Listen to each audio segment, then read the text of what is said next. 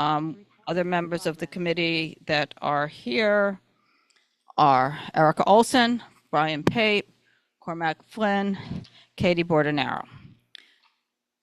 So, okay, this is the December meeting.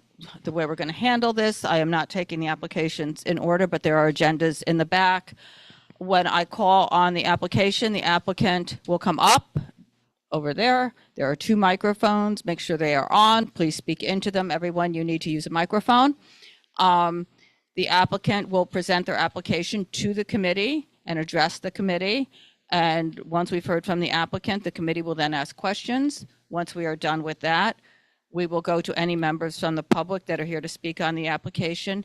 If you have not filled out a speaker card but wish to speak, you are welcome to do so. Just come up when I call on the public from for that item. And then once we've heard, the public is addressing the committee also.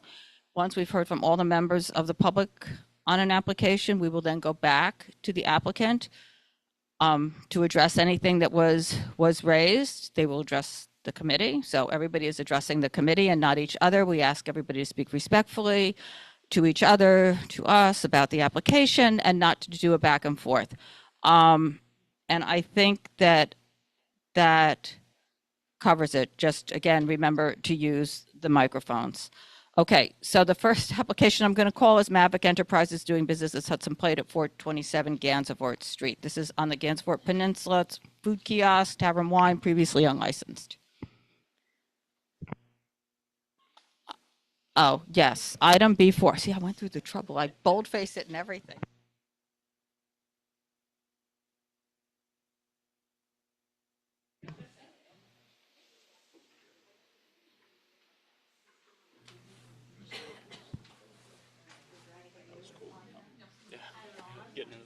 Yes, is it on? Can you hear me?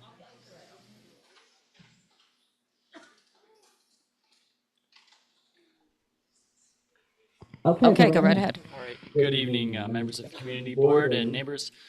My name is Ben Black, and I'm a property manager with Hudson River Park Trust. Most of you know that Gansevoort Peninsula was completed and open to the public in the last couple of years. The space includes a small food kiosk designed for grab-and-go food and beverage service with a small outdoor area that can accommodate approximately 25 seats.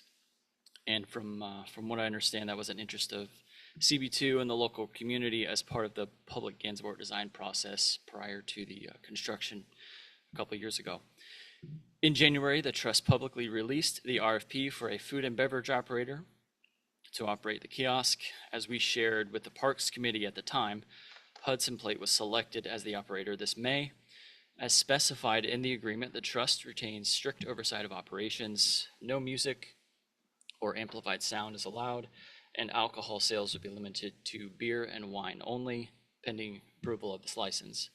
The kiosk is meant to complement the park's recreational environment and enhance the overall visitor experience, not to create a bar or nightlife setting. We think of it as having a glass of wine during sunset or a beer while watching a game. Hudson Plate started their operation mid-September and have quickly proven to be a great partner, responsive, engaged, and aligned with the trust's expectations. Perry Mollis, one of the owners of Hudson Plate, is here to speak to the application. Thank you for your time and partnership with Hudson River Park. Good evening, everyone. Any questions? Okay, so let's see. Yeah. Yes.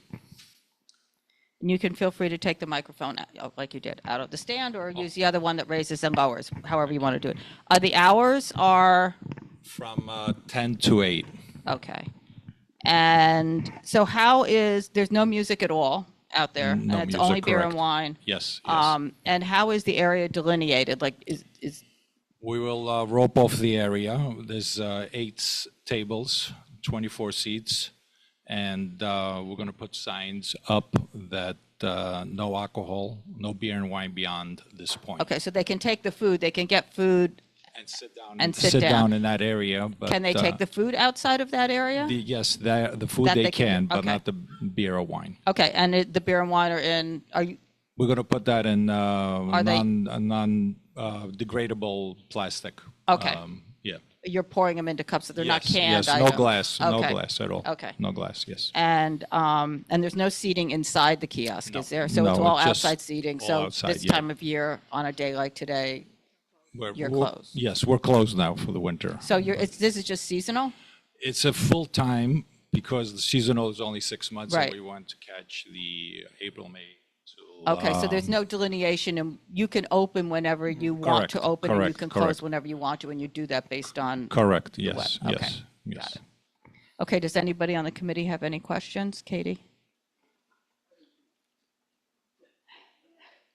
So, is this live? Oh, thank you. So did you do any neighborhood outreach? Yes. Did they? Yes, we Yes. did. Yes, we did. I'll just say, Yes. because they did reach out to the Gansevoort Neighborhood Association. Good. And an email was sent around to the Zach and others on Okay, there. good. And That's- Jane Street Block Association, and everybody seemed okay. Okay, that's good. Yeah. And I did notice that the hours in that letter were different from the ones that we received. But it's. Yeah, they were 9 to 9, But and this it's is less. 10 to It's 8, less, so it's so, less. okay. Yes, we shortened it, yes. Okay. I think, anybody from the public here on this application? No. Okay, thank you. Thank you, everyone. Okay. The next application I am going to take is going to be CNA Mangieri Enterprises LLC at 30 Jane Street. This is a restaurant wine license for a previously unlicensed location. B1.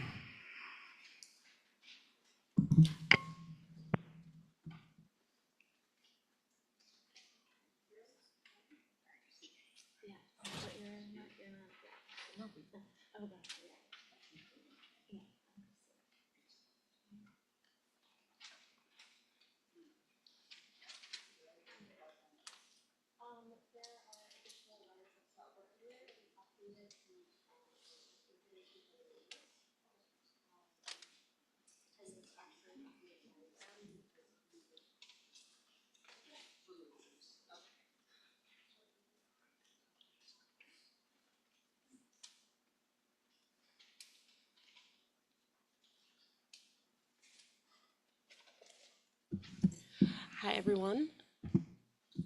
I'm Adriana Galavati from Hellbrun and Levy. I have one of the principals with me, Christina, here tonight.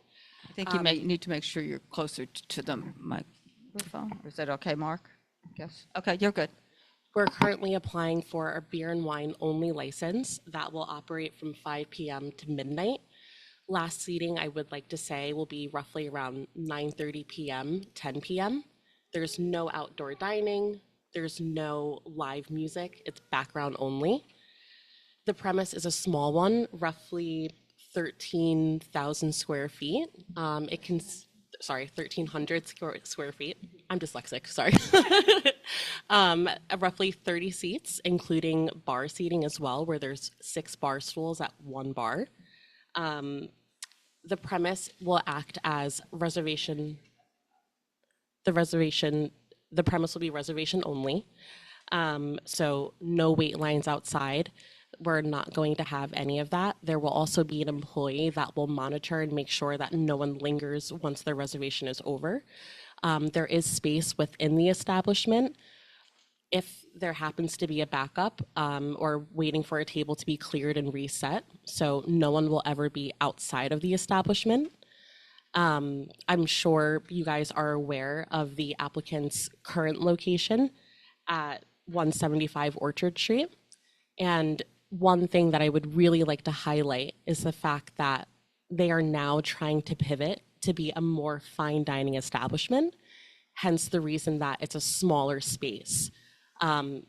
Their focus has always been on quality, craftsmanship, and an upscale experience, and that's what we would like to continue to do.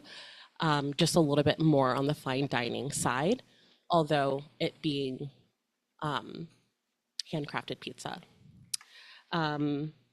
There's one thing that we also would like to highlight is that We're going to encourage people that have reservations to, if they're getting dropped off or picked up by an Uber, that there will be designated pickup and drop-off spots on 8th Ave in Greenwich, so not to add any congestion or anything like that, vehicle congestion to Jane Street.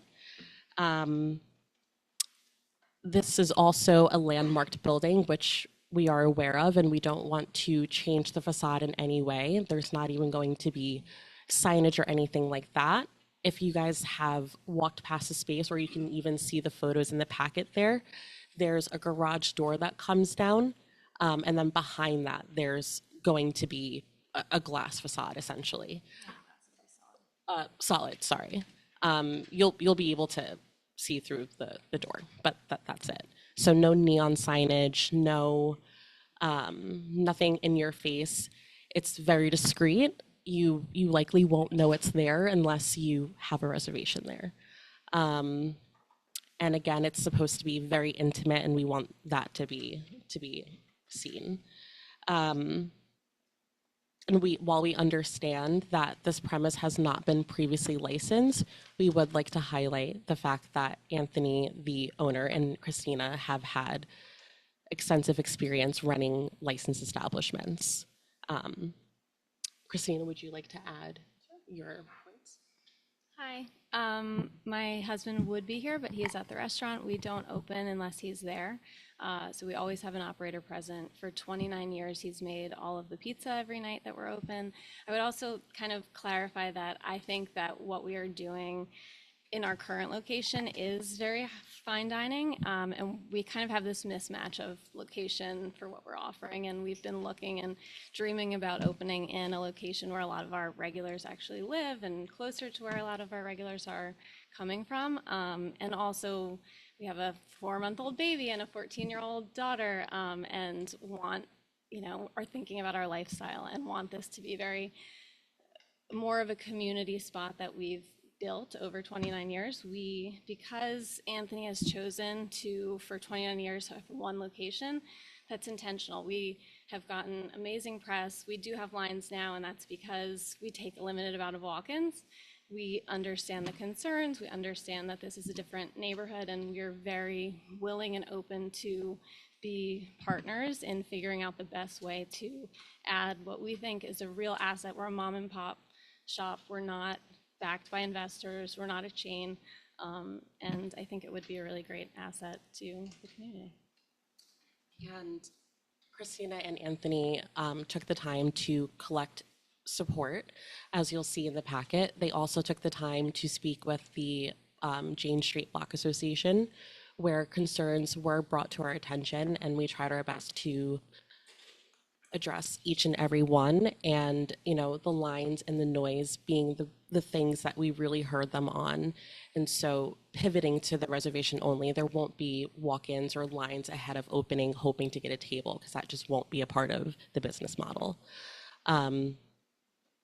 And also really stressing that it's background ambient music. You want to be able to hear the person next to you. You want to have a conversation and enjoy your meal, and things like that.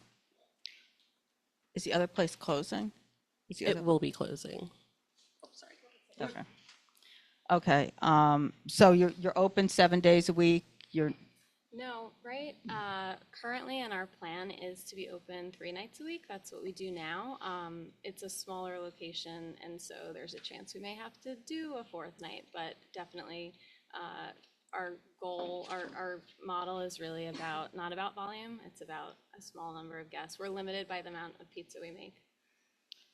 And to add to that, you'll see in the application that we are applying for every day. Yeah. That's to allow flexibility. So let's say a holiday falls on a Monday or a Tuesday, we have the ability to cater to that. So how will people know when you're open?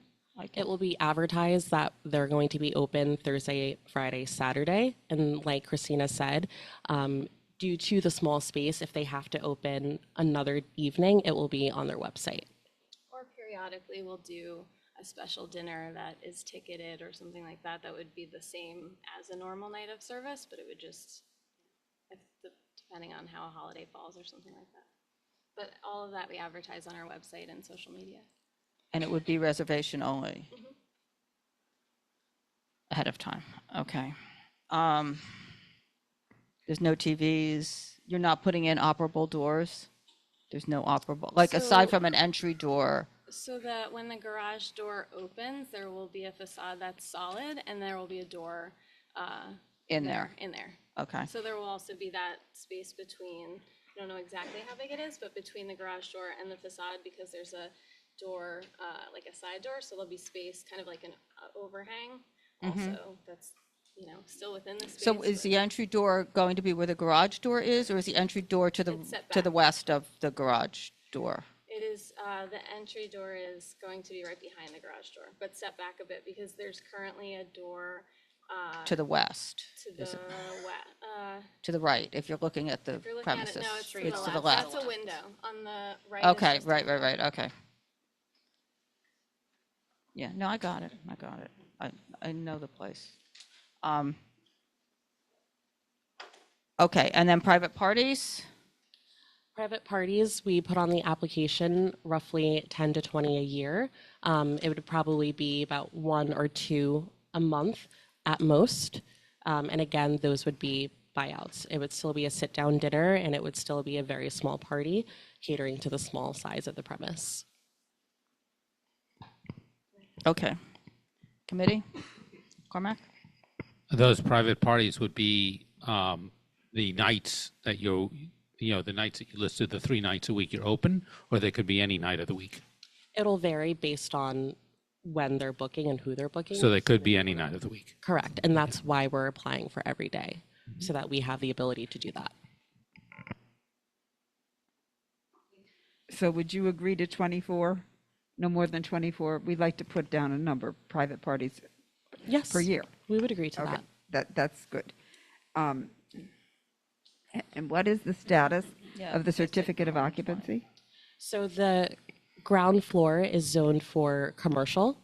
I was unable to pull that from the public DOB database, but that's something that I'm happy to provide retroactively. But it is commercial ground floor, and then it's a mixed-use building. Okay, and finally, you have a lot of signatures here, but we like to see them from the block. And there aren't that many from the block. I only see 5 or 6 from the block. And one of the supporters from the block, I think, lives on the top floor of a building. So I don't know if they would be so affected as the people who are lower down.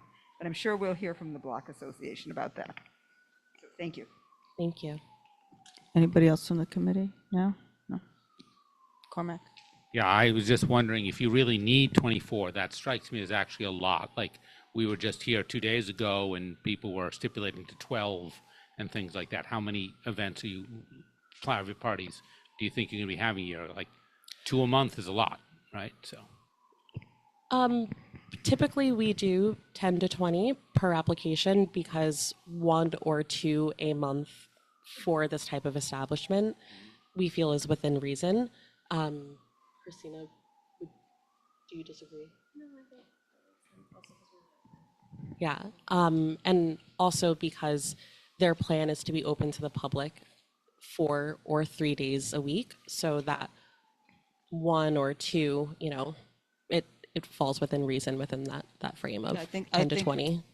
so can we say like 15? We would like the 10 to 20 so that we have the flexibility of 1 to 2 a month.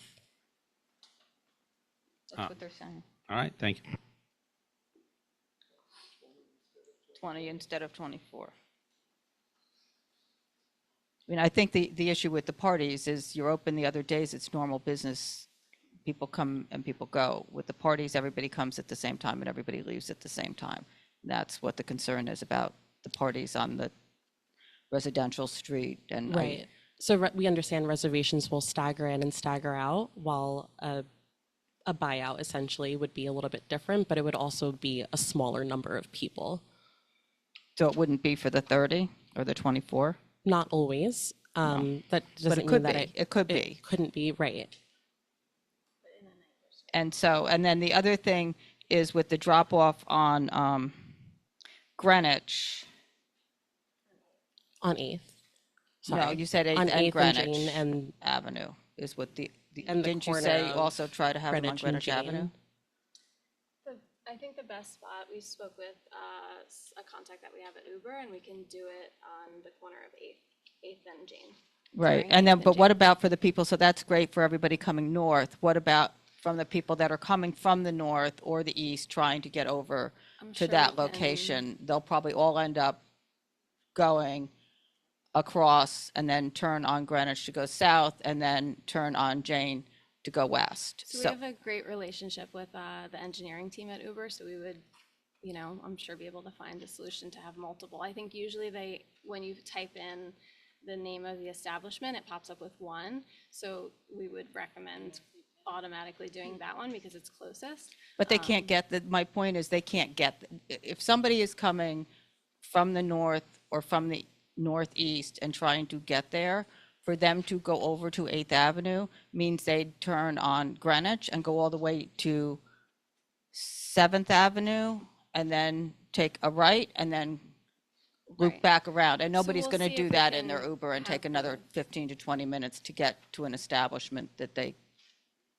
So we'll could get we'll to straight see if we across could have the both. street, especially for the parties, is a concern. We hear you. We understand that concern. Being that the establishment is close to public transportation, it's our estimate that not everyone will use Uber. While most will, we're going to be doing our best to make sure that we're not adding congestion to a highly residential street. So although it might make the Uber ride a little bit longer, we're trying to be considerate. I just want to point out too that it's a residential street with, we have a lot of mixed use areas in our neighborhood with a lot of residential streets. This one in particular happens to have very little commercial on the ground floor, whereas a lot of other ones have commercial on a lot of the block and residents up above. This one has very few of that. Cormac, did you have anything to say? Yeah. I'm not sure I'm understanding how the Uber thing works. I mean, if I go and I call an Uber or Lyft or something like that, right? I, as a patron, decide, I tell them what address to drop me off at, what address to pick me up at, or something like that. Like, I understand your good intentions, but, if the issue is like people are coming to a buyout party or they're coming to this place and things like that, right? They know your address, right? Your address is on the website, it's out there. They're gonna say, take me to 30 Jane, right? It's not like you can't make the Uber stop on the corner without police at the corner or something. So you can, if you type into Uber Una Pizza, then it would pop up as like the designated spot that we decide. So that's where, if they do type the address, then you're right, it would go there. So I So don't know if what the people breakdown say, take is. me to Una Pizza. Yeah, if they. Okay, and would. maybe people do that. I don't do that. I don't know anybody who does that, but I'm older. Okay. I think we'll go to the public if we've got a lot of people from the public here. So how do we do this? I have Ellen, Adrian. Why don't you guys step back so the public can come up here to speak? Why doesn't everybody just come up who wants to speak on this application from the public and tell me your name? But I do have an Ellen and an Adrian.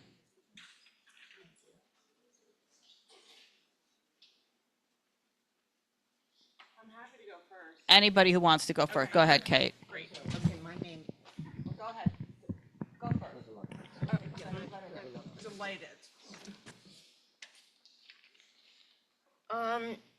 Okay, my name is Ellen Barkin, and I am going to read, unfortunately. Now, one thing I Just would. wait one sec. I just want to say one thing because we've got a lot of applications that have a lot of people here to speak. So the one thing I am going to ask is that everybody try to be brief, succinct, and not repeat what somebody else has said, but say that you agree with what somebody else was said so that we're not hearing the same thing a bunch of times. Go right ahead. Okay, so we had a block association meeting, and it was explained to me that that meeting was solely about the recommendation for a beer and wine license. Now, this is completely separate from the landlord's decision to rent the space to Una Pizza. The agreement is already in place. Now, without a license, nothing, and I don't know if it would be true, but nothing would prevent the establishment from You're a speaking to us. BYO. You're addressing us. Bring your own bottle. So They're not allowed to bring their own bottle. Not allowed to bring your own bottle. where? You are not, if they have to have a liquor license in order for you to bring your own It's bottle. not liquor, it's beer and wine. They have to have a license for Okay, beer and got wine it. in order to bring their own bottle. Understood. Okay. Now, after the meeting, everybody went home. And the Mangieri family went home. And what they did was reflect on the concerns of everybody in the block association and address those issues. Managing lines in front of the establishment. Okay? So I'm not so much worried about that. Coordinating the use of black cars for drop-off. Now, I have to say that I often have an Uber drop me off not in front of my building because it's more complicated. You got to go around the block. This And what's your seems building? Which to building? are you- Horatio. Which is where? Horatio on the corner. Of, 8th? Right here. So they developed concessions to address everybody's issue. We did that. Managing lines, no black cars, reservation only. So there will be no street walk-ins. And there will be no neon sign in front of the building. I think that the Mangieri family and their willingness to proactively reach out to the community, meet face to face, listen to feedback, and adjust their operations. Now, for me, I think this speaks volumes about his desire to integrate in this neighborhood and be responsible and a respectful presence. You want to talk about the noise concerns. Well, the volume generated by the Corner Bistro, which is a landmark of the village. Ellen, you're addressing this committee, and can we just Sorry. keep it succinct? And has been there forever. That establishment has a big outside seating area. This will not. There are people who stay late into the night. They make a lot of noise. I get it. This will not happen. So I feel if you are all concerned, or whoever is concerned about this, the best thing for you to do would be approach the Corner Bistro, because they seem to be breaking every one of your desires or rules, whatever you want to call them. I think this restaurant has demonstrated cooperation, transparency, and a commitment to being a positive force for the neighborhood. We now have a vacant building right next door. In my opinion, that is very dangerous. Jane Street has had 1 or 2 robberies, and mostly because, except for the Corner Bistro, the block is dark. Okay. And what do you rent it to?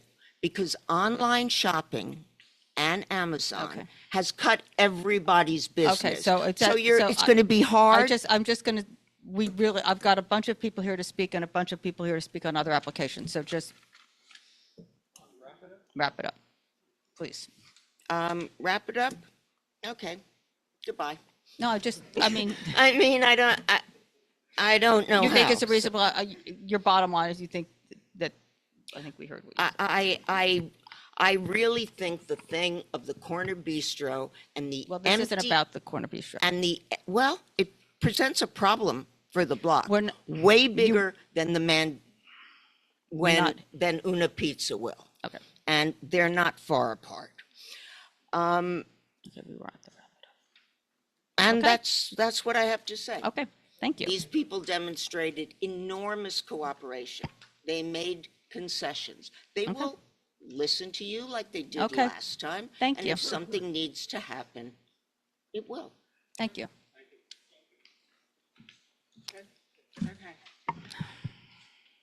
Can you hear me? Yep. Great.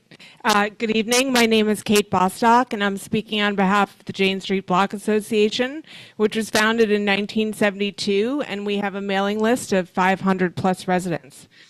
I want to begin by addressing a misconception that the Block Association is anti-business or opposed to filling vacant storefronts. This is not true. In the past year alone, we have supported 3 different operators seeking to open in empty spaces along or near Jane Street. All of those are in process.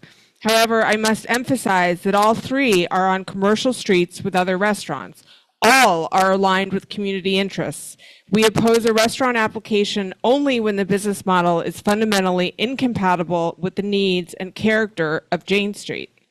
This application from Una Pizza is in the middle of a residential block with no restaurants, and we see no benefit to the neighborhood in this location. In fact, as you'll see from the many letters written to CB2 and by the folks who've shown up tonight, that this application is inappropriate and unwelcome on Jane Street. It does not meet the standards of responsible, engaged commercial occupancy that we have supported many, many times before. I'd like to point out that the operator is currently not meeting agreed upon stipulations laid out by CB3 in November of 2017, the community board in which he currently operates. When the Orchard Street location was approved, Community Board 3 required 13 stipulations. Of particular relevance, Stipulation 11, which states, the operator will ensure that there are no wait lines outside and will designate an employee to oversee patrons and noise on the sidewalk. There are extensive lines each day he is open. In the operator's own words, lines are usually only about 15 to 20 people. There were 23 people in line on Thursday, November 20th by 4:45 p.m., and it was quite cold that night. I have pictures that I'll supply to the committee as well. If a requirement of the existing license is not complied with on a commercial corridor with a 14-foot sidewalk, it is unreasonable to expect better compliance on a mid-block West Village residential street with 11-foot wide sidewalks and ground floor homes on both sides. History is a strong predictor of future behavior. The operator said he would not encourage lines at the Jane Street location, but that does not prevent people from trying. As he stated, it's the kind of place where if you know, you know. So with nearly 150,000 Instagram followers, it is unreasonable to expect limited to no activity on the sidewalk because there are a lot of people who know. Further, when the community met with the operator, there was no application to review. In the meeting, the operator stated to neighbors that he has been in business for 30 years. No neighbors at the community board meeting presumed this to be one single location, when in fact the business is operated in 5 different locations over 30 years. New Jersey, East Village, San Francisco, back to New Jersey, and now the Lower East Side. He says he only runs one business at a time. If true, is he closing the Orchard Street location? He did not provide an answer at the community meeting when asked about that. The Jane Street Block Association respectfully urges CB2 to deny this application due to an opaque business model indicating lack of long-term viability, lack of community benefit, incompatible sidewalk layout, disruption to residents' lives, loss of retail space, and documented noncompliance at the existing location. This is not about being anti-business. It's about ensuring that the right businesses with the proper practices in the right locations strengthen rather than strain our community. Thank you. Thank you. Next up. Hello, my name is Cynthia. Is this right? My name is Cynthia Penny. I am here as a 73-year resident of Jane Street and also an officer of the Jane Street Block Association. I am very concerned, we're all concerned, about a restaurant with a business model that is not viable without private events. And Christina, in her testimony, said something about ticketed events. I hope the board will ask more about what that exactly is. The proposal for 30 Jane is a pizza restaurant that operates 3 nights a week, can seat only 38 people at a time, and serves $35 pizzas. How many private events are needed to keep this establishment in business, especially in a neighborhood with sky-high rents? The current pizza location on Orchard Street also operates as a restaurant 3 nights a week, but it advertises that private events are available 7 nights a week. Could this mean an event on Jane Street any night of the week? How many private events?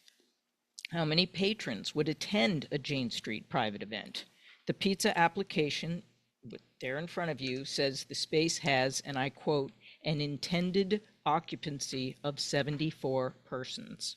That's 74 people arriving at the same time, leaving at the same time, with noisy patrons spilling out onto the sidewalk and the honking of bottlenecked Ubers and taxis.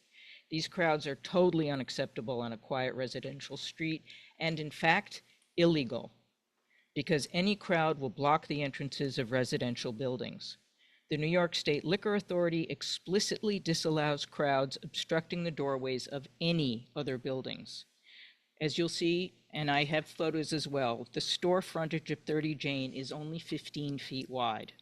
The sidewalk there is only 11 feet wide, and nearby tree pits make it even narrower. It is a fact, pizza patrons are going to block the entrances of multiple residential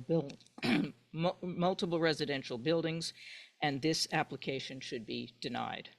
I have a photo of the frontage for you to see, and that's it.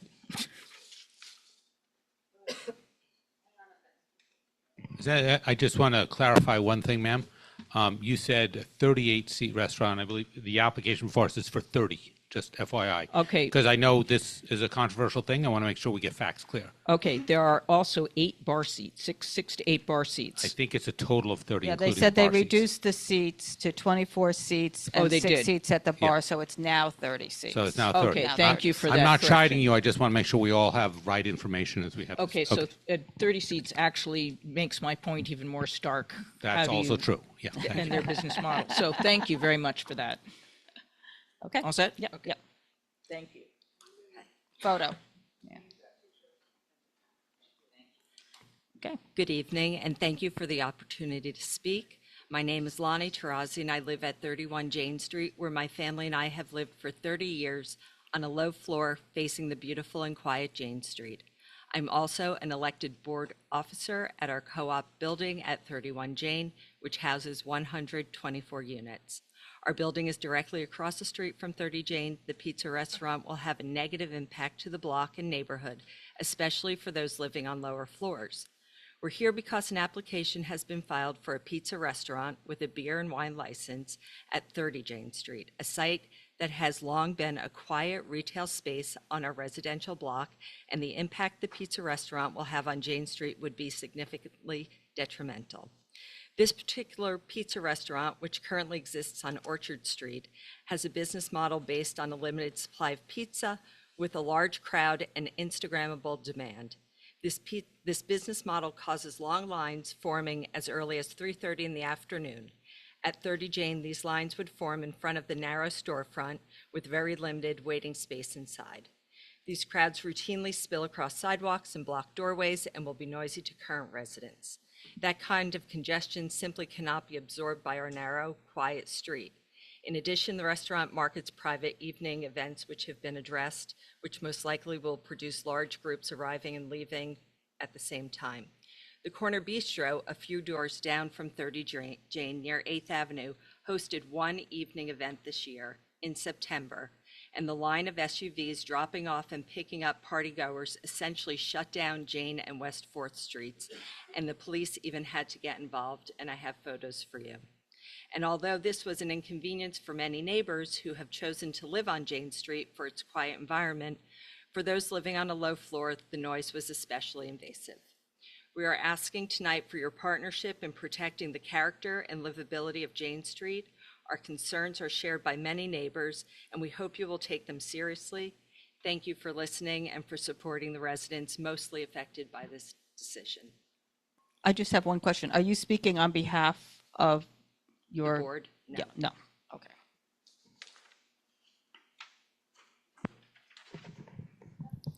Hi, my name is Joyce Goldsman. I live at 61 Jane Street. I really don't have a big dog in this fight, other than the preservation of Jane Street. I agree with what has been said before me. I have one additional point I would like to bring up. Jane Street is a very narrow street. It's one lane of traffic. There is parking on the south side of Jane Street, which is where 30 Jane is on the south side. So anyone who's going to get dropped off in an Uber is going to be double parked. Blocking a street and impeding emergency vehicles from going down the street. 31 Jane has a very mixed population, as does 61 Jane. We have a lot of young people, we have young families, and a lot of senior citizens. They are stopping in front of the building. The doorman is coming out and helping them unload their SUVs, and old people are coming in accessoride or ambulances. These things can't get through the street if there is a line of if there's parked cars and they're parked legally, and a driving lane and another. There's just not enough room. No emergencies. Oh, I'm sorry. You know, emergency vehicles will be impeded, and I really fear that. And I fear the incursion of those kind of businesses within our completely residential streets. Thank you. Thank you. Next up. My name's Frank Stewart. I'm here to represent my wife, Cindy Niederroder, and myself. We live at 31 Jane Street, just opposite the proposed pizzeria. In principle, we support all the objections that have been raised by the Block Association and by the previous speakers, except for the first one. And I won't repeat those objections here. But I would like to ask a question. We have had some very reassuring promises from the company that's going to set up the pizzeria. What legal backing do they have? If by any chance some of them are not met, what action can be taken? So they would be given a stipulation agreement from Community Board 2 that then they would sign, and that it becomes part of their license.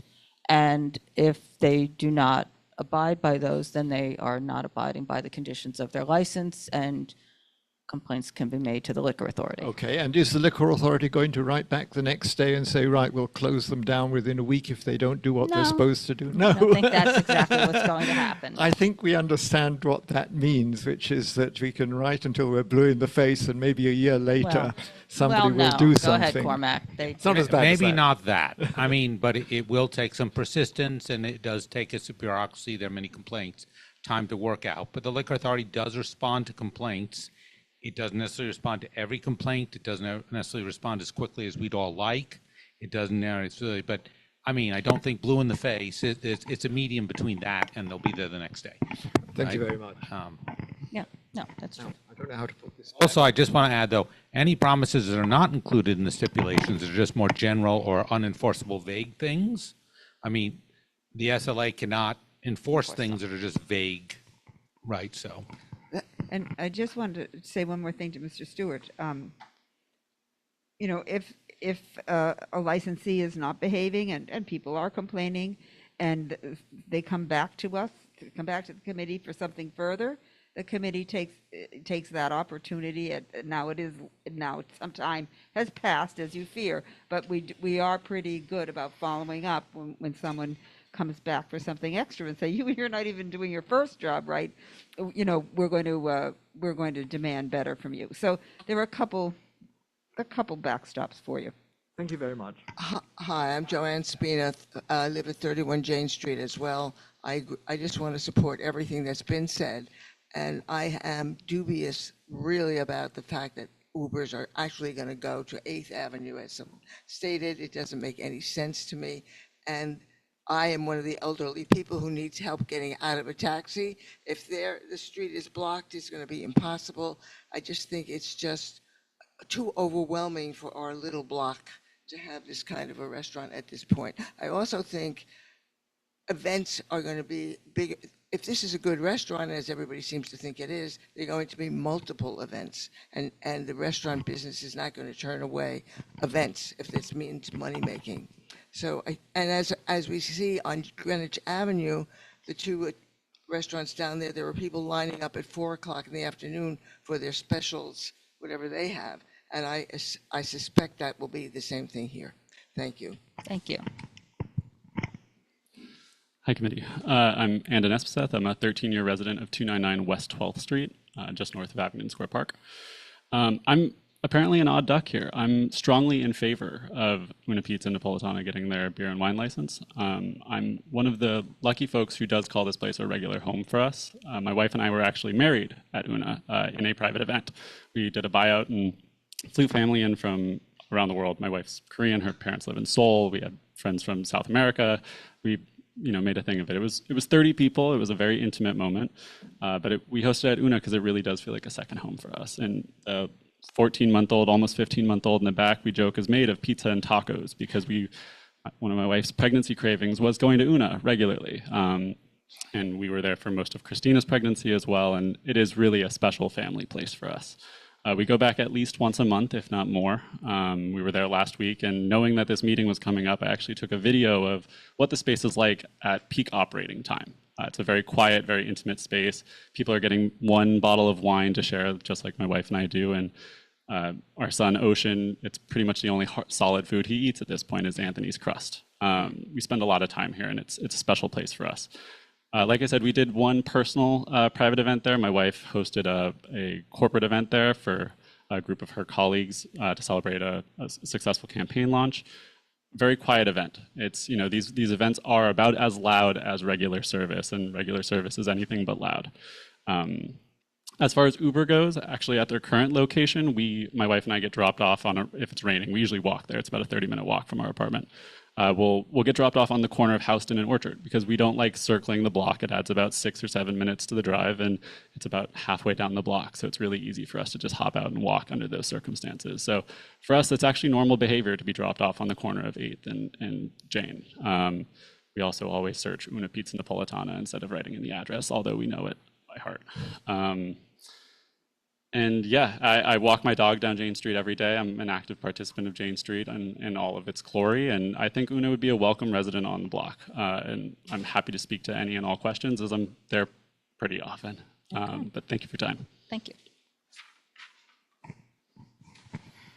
Hi, Guston Hope, West Village Residents Association. I just wanted to quickly address the point that was brought up by the first speaker, that not getting a restaurant license means an empty storefront, and that creates problems. This is not actually the case. When we've surveyed all the retail spaces in the West Village, there's 1,356 approximately. 25 years ago, in the year 2000, 1 in 10 were licensed spaces. Today, it's 1 in 3. We're being massively overwhelmed with licenses in our neighborhood. Now, one of the reasons that these retail spaces stay empty is because landlords are holding out for higher rents that they can get from restaurants. And as an example, in 535 Hudson Street, where we had Contessa Roque hair salon paying $6,500 a month, there is now a restaurant paying $15,000 a month. That's why. Thank you. Is there anybody else from the public here to speak on this application? Okay, come on back.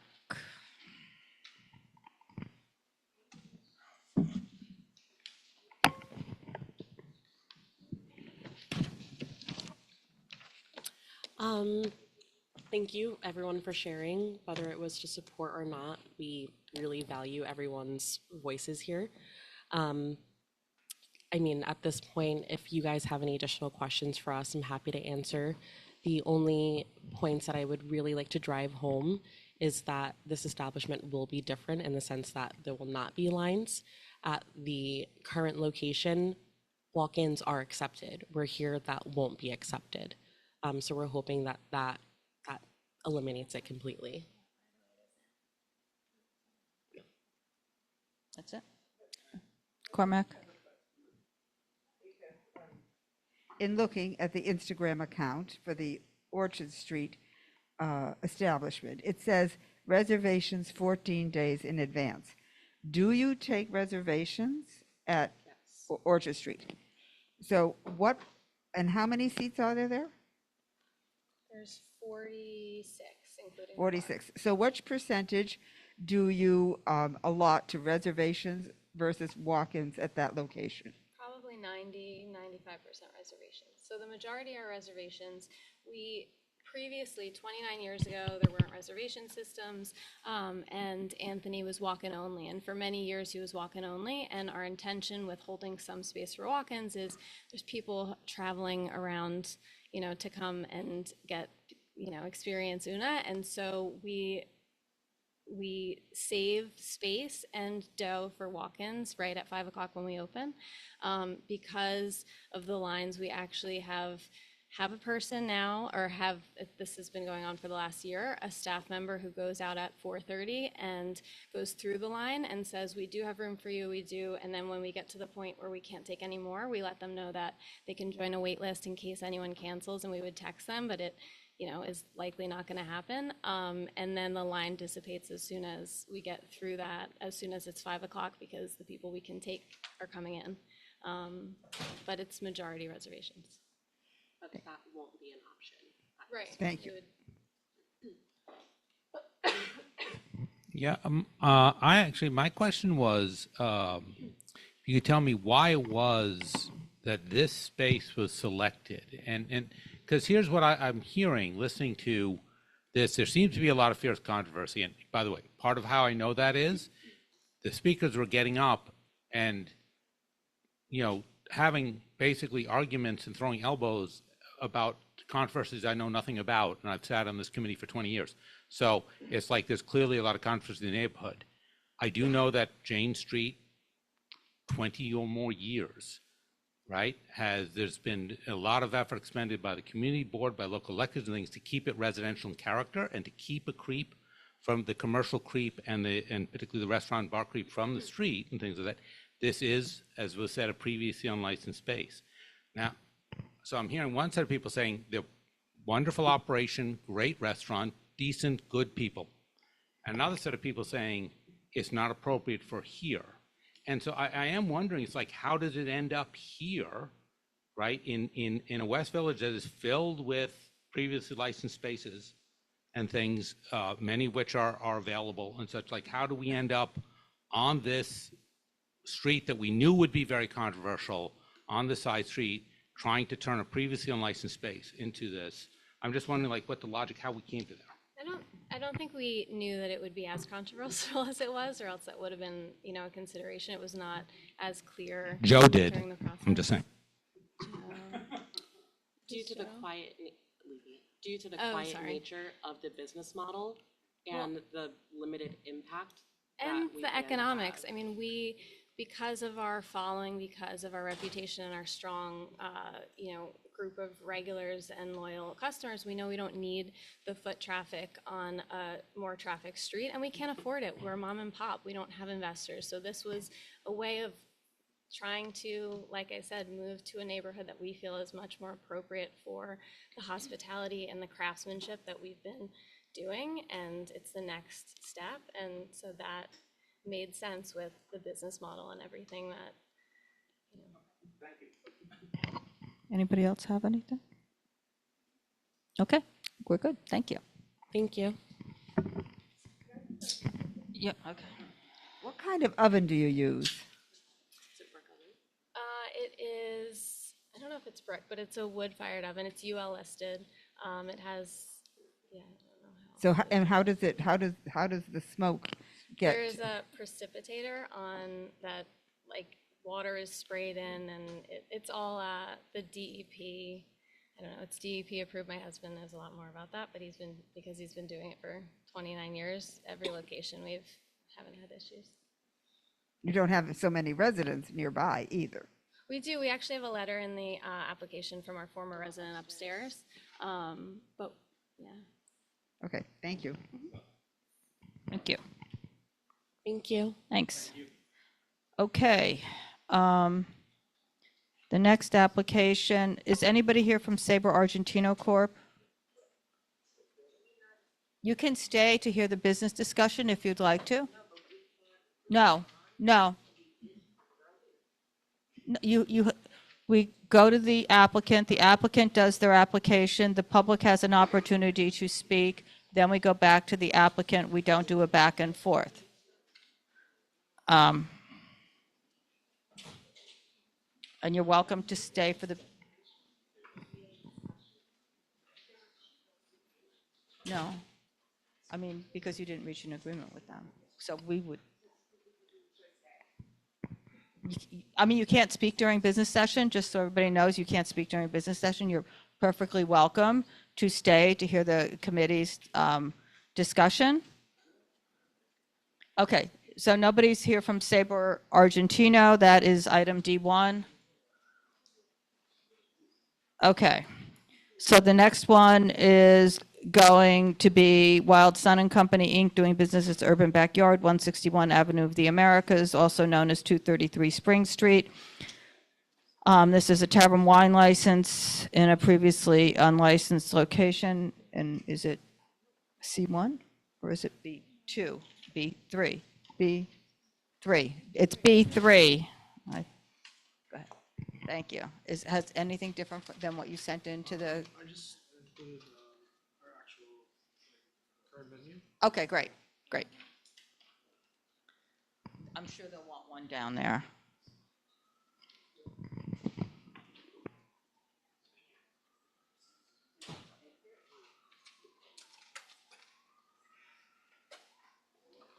Hello, good evening, everybody. My name is Martin. My wife and I, we opened a coffee shop on Mulberry Street. We've been open since 2008, and this is our second location on 6th Avenue. We've been a mom and pop neighborhood coffee shop on Mulberry, and really tiny coffee shop, and we really focused on specialty coffee, and we also make pastries in-house.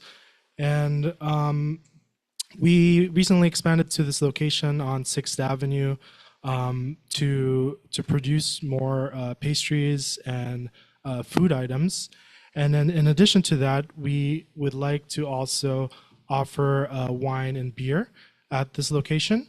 It would be a pretty small selection of where we would like to do a pretty small selection of natural wines and a few beers, and yeah, we've always been community focused, cozy, natural atmosphere, very welcoming.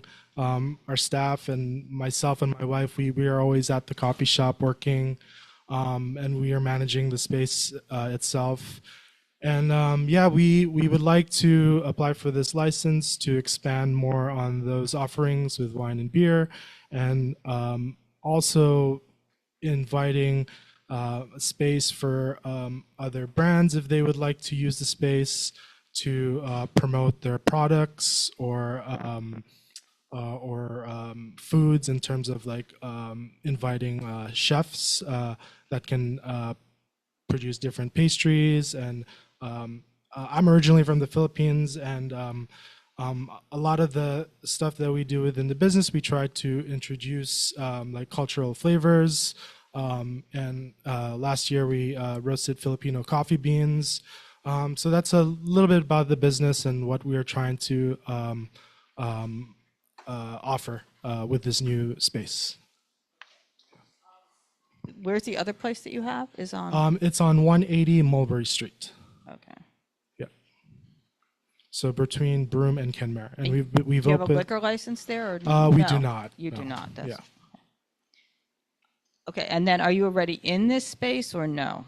Yes, we just opened on October 16, Okay. the 6th Avenue location. Okay, and there's no outside.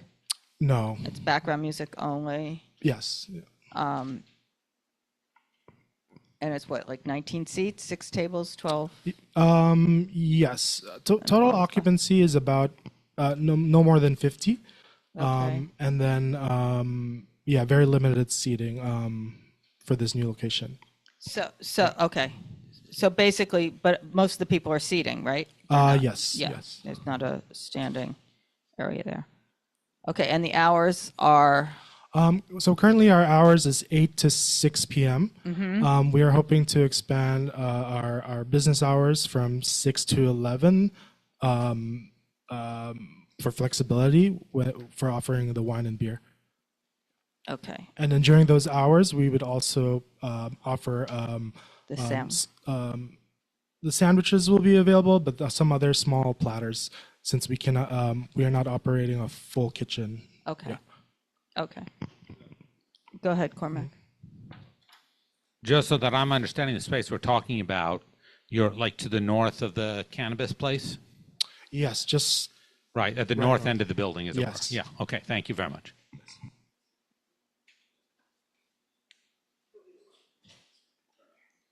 Is the CVS still there on the corner? It is still there. Yes. Oh, okay, I got it now. So, Okay, so it's it's a not CVS, there, it's- okay. and then the cannabis store, and then we just opened Yeah. right afterwards. Yeah. Okay, Yeah. so you're the north part, I guess, north part of the building. Okay. So exactly what hours? On here it says 8 to 11 and 9 to 11. What Yes. hours So on the weekends we open from 9 to 6. So that's why we just put it 9 to 11 just for flexibility. And on the weekdays it's 8 to 6? Weekdays it's 8 to 6. Yeah. Okay, got it. But you want 8 to 11? Yes. Yeah. Okay. Does anybody else on the committee have anything? Go ahead, Cormac. Katie has 2 now. Yeah, I mean, this may be, I don't mean to preempt the chair and the pro forma No, things. It's go just ahead. because you, like your other space isn't licensed and things. So when we say like 11, we mean like, done, Mhm. right? Okay. Yes. I mean, Ideally, we have a pretty small staff. There's usually like 7 to 8 usually our staff. So we don't want them to go past like 10 p.m. but 11 just to be safe. So, we just want to make sure patrons are Yeah, the out, patrons, it's Patrons the will- patrons, your yes. staff can be there later to clean, but the patrons need to be out by 11. Okay, understood. Yeah. Thank you. Okay. Okay, I think that, so what happens if, the committee will discuss this, everybody's fine with it, you'll get a stipulation agreement that will basically affirm the hours. It's Okay. background music only, no private parties, no DJs, doors closed at all times, because you don't have any operable doors. Aside from your entryway, you don't have Correct. French doors or anything. Correct. Yes. Okay, and basically that's essentially it. Okay. There's no outdoors. No outdoors. Yes. Okay. Okay, that's it. Thank you. Thank you. Okay. Okay, the next application is going to be Varith Inc., 13 East 13th Street. That is C1. Just going to get me trained. That's fine. Is there anything any different than, no, okay.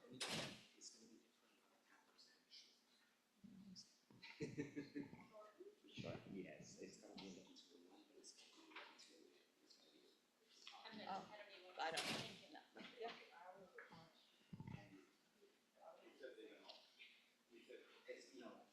Well, why don't you just tell, so you only have to go through it once. You can just go ahead. All right. Good evening. My name is Morgan. I am the representative for the principal for Varith Inc. Okay, is the principal here? He is. He just got a phone call and stepped out just Okay, so he'll come back in. Okay, yeah, so go ahead and start. All right, I do apologize. So this is for Varith Inc. at 13 East 13th Street. It's an application for a full liquor license for a Thai restaurant. It's going to be a 90-seat restaurant with 16 seats at one bar. There's going to be background music, quiet background music, no outside dining. We did reach out to block associations and resident associations. Thankfully, Cheryl Granfield did come back to us, and we had a nice meeting with her. She did, at the time, seem very supportive of the application and the applicant. This is Chuck. He is the applicant and the owner. Hello. Hello. So, okay, so why don't we just, the hours are? Oh, I'm sorry, yes. That's okay. So the hours we're requesting are going to be from 11 a.m. until 11 p.m. 7 days a week? 7 days a week. Oh, okay. Yeah. Good. Initially, it was till 1 a.m. Yeah. But we've decided no. That you're fine with the 11 fine with p.m. 11 7 o'clock. days? Okay, good. This is good, because we did hear from Cheryl, and she said she was supportive of it, except for the 1 a.m. Except for the hours, yeah. So, She did have okay, concern good. with that, so And it's no TVs, no TVs, just quiet background music. background music Yeah, only, no private parties. parties, and no patrons in the cellar? No. No, okay. And there's only just one entry exit, and Right. there's no operable doors. No operable doors, okay. Or windows? Yeah, or windows, I'm sorry, yes. Okay, and then, if I understand correctly, you have another location on 10th Yeah, on 10th Avenue? Avenue between And then, 45th and 46th. okay, and then is there a relationship with Top Thai? Or that, or? Yeah, So, yeah, okay. yeah. It- The but- team, there will the be the team, same team so- in the kitchen, yeah. Okay, okay. I think that was it for my questions. And you know, the 11 o'clock means all the patrons are out by 11 o'clock? Yes. Okay. Does anybody from the committee have anything? Cormac? So it's not in the packet today. I think I saw it. I think it was in the materials for a floor plan. I just want to be responsible, double check. You have an ADA accessible compliant bathroom? Yes, and there are actually 4 bathrooms. Okay, thank you very much. I think that does it. Thanks a lot. Thank you so much. Thank you. Okay.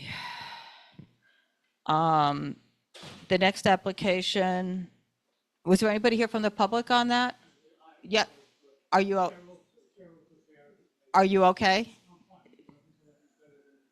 Okay, good. So you're happy? Okay. And wait.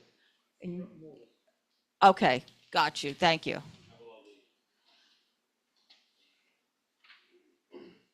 Okay. The next application is going to be Charlie Boy at 47 7th Avenue South. This is an on-premise for a restaurant, C5.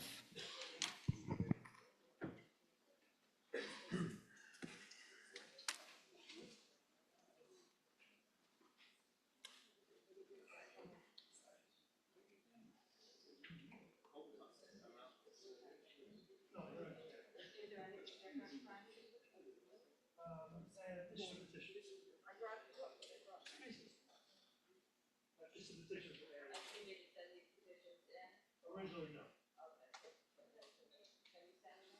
No, I sent them into the community. I think meant in person. Do they want the originals? Originals?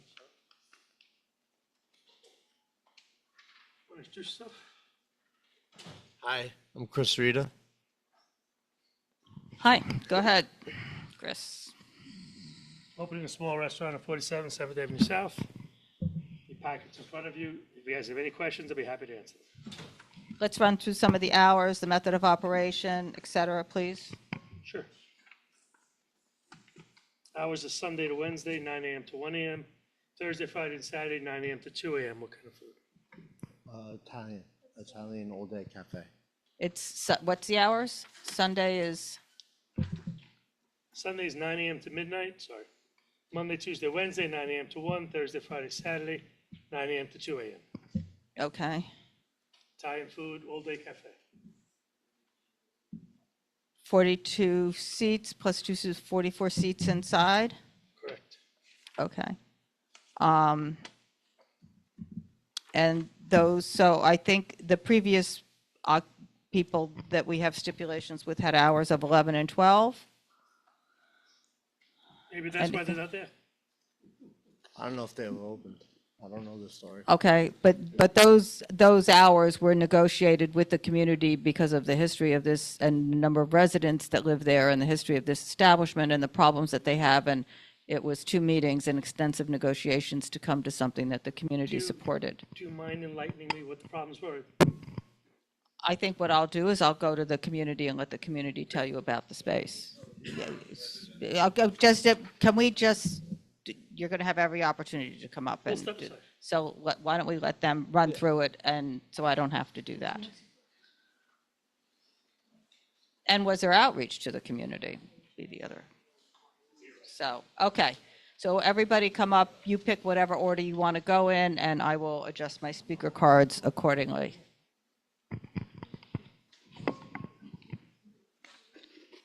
I love Italian food. I live in the building.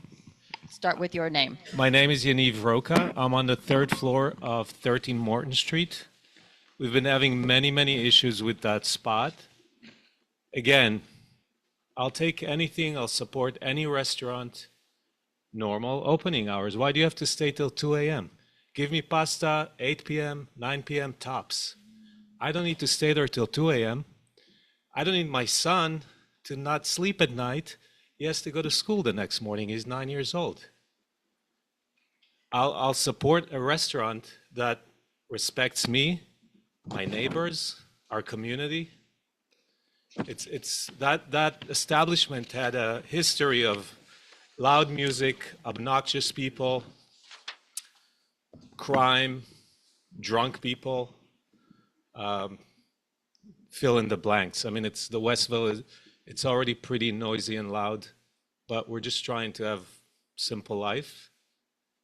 Not looking to fight with anyone, but it's been a big issue for many years. So the landlord, for some reason, keeps looking for people to stay till 2 a.m. And you know what? They come in, they stay in business for 3 months, and then they close because you can't operate like that. It's not. It doesn't work, unfortunately. So, yeah, that's my story. Okay. Good evening. I'm Beth Galdieri. I'm also with the 13 Morton Condo, closer? Yep. With the 13 Morton Condo Association. You know, I have the history with several rogue operators at the building. I could tell stories, and I think we've shared some of those here before. But principally, we've had operators that have not done community outreach, have not worked with the board at all, have done, unlicensed, improper work that led to all kinds of litigation, which we're still enjoying today. 2 operators back. We've had operators come in here and represent themselves as restaurants, but then ask for bar hours, and then start operating and immediately pivot to becoming nightclubs and sports bars and late night, noisy, rowdy establishments. The backdrop is an historically designated brownstone. It's an old building. There's no insulation. We've got single pane windows, bedrooms all facing Morton Street. Our neighbors are in like situations with old buildings. It's just not an infrastructure for a bar. I mean, I have to be as transparent as I can about that because we keep going through this cycle after cycle. And it's always troublesome when we feel that the operator hasn't now, after 2 applications since last summer, reached out to any of us in the community. So, I got to give it a no vote for me. I would have been open to stipulations, but at this point, I'm just going to say we oppose it. Okay. And Donna, can I ask a question? Yes, go ahead. So, is the establishment in your building, or is it separately owned? I'm trying to. So we are a condo with 5 residential units, a small office, that was a real estate office for many years and now is just a private space. And it's an adjacent commercial space, which also runs underneath our brownstone. So it's separately owned? It's a separately owned condominium unit. So we're all in the same condo association. Oh, okay, okay. And that's the other thing. So it's your building. There's It's almost in your this building. cluelessness about the fact that you're part of a condo association. You are not running your own building. And that just hasn't come together with the last set of operators. Okay, I remember. Cormac? Yeah, the establishment, because it doesn't say on the application, are the windows operable? Are the windows open? No, there's No, a okay. you have the enclosed greenhouse space and you Right. have windows on the side of Morton Street. They're not operable. But they're not You have entrances on both Morton and 7th Avenue. So a I minimum remember problem would that be if from patrons are previous coming in and times. out on Morton. And they sometimes prop the doors open. That's No, another no, problem. no, I remember the door situation from previous applicants here. I couldn't remember if the windows were. Thank you. Yeah. Anything else? No. Thank you. Think no? Okay. Next person?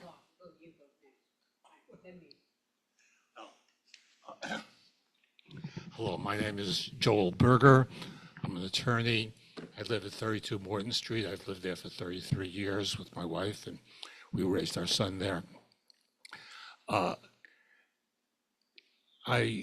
of my neighbors, Risa Tillum, is the president of the Morton Street Block Association, and I guess if she's not here, I'm speaking on her behalf as well, because we've been in touch the last couple of days.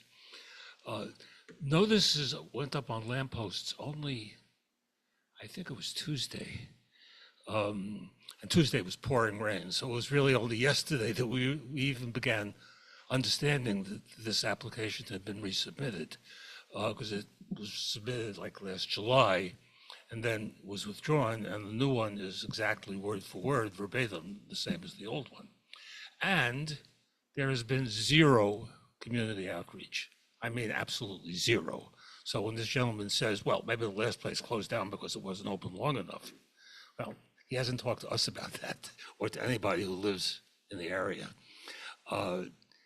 But I have something additional to say, which is probably pretty unique relative to all of the others, my neighbors who are opposed to this. This establishment is also has a branch. In fact, its original location is in Greenport, New York, on the North Fork of Eastern Long Island. My wife and I have been going out to Greenport, to the North Fork, since the early 90s. I don't know if anybody else here is at all familiar with the area, but we go back a long, long ways. When Capel was the mayor, when they had the sex Here, speak to scandal, us, speak to us. They cut down the village police department was abolished. There's a long history out there. What has been happening in the last decade is that certain entrepreneurs have been trying to liven up Greenport and turn it into another Sag Harbor or maybe even East Hampton. And Charlie Boy is one of those establishments that has kind of led the way in that effort, to the point where, I don't know about some of the other long-timers like myself, but we don't rent for the summer in Greenport anymore. We go to Southold where it's a lot quieter. And just to give you an example of what they're trying to do out in Greenport, I have sent to you a page from their website of their Greenport restaurant. Great food, great drinks, atmosphere that keeps them coming back with the backdrop of hip-hop beats and the latest top 50 hits. Charlie Boy isn't just about dining, it's about immersion in a dynamic, high-energy social scene. And that's what they're trying to do with this space on 7th Avenue South as well, without a single effort to do any outreach to the community, and even claiming, well, maybe we need longer hours because the last places folded because they weren't open long enough. And of course, as the various submissions you have gotten say, we are overloaded with noisy bars to begin with. We have Village Tavern, Bandits, Keg-O-Lantern, And worst of all, Judy Z's, that's 4, and they're all very noisy. And I walk my dog on late in the evening, and particularly on Friday and Saturday nights. I mean, it's just a zoo out there. It's just incredibly noisy. And Judy Z, I sometimes get forced out into the sidewalk, to the street, because I can't even get through on the sidewalk. So it's bad enough to begin with, but what they're trying to replicate, what they're doing out in Greenport, is just completely unacceptable. Thank you. Thank you. Hello, I'm Leslie Clark. I'm with West Village Residents Association. I don't understand this application. All day, this is not an all-day Italian restaurant. This is an all-day, all-night. And when it says it's going to be a family restaurant, how many family restaurants stay open until 2 in the morning? It is not one nor the other. The hours are way too long. It should be 11, closing if it's a family restaurant. It seems to me that, in fact, they may call it a family restaurant, but in fact, it's a bar. If you look at the method of operation, it's a bar method of operation. Unless the hours were curtailed, West Village residents would absolutely have to oppose this. In a location like this, it says the address is on 7th Avenue South, but it's one of these pointy spaces that much of it is actually, the frontage of it is on Morton Street, which is a short, very residential block. And speaking to what I think Joel said, I think I also participated last spring in a meeting with the same proprietor in Gansevoort, where we had the same issue, which is that no matter, the longer we talked, the more the method of operation changed. It became, first it wasn't reservations, then it was reservations, and the hours had to be longer, then there was going to be food, but the food was going to be cut off at an earlier time. It just seemed very slippery. This one looks to me to be slippery. You don't need to be open from 9 a.m. to 2 a.m. for a family Italian restaurant. We would support 11 p.m. closing, and I think that's what the neighbors want. All windows and doors closed at all times. Thank you. Thank you. Is there anybody else here on this application? You can say one more thing, and that, because we don't call you back. My understanding from my conversations with both the president and vice president of the Morton Street Association is that we oppose this completely. We do not trust these folks to abide by any kind of stipulations.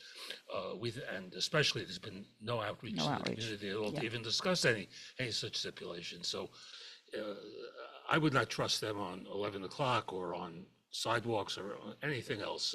We are opposed completely. Okay, thank you. And that's the the rap Morton Street music Block contains a lot Association. of curses, by the way. If you explore their list of songs, it's curses from left to right. So, thank you. Thank you. I'm not sure really how to respond.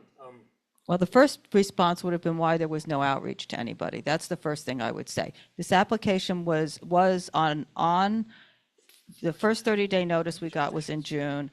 Then it was withdrawn in July. The application was posted in July. We received letters in opposition in July. You should know well enough to know that there should be community outreach to the neighbors regardless of the application, but certainly in a place that has a troubled history like this, that is saying it's a family restaurant, that is open till 2 a.m. in the morning.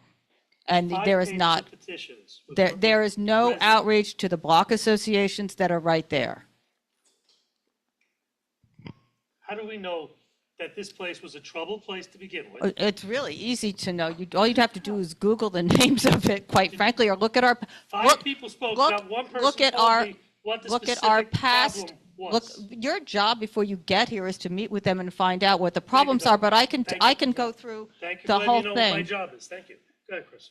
So, I mean, the petitions that we got, we own a restaurant up the block, right on Morton Street. You're talking to us, Chris. Yes, right on Morton Street.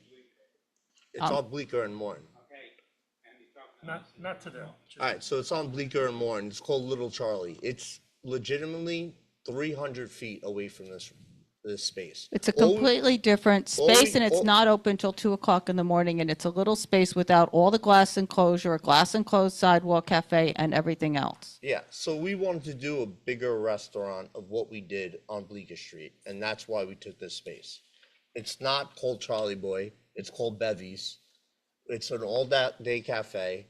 We wanted to do a kind of like what Ruby's did for lunch, and we wanted to do it for an all-day cafe for Italian food. That was the gist. We're not trying to do a bar. We don't have DJs. So We're the not trying to place do any of out that. in Northport, though. Greenport. Greenport. It is, does advertise the loud music. It already has this address on there as moving to here. No, but Greenport was a pop-up for the summer. We did a Whatever, the deal method just of to try to do operation it. is, the method of operation. Yeah, and we decided. They are saying that they are moving to 47, to this address is what's there. That's what's there on the website and everything else. And that means that restaurant, that method, if it was totally separate, you wouldn't be advertising to that crowd with the note on it that says whatever it said about the thumping bass and everything else would be coming here. That is, Can I just say something? The restaurant out in Greenport we had no issues. It wasn't bad. It was just a bad summer. And it was quiet out there, and that's why we decided not to do it anymore. I think I just have to explain, I also am very familiar with that neighborhood. I own a house in Southold. This location is on the waterfront. It's not a residential neighborhood. Let's be honest here. And in the summer, this was going to be a Charlie Boy. We've since switched it. It's not a Charlie Boy. It's then Jesse- why is it saying that Charlie Boy is coming to That was an 47? old poster. It was going to be called Charlie Boy until we turned around and we wanted to name it after my partner's grandmother. And we wanted to change the menu, and the whole gist of what we did So is there- out in Greenport didn't work for us. So is there any opportunity for any earlier closing hours with this? Do you know how you've often said, or community board members say, well, this isn't that area? Greenport is not this area. Is there any opportunity for earlier closing hours at this It's not my location? decision. Yes. Do you want to lay this over and go meet with the community and hear about the issues and get to know who your new neighbors are going to be? Yeah, I would love to. So are you going to lay I would this love to. over? I'll do it, but I mean, yes. what? It would help us all if you just Google the address on the community board website and you'd get the resolutions for previously licensed locations, which outline all the previous issues. It's very simple.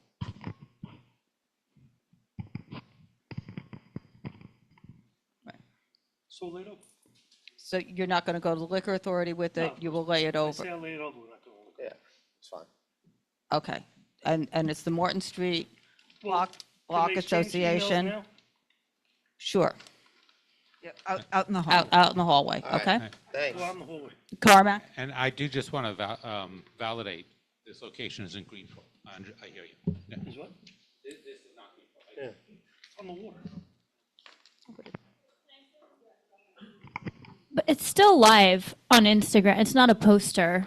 Like that can be changed in 5 minutes. It's a match book that was widely circulated. I'm just saying on digital mediums, you can change it very quickly and it's not changed. So by the time you come back, like I would like an explanation of either why it's promoted here or why you're changing it, or like, I don't quite understand that. We're changing it because. All right, so we're changing it because Greenport isn't what the West Village is. Yeah. We tried something. We liked the menu. It worked as for food wise. It wasn't what we wanted. And then when we came back to the city, we said, you know what? It didn't work in Greenport. The food was really good. And I didn't like the area of how we did it out there. It was a test. When we came back to the city, we went back to the drawing board, we changed the name, and we changed the menu. And that's kind of where it went.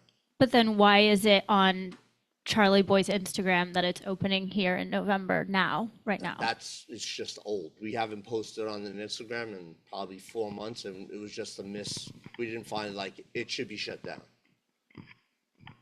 Okay. Yeah, we'll shut it down. So meet with the neighbors and see, lay it over, meet with the neighbors, see if there are any agreements anybody can all come to about a method of operation that works, and read about, as Carter said. Oh, no, we're not, we honestly. Thank you, guys. Thank you. We are done. Okay, the next one we're going to do is Urbani Bistro, 259 Bleecker Street. This is item B2.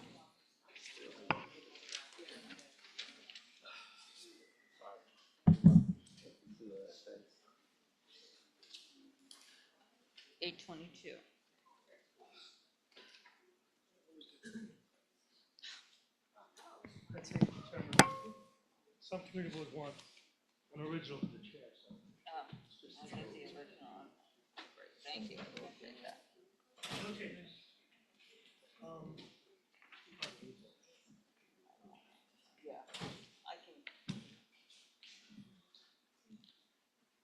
Frank Plillo again, and I have with me David Kogoreliani.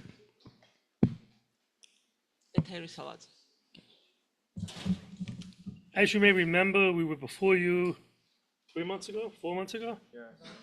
And we could not come to an agreement.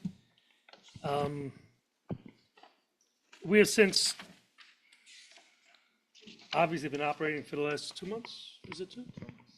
For about 2 months now. And our application does have some changes, and out of respect for what we should be doing, we're here today to bring you up to date. Okay.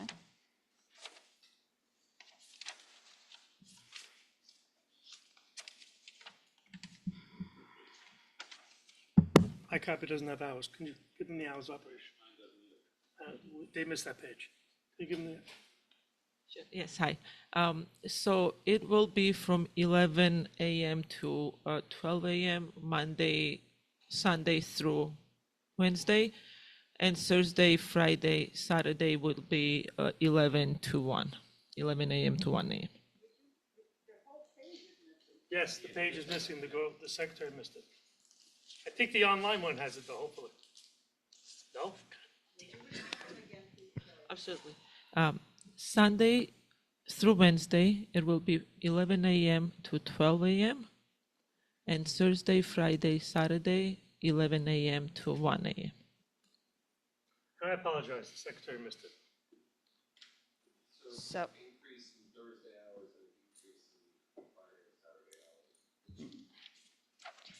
Well, let's go back to what was.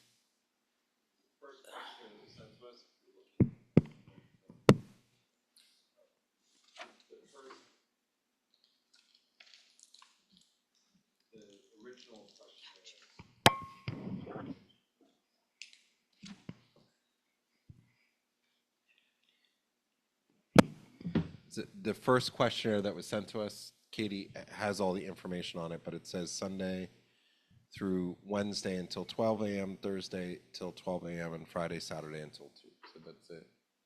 And 2. And so what they agreed to when. We didn't agree. Well, if you want me to start reading the emails, first of all, we did agree at our meeting. No, I'm just saying we just didn't sign the STIP. You didn't sign the STIPs, but what we agreed to, which is different than signing the STIPs, apparently the STIPs weren't signed from the email, and if you want me to, I can read the email. The STIPs supposedly weren't signed because we had our normal stipulation on there that said no pictures of beer, and we had another stipulation on there, even though there are no operable doors or window, that said we'll close all doors and windows at all time. And for some reason, those two stipulations were unacceptable. So another stipulation form was sent that removed the no pictures of beer and had we'll close all doors and windows at 10 p.m. And even though the email that I received from you, Frank, said that there is no disagreement with the hours, they still would not sign the stipulation agreement. And that's why we're sitting here without a signed stipulation agreement, which I was actually quite stunned about because the two complaints that I heard about it with the pictures of beer and the windows being able to be opened were changed per the request of the applicant. and they still did not sign the stipulations. And what your email said and what we were told at the meeting was that the hours from 8 to 12 were fine. Now, I'm here to discuss, and the committee is here to discuss whatever you would like to discuss, but I just want the record to be clear of what occurred last time they were here. I mean, they may not want to, I'm not asking them to agree to those hours now. I'm just saying that is what transpired in July. Okay. I'm not here to argue, but I feel like you are. No, I'm here to argue just because I will say that the amount of time and energy that the committee put into that application that night, and then the time and energy that I personally put in to making sure that we had the stipulations that we discussed at the meeting and then changed per your request were done. And it's a little bit frustrating when that all happens and there's some other issue that nobody wants to discuss and nobody wants to come back. So I guess now you're here even though you filed the application and you're already open to discuss them. And I think that's wonderful. I think that the hours that you gave us at the community board meeting were not acceptable. But that's not what the email said. That is Okay, not then what I the made- email said. The email then I made a actually, mistake. no, Then I made a mistake. The bottom line is these are the hours we're seeking now. fine, that's fine. I'm not going to go back and debate the email, but that's not what was said in the email. Okay. So the hours that you're looking for now are 12 a.m. closing Sunday to Wednesday and 1 a.m. Thursday and Saturday. Correct. Okay, are there DJs? No. Are there live music? No. Is there any outdoor area? I'm sorry. There's DJ's brunch only. DJ's brunch only. That was the other thing we discussed last time, and that was removed. So they're adding DJs at brunch. DJ would be only Friday, Saturday from 12 p.m. to 4 p.m. Oh, sorry. I'm sorry. Did I say Saturday, Sunday? I apologize. Not Friday. Background music? Yes. Yes. Background for the DJ also? Or is No. Just background music from. What is the entertainment level music? Is it background music? Oh, yes. When DJ plays, yes. Not every day. There's no seating outside? Not at this moment, but There's a table and two chairs outside with an A-frame sign. There's also a table and two chairs outside at the other place on Bedford Street that is not supposed to have any sidewalk seating, that has legitimate roadway seating. So I just want to know, are they able to comply with what they're saying that they're going to do or I not? learned about that this week, and I've asked them to move it above. They were never supposed to have sidewalk seating on Bedford Street. They're not supposed to have sidewalk seating at either place. But they're not supposed to, they came for the roadway seating. They were proof, they have roadway seating, that's legitimate, and then they put out on that little itty bitty narrow sidewalk with a tree right in front of their place, they have a table and two chairs right next to their door on Bedford Street. And I'm just pointing this out too, because this all goes to some of the issues and concerns that I may have about this application. I don't know if the rest of the committee does, but they didn't apply for sidewalk seating on Bleecker Street. They're experienced operators. They know how the application works for outdoors since they applied for a roadway on Bedford Street, and they still put a table and chairs out on Bleecker Street with their A-frame sign further blocking a sidewalk. I learned about it this week and asked them to remove it, which they did. Okay. Are they applying for outdoor seating on Bleecker Street? Bleecker Street. It's only one. Yes, one table. You're applying Okay. for one table? One table only. On the sidewalk, yes. Okay. In front of our. And will you agree to close it at 10 o'clock every night? Yeah, outdoors. Yes. Yeah, definitely. Yeah. It's Donna's next question. Okay. Donna? 24 private party. I just want to go through the rest of my stipulations if I Well, could. I just and- want to ask about Go ahead. the sandwich board, which I saw tonight when Mhm. I came over and took pictures of on Bleecker Street. What do you want to ask about it? They're allowed to have them out there. It has to be within 3 feet of the building. Was it? Okay. So last time you were here, you said you wouldn't have any outdoor area for commercial purposes. You have a closed rear yard back there, so that you have. That's enclosed. Will the DJ be in the enclosed rear yard? Not in the back. The DJ is going Will to be you inside stipulate the- to that the DJ will not be in the enclosed glass rear yard? Yes, we stipulate. to You would stipulate to that? Yes, absolutely. Okay.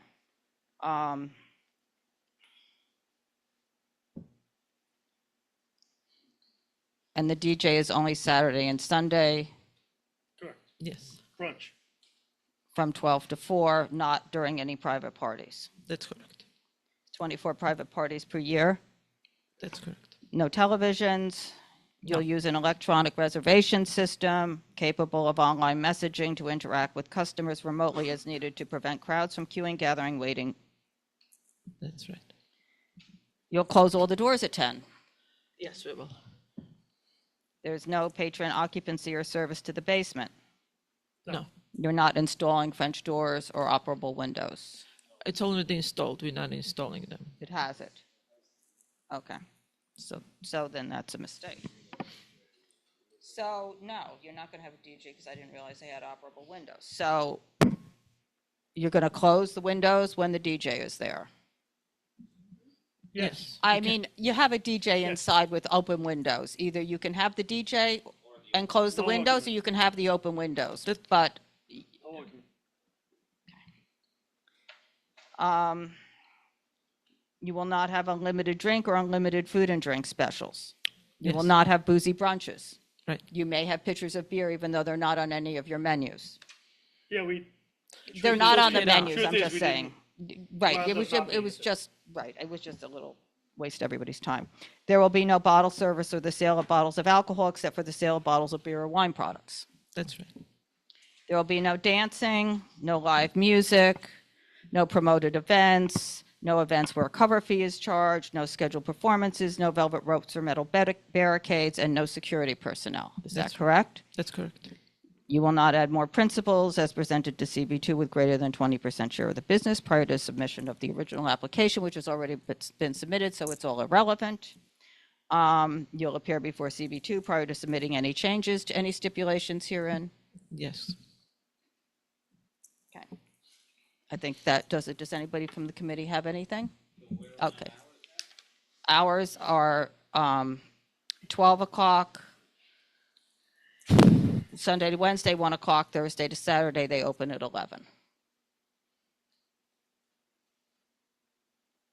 11 to 12, Sunday to Wednesday, 11 to 1, Thursday to Saturday. DJ from 12 to 4, Saturday and Sunday, the level of music will still be somewhat like background music. That's right. Okay. Public, we have here Leslie Clark.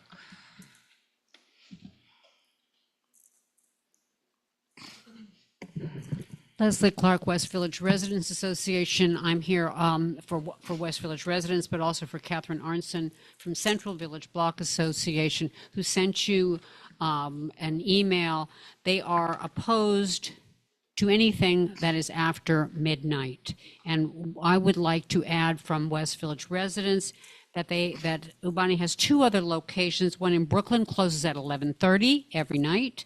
Bedford 11. There's no reason why they need to be open until 1 a.m. any night of the week, 2 blocks away from where they're closing at 11 p.m.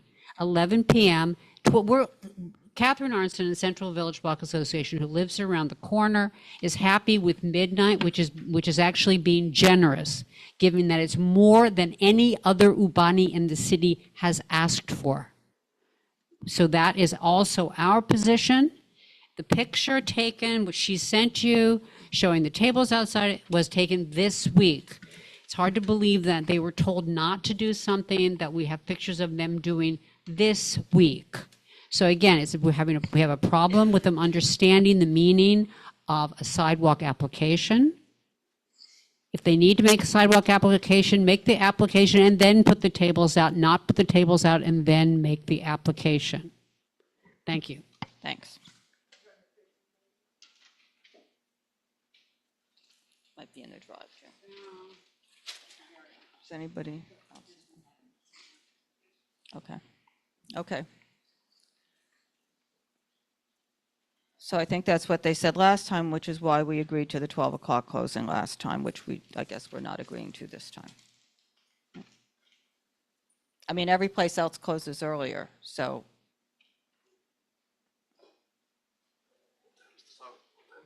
This is different concept, different from other Ubani. This is Georgian French cuisine. It's not only Georgian. It's mixed French and Georgian cuisine. So the French makes it need to be open an hour later or 2 hours the later? food and the combination of our food, French and Georgian, it's a little bit different. So you need the 1 And we a.m. have bigger selection of the wine. It's combination French and Georgian wine. So it'll be more bar-like after We later. have more wine items in our menu than one in Bedford because the location is smaller on the Bedford. This is a little bit bigger.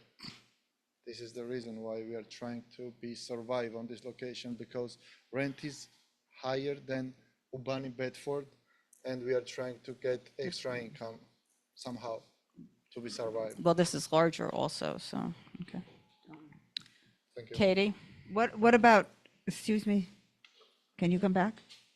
Sorry? What about midnight? What about midnight on Thursday, which is still a weeknight, and people are going to work and going to school, and instead of closing at midnight on Thursday? We can negotiate about that. Well, I think it's she a, wants a it's, yes or a it's no. a yes or a no. She doesn't want a negotiate. negotiation. Yes or no. Okay, we can close earlier on Thursday. Thursday night. Only Thursday night, we can close earlier. If it's gonna be helpful, we can do it. Okay. What's the deal with the brunch and the DJ? I mean, and the windows? Well, they're going to close the windows if the DJ is there. It's kind of ridiculous. I mean, why do you need a DJ for brunch? Honestly, because a DJ at brunch is, I know very, very well what a DJ at We brunch can is. I promote have on the an open extensive experience of DJs at brunch, and it is not a good experience. I'm just telling you. We will see. If not, we I can. mean, it's not like once you put a DJ in there at brunch time, it's not like a restaurant. It's just, it doesn't operate like a restaurant. It operates. Not necessarily. It gives people a little something Exactly, to look exactly. forward It gives to. people then it's loud and everything else. It's not a quiet DJ at brunch. Why do you need a DJ? Why do you need to open till 1 o'clock in the morning?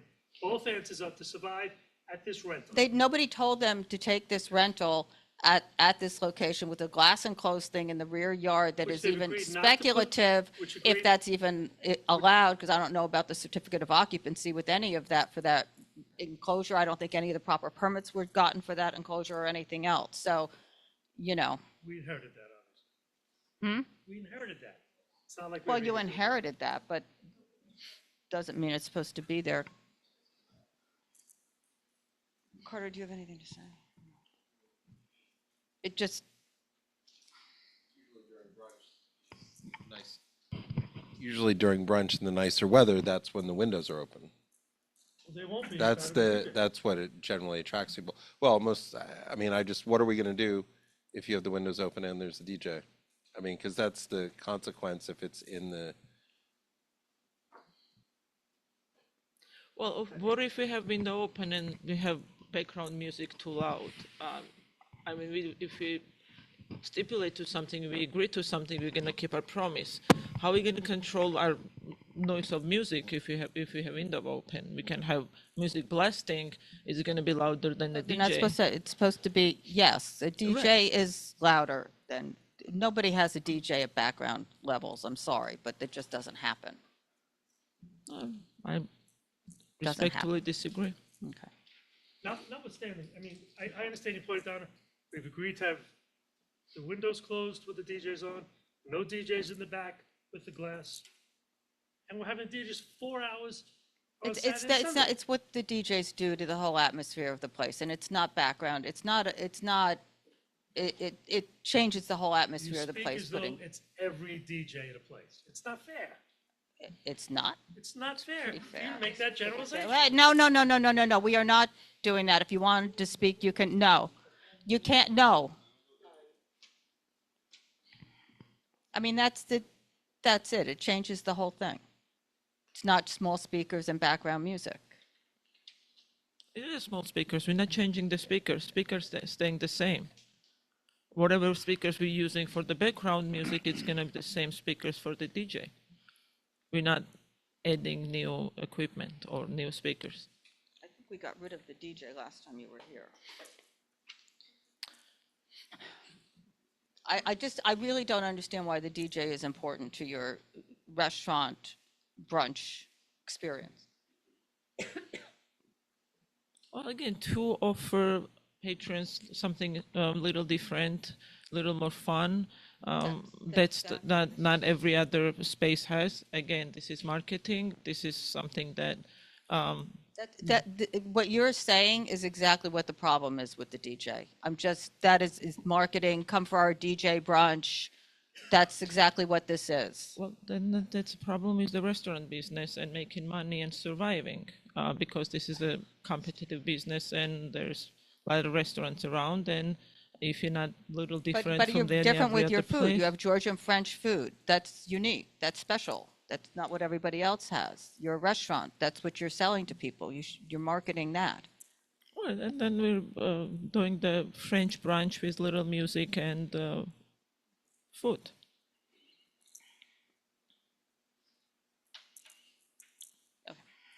So there's no give on. Go ahead, Katie. Try it. I mean, what about a limiter? I'm sorry? A limiter on the DJ's equipment. Device that goes on the sound system that stops the music from going above a certain level. It's a fair ask. Well, we can install that. Well, it's no good to install it if it's not tested and made sure that it's set at a level that's background and it's not, and people can't go and change it and the DJ can't change it when the DJ comes in and they're playing through your sound system at that set limiter. Sorry, the limit is set by us. It's set, but at DJ that, doesn't get the chance to change it. that's what I'm saying. They're playing through that system. The DJ can't change it. No, It's the same as absolutely it not. That's sounds the purpose of the every limiter. evening. Right. If the DJ could change it, it wouldn't be limited. Exactly. But the DJ can come in with their own equipment, so I don't have a stipulation written down that says that all I'll go the a step sound. further. We won't bring a DJ with his own equipment. We use our Well, equipment. that should be the step. Yeah. Well, I finally did something right, Donna. Yeah. Okay. And the windows will be closed if there's a DJ in there. Yes. And at 10 o'clock in the night. And we're closing at 12 o'clock on Thursday. Thursday, yes. And the DJ is not in that glass place in the back. That's right. Okay. Does anybody else have anything? I mean, we'll see what the committee. Where's you indicate a restroom, but where's the door to the restroom? Restroom? The restroom on the first floor for the patrons. You've indicated interior doors on other parts.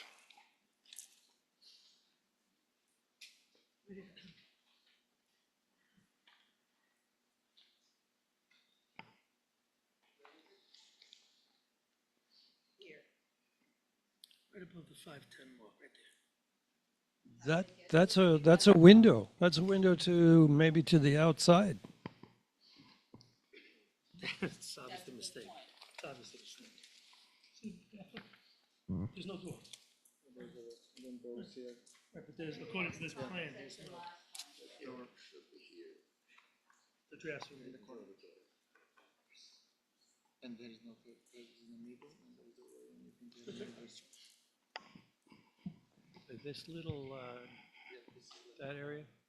What's that table blocking it? Yeah, the table is here, not here, in our layout right now. It's here, and there is a way and you can get in the restaurant on this way. So the tables move to the middle of the room now, is what you're saying.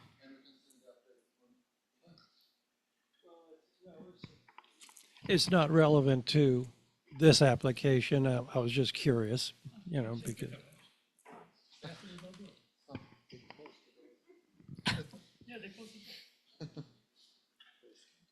Okay. I think that does it on this one. All right. Okay, Thank you very much. Yeah. Happy holidays. Yeah. Okay, the next one is going to be Galo NYC LLC at 142 West 10th, on-premise for restaurant, C6.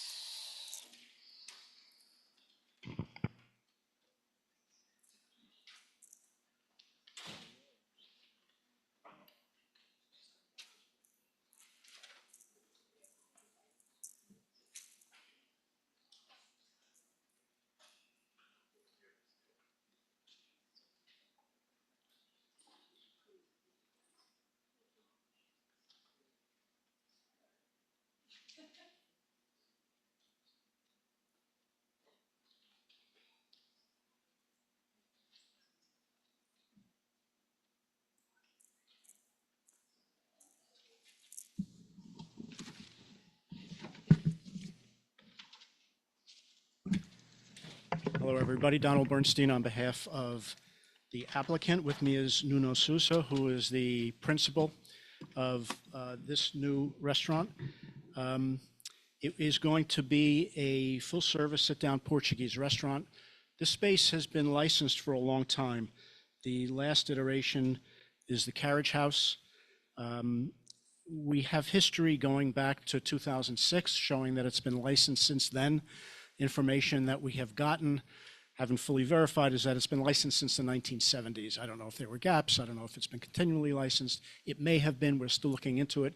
It may be grandfathered under the 500 foot. I'm not going to tell you that it is because I don't have all the information, but this has been licensed for decades.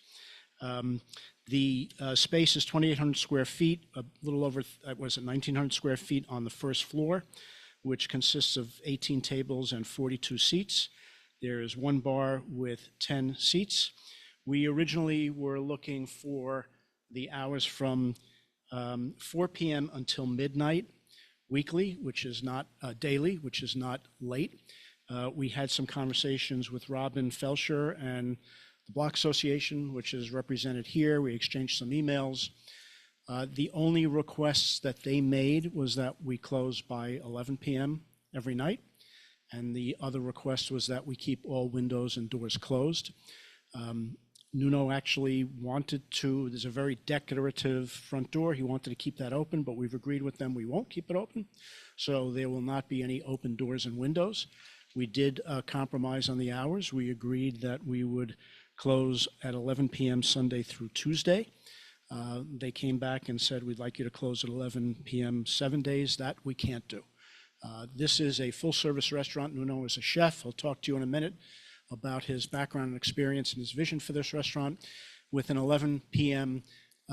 Closing, the last seating would be 9 p.m. And even on a Wednesday, Thursday, certainly Friday and Saturday, being in Manhattan, that is early. It is not unusual for people to come out and sit down 9:30, 10 o'clock at night. That is not late night. We're closing those nights at midnight. We have to adhere to that. And that's what we are going to be asking for. Do you want to speak? My name is Nuno Souza. It's a pleasure to be here and finally meet the neighbors and the community board. So I appreciate all your attention. My name is Nuno. Like I said, I'm a Portuguese chef. Come to town 10 years ago. Started in Smorgasburg 2019. Wanted to pursue a career and chef. I thought that Portuguese cuisine should have a better presence on the city, showcase my talent. Back in 2010, I joined Leitão, where I'm currently the majority owner for the last 2 years, what I'm adding to the liquor license for the last 2 years. I joined a place that was like a beer place before 2020, May 2020. Navigated a tough business, like you guys can imagine, back in 2020, 2021, 2022. Tried to understand my first ever restaurant, tried to understand the rules, tried to understand the community. I did transform Upright Brew House as a Leitão, which is a respectful, successful place in this moment, full of a lot of regulars, operating with a 9% reservation standpoint. We actually did decrease the hours of our operations. We have a liquor license until 2 a.m. We stopped doing standing. We wanted, or my dream was always to be a chef, was an opportunity taken. So the last 2 years I reduced from 2 a.m. to 1 a.m. We've been trying to comply with all the rules. Saying that, based on that success and the momentum of the Portuguese community right now and traveling, come across this opportunity on 142 10th Street. Like you guys know, it's a beautiful spot. I wanted to do a little bit more South-orientated, a completely full restaurant. Keep exposing the Portuguese culture, the Portuguese wine, the only wine we have present, Portuguese-inspired cocktails as Porto and Madeira. I will say, based on the concept that we did before, what I'm doing right now at Leitão is a little bit upscale, a little bit more elevated to try to have more presence in the neighborhood. I feel happy that the neighborhood had 30% of regulars coming to Leitão. So that driving me for the last year to find a place that I could have present Portuguese styles on the moment that you enter. We tried to get a Portuguese handcraft. It was really popular back in Portugal. So even the design, the Portuguese wine is going to be a little bit of element. I do, and I choose the location for that. I do understand it's a really residential area. Because of that, I would love to compromise. I was talking to Donald that, of course, Sunday, Monday, and Tuesday, I'll be okay with 11. However, whatever is in the restaurant business, we do, when you do 95% reservation standpoint, you seat people at 5, 5:15, 5:30, right? And if you wanted to enjoy a meal, which is our goal, you have a second seating around 7, 7:15, 7:30. So if you do the last seating at 9:30, it's impossible for you to put people out around 11. So I'm not saying the restaurant will be open until by 12, everybody needs to be out of it, but the kitchen will close always at 10:30. You know, we run tough business and people are in the business, and the moment that I want to have a restaurant, I really don't know that. So if they enforce to 11 p.m., the third seating that can maintain jobs and, you know, respect, it will be impossible to have 1 hour and 30 minutes dinner with some quality. So that is mostly of the argument that we try to achieve on that. And thank you for your attention. Okay. So There's no DJs, no live music, Yeah. no, I'm sorry, you explain that. Okay, yeah, I missed one more thing. Not sure if you guys are familiar with, sorry, apologize. Not sure if you're familiar with his Fado. Fado is a really typical music happen on central Lisbon. So there is he's a guitar, Portuguese guitar, really melancholic that I would love to do one time a month if there will be a consideration on that. That is also part of the Portuguese culture. People is traveling there, they are seeking that experience, and I would love to do that. We are not seeking also for completely buyouts. I'll be compromising. Actually, in Leighton, we never did a full buyout. So I would love to be open eventually if there was an event, but I'm not seeking for that big event on that. So I wasn't clear on that. So are there private parties or are there not private parties? We can limit them. We can limit the number. To what? 12? 12 a year? Yeah. Okay, back to the live music. You said one time a month. Is that what you said? Yeah, is that it? One time a month, yeah.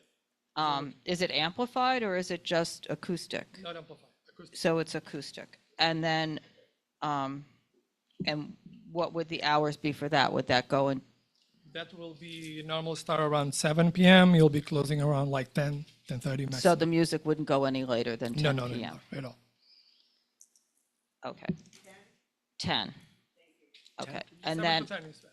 I just want to make one clarification that I think what the Block Association was asking for was that the closing time be amended to 11 p.m. Sunday through Thursday. Yeah, I know. Right, Sunday through Thursday. It wasn't 7 days. That's what I'm reading from Robin on November 22nd. Now, maybe that's what it said, and then your response was having an 11 p.m. close would restrict the last seating to 9 p.m. So they were saying on Thursday, which is what the previous. Yes, you're right. Were. It's 11 p.m. Sunday through Thursday. That's right. So I think that was the one thing that was what was there previously and what they were asking for. And so I'm just going to ask, is that something that could you go to the 11 p.m. on Thursday and the 12 o'clock on Friday and Saturday? So I think we'd like to keep the midnight Wednesday, Thursday as well. Okay, so that's enough. So we're not coming in here asking for 2 a.m. late night. If we were asking for 2 a.m., we'd be asked to close at midnight or 1 a.m. So we didn't come in with late hours looking to negotiate. I think we came with something very, very reasonable. And it can only be cut so far. Okay. So I'm just going to ask about the other location, and we have people here. How has that been managed on the outside? Excuse me? How has it been managed on the outside with the sidewalk seating? I will say 2020, 2021, 2022 was. I care about 24, 25. I know. I was just want to go a little back because no, it was really insane. I don't need to go a little back because I know what it was like then. So Yeah. we came out of COVID, so we don't have to deal with all the reasons for why everybody was not doing what they were supposed to do during COVID. What I care about, that's why I'm asking specifically about the past 2 years or so. I will say we got able to get approval for the sidewalk. We got our approval for the patio. We did put all the numbers. I think it's being really well corrected, in my opinion. So when you came for the sidewalk, What were some of the conversations that happened at that, about the sidewalk seating at that committee? I did not came to, Okay, this is my did you first get any experience. feedback from that? Well, I was not attending. I was like going to the liquor license like I okay, did on my so- preview. So that was something that, you know, we had a lot of problem. Look, I wanted mean, to, I'll just say I now- wanted to making sure, you know, mistakes is something important, that particular for someone that has one restaurant and go to the second one. Otherwise, you cannot go to school to find a restaurant. There's no college for that. So there was a lot of mistakes that was done. I was trying to learn the curve. I did say that the last 2 years we tried to comply with all the rules that needs to be done. We operate a successful restaurant with amazing reviews, with people keep coming back, with no issues. I cut the late nights, like just to finish, the late night was existing there. People were standing. They're not standing anymore. I always wanted to have a restaurant. I do have a restaurant now, and I'm fighting to have the second one with legitimacy, with quality, and try to be a better operator. Okay. I'll let you know what the issue is with the sidewalk from my point of view, because I walk down there often. I think there's more seats in the sidewalk than were presented to the committee, I believe. But aside from that, I know one of the issues that was raised during that time was the host stand being right out there at the edge of the sidewalk. And that host stand that you have, the little gold host stand that sits right at the very edge of your entryway, what that does for your very popular restaurant is ensure that everybody who was waiting to come in or asking about coming in or anything else is standing outside of your sidewalk cafe area in the sidewalk on a continual basis, making that sidewalk impassable for anybody walking through. And that is a daily occurrence. I mean, I experience it every single time I've walked by, except for where I will say the other night when it was cold, it wasn't that way. Otherwise, every single time, afternoon, evening, I've walked by, it was that way. And this has been raised by the community. This was raised at that meeting. And I must say that I was disappointed to see that host stand couldn't be brought inside, or that there has been nothing that has, I believe somebody came in the spring for that application and nothing changed all that time. I was not aware that But it's the your stand. place and your I know, I was not, apologize. I was not aware that the stand was being an issue. What we did is increase reservation standpoint. So there was almost no walk-ins come to the place, what was raising the people standing, which is eventually they do and they wait for the tables. But that was the point about it.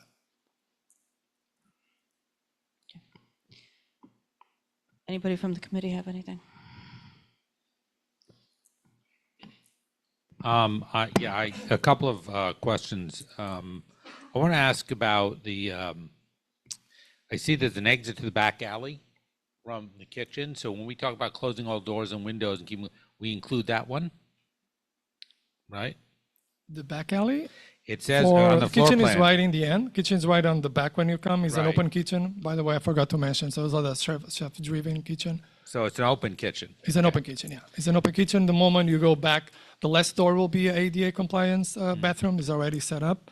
I compromise with all the doors be closing and windows be closing as well. Yeah, so the back door will be closed. Of course, yeah. Because what often happens with the kitchen is people leave it open for some ventilation or the staff That to it will go be out, only for garbage. breaks and cigarettes and things, because that puts noise and smoke and things up to people in the residential donut, right? That will need to be open is where we have the garbage there, but it will be eventually in the end of the night when they put it there. So there will be no garbage hangout go out. area. Okay. For garbage.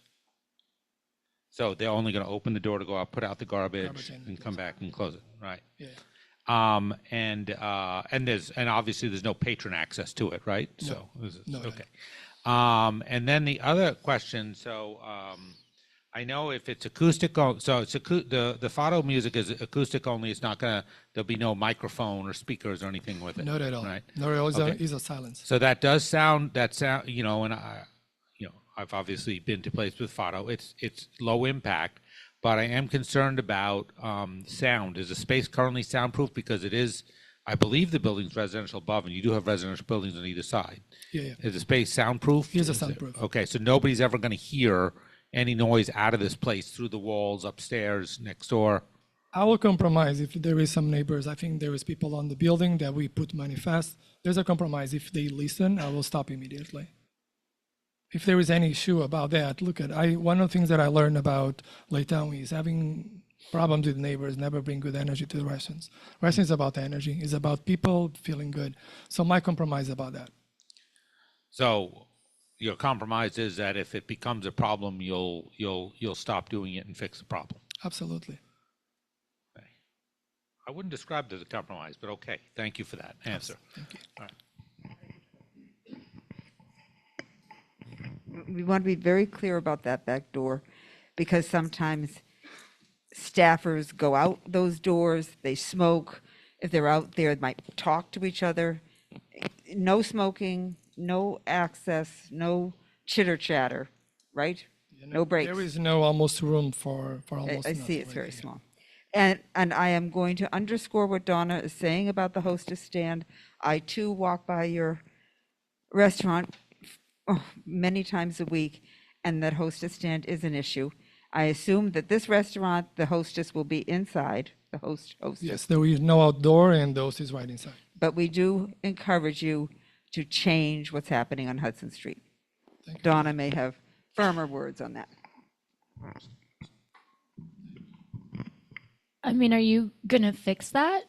I'm unclear if we're like resolving that or not. What?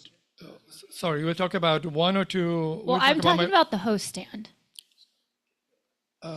So we host people outside, but if I host inside the side seating, where I have the side seating, that be a problem?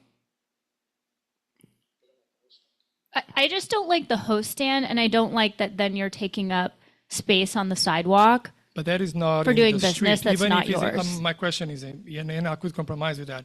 Even if it's close to the door, I cannot have the stand. My question. Oh no, I don't mind the stand. I just want to keep the sidewalk clear. So that means pull the host stand in. I don't mind if you have a stand. So what do you do if you operate a restaurant? People just come in to the place and then you talk to them, even we have people outside. So you make them come in if they no need one to else has those. I mean, they are illegal. My question. they're not allowed. I believe Carter's on the committee. No, The there's a lot problem, of I'll tell you outside what the problem is. The problem is you have an allocated space on the sidewalk for your sidewalk cafe, Okay. right? Yes. So if somebody needs to come to the hosting, you don't want them coming into the restaurant to go back outside, that's your prerogative, right? But you have X amount of space to work in, so if you need to remove a table so that people can stand outside and be greeted by a host stand, that's up to you to do. But the clear space on the sidewalk is not for you to be pushing your patrons out to wait to come into your restaurant. That clear path on the sidewalk is supposed to be used for pedestrians to go back and forth. And when that clear space on the sidewalk is filled with a group of 6 people talking to your hostess about when they can get into the restaurant, maybe they have a reservation, maybe somebody's clearing out at a certain time and they can come back, and all of that lovely conversation is happening in the clear path of the sidewalk, your restaurant is now taking up what is supposed to be the public space. And that is the problem with that. So it's not necessarily that the host stand is there, it's that there's nowhere for your patrons to go, and you need to have some place for your patrons to go other than the clear path of the sidewalk, because this is happening every time you're open all the time. I mean, it's not like a one-off. It's continuous through the evening. So that's the problem. And, you know, you combine that with having a group of 4 to 6 people leaving your restaurant and standing there saying their goodbyes at the same time other people are waiting to come in, and nobody can pass the sidewalk. There's really no room for anybody to pass the sidewalk. And that is under your control, and I kind of think that it's your responsibility to figure a way. It's not for us to tell you how to manage that, but there's got to be some way for you to manage that so that this does not continue to be a problem on the sidewalk in front of this very popular establishment. What I can add is, I haven't seen the space, that space. Just walk by any night, Yeah, but except well, for I'm don't not- bother to do it now because it's so cold that people are not Well, standing right, out so there. but what I was going to say is I can see I can ask him to send me photos of what the configuration is, and I can talk to him. and I can Do you give want to him- just, I give him can just some send you the advice. pictures that I've taken 5 different pictures of 5 different Right, nights. you can send of- those to me too, but then what I'm saying, I can speak to Nuno and tell him what he can and can't do. Well, okay. If he's unclear about any of it, that's all I. I mean, it's pretty simple. Here's the edge of the sidewalk cafe. Here's the clear space of the sidewalk. Here's the host stand. Here's the 6 people waiting to get in. We heard. I think we get it. I will not compromise, but I'll get back to you guys on that. I will see what going to be the solution that it could be more easily for you guys and could pass away. Well, it's not easy for us. It's the public space that the public is supposed to be able to use and not the restaurant, since the Yes, restaurant I will is say taking that up the because you other passed part there of a the couple of sidewalk. times, just because of that. Okay, does anybody else from the committee have anything before we go to the public? Okay, let's Yeah, go to, Carter, go ahead. I was just wondering if you could explain how you came to be, I guess, a managing partner at Latau, because we don't have any record of any appearances for any corporate changes for that license with you listed as a principal. You do not have currently with you? I mean, have you appeared before us for a corporate change at that location? We did it with SLA. You did what? We did on the SLA. 40%. Yeah, I'm the majority owner of Laytown for the last 2 years, and I went to the SLA, and you should see on the records. Well, because it lists you on your website as a founder. And, No, I was the founder of Laytown again. I start from the top because I thought it was really important to understand that. I started in Smorgasburg sending street sandwich. So then I'm the founder of Laytown. It says you're the founder. Yeah, and I am. I just joined the DBA. If you go to the records, the DBA will change later. So because of that, I think I started on a good way again. Start Smorgasburg 2019, have an opportunity to join. I'm just talking about. Yeah, but no, I'm talking about because on the DBA. The business is a connection here, but there are a lot of problems with that licensee. Yeah. So, I mean, that's, I'm just sort of curious why people wouldn't be concerned, because there were problems with that operation, and now you're coming into another residential area, and there seem to be some concerns, hours, et cetera, and those are the same problems that this board spent extensive amount of time with over the years prior to your involvement and after your involvement at Latau. So I'm just curious what your responsibility is to those problems and whatever steps were taken to address those through the years. I think there's a good question, and I think I answered that in the beginning and tried to tell my story about it. So basically, I went to Laytown 2020 as a manager. There was a challenge. I changed Upright, which is Upright before, to Laytown, the Portuguese restaurant.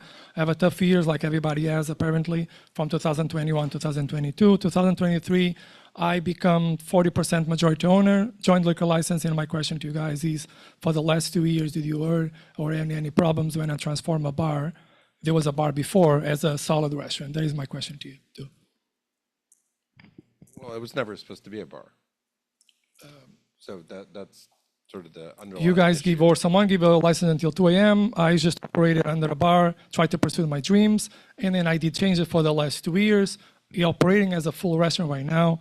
There's people sit down, respectable, busy, like you guys said. Otherwise, I couldn't be here, try to fight for another restaurant. And that is my history. And I think it's the history about a lot of people that come to the country and to try to get the first business, they go to the second business, try to learn about that. Well, I just bring it up because there was an agreement for that license. There's an executed stipulations agreement, and a good chunk of what was outlined there was not adhered to or followed. So I'm just trying to understand, because it sounds like you just came and did whatever you wanted to do, but there wasn't an adherence to the You got to define that in terms of a timeline, because if there were things that were done before Nuno acquired his 40%, it doesn't matter. Those are of course the it does. stipulations Of course it on the matters. license. You don't get to come in and join as a 40% owner on a licensee that has a set of stipulations. You have to operate by those stipulations. Of course you do, but he's not going to. You can't hold him responsible for what happened before he started operating it there. So if he's just been there a couple of years, and you're telling me that something happened when it first opened that was not in compliance, I don't think not it's even aware of the stipulations. Why do you say that? Because he said it was a bar. And that's not what the stipulation said. You're telling me it wasn't operated according to the stipulation. So if the stipulations say it's supposed to be one thing and it was operated at a bar, then maybe what you're saying is correct. So he's telling you what it was. It was I remember doing the application. It was like a indoor beer garden. I mean, they focused on beer. That's what they were all about. And he changed that to. But that's not what it was supposed to be, and that's why you spend a lot of time on it. But you can't hold him responsible for what it wasn't supposed to be. He corrected it. So he should get credit for that if he did it. I haven't been there in years, so I don't know. There are people here, maybe they disagree, they'll speak. But my only point, Carter, is you can't hold him responsible for stuff that happened before he got there. If they weren't in compliance, they weren't in compliance. If that owner comes in for something else, you can pin it on him, but you can't pin it on Nuno. I think the issue is that the sidewalk wasn't operated correctly. There are some other agreements that were signed, I believe, with the neighboring businesses that were not in compliance with anything that was ever allowed. So I'll let the residents speak to that.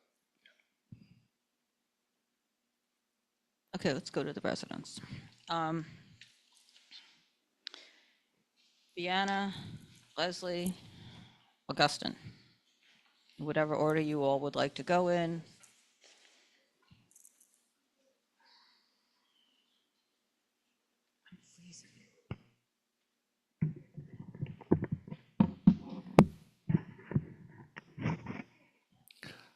I'll kick off. I'm Augustine Hope from West Village Residents Association and neighbor of Latau. Robin Felsher had a bad fall. She was knocked down on a West Village side street and injured, and so can't attend tonight. And so I'm going to speak on behalf of her and the West 10th and Greenwich Avenue Block Association. They're very adamant that this new business in this space follow the previous stipulations, and that would be 11 p.m. Sundays through Thursdays, 12 p.m. thereafter. I see no reason why, I think she sees no reason why they should change on that. This is a highly residential street. I think she has the same questions that we have, or rather she's articulated the same questions that we have. And Mr. Stewart on the Jane Street application also articulated, which is how do we make sure that any stipulations agreed to are met? How do we enforce them? Who do we talk to? Well, I have an answer to that, Cormac, sorry, because you said talk to the SLA. We have. And in the case of, no, you did on the Jane Street one. We have talked to DOB, DOT, DOB, SLA, Community Board 2. We talked to everybody about the ongoing, long-term, ongoing scofflaw problems on Hudson Street. And I see no reason why anybody should expect him to behave any differently on West 10th Street. So the problems we've been having on Hudson Street, Carter mentioned the illegal renting of a next door space for a roadbed cafe during the pandemic. That's true. There was actually, we have sight of a rental agreement where money changed hands, and totally illegal. And we brought it up and nothing was done about it. Currently, just tonight, they're out of compliance. You'd have thought this is the one night when they would be fully in compliance on the street, on Hudson Street, and they're not. The rules, the Dining Out New York rules are absolutely clear. On a regional thoroughfare like Hudson Street, you have to have a 10-foot clear path. He never has. Not during the pandemic, not after the pandemic, not since November the 1st last year when he's supposed to adhere to the rules, and not tonight. There is never has been a 10-foot clear path. It's at best 8 foot, and to a tree pit it's 6 feet, and to the other tree pit is 4 feet. So that's one problem we have. Another problem is he's not even supposed to have tables next to the main entrance of the building. I can't get full clarity on this, but my understanding is he shouldn't have tables next to the main entrance of the building, and yet he does. Another problem, the roadbed shed is within 50 feet. All of it, the entirety of it is within 50 feet of an intersection and traffic signage, which means under the rules, and they're very clear, they're out there, they're published, they're easy to see. If you're a restaurateur who's still learning, you can go and check Dining Out New York guidelines. And when you're within 50 feet of a traffic sign, you cannot have any roof or any siding on your roadbed shed. Well, that shed came down earlier this week, but the whole year it has had a roof and siding on it. So who do we talk to? How do we ever get this fixed? So I think the question for you guys is, and the question will be for the SLA, if you have a serial scofflaw, why would you give them another license? I don't think you should. I think what should happen at this point is that this should be laid over. They should agree to lay it over. They should correct the problems. They should sign additional stipulations that confirm that they will correct the problems in perpetuity, and show us how it's going to be, how we're going to have our 10-foot clear path. And I agree about the host stand. The host stand is only one out of many problems we've had, and then they've got other problems inside. They've been stripping away fireproofing. After an inspection, they took away fireproofing. My God, our buildings were built in 1845. They are fire traps. Are you insane? Then we have their vent noise. It's been driving us crazy for 15 years. Asked 10 years ago, please turn it down to 50%, so we can at least have the peace and quiet of our own backyards and our homes. I think they agreed to turn it down 30%, but now must be back up to 100 because the noise is atrocious. And so on and so on and so on. We can't, it's like keeping an octopus in a string bag, for Christ's sake. We can't seem to make any progress with these people. It should be easy for them to run a business, but it seems so hard. And it's very hard for us to do anything about it at all. Help, please. Next up.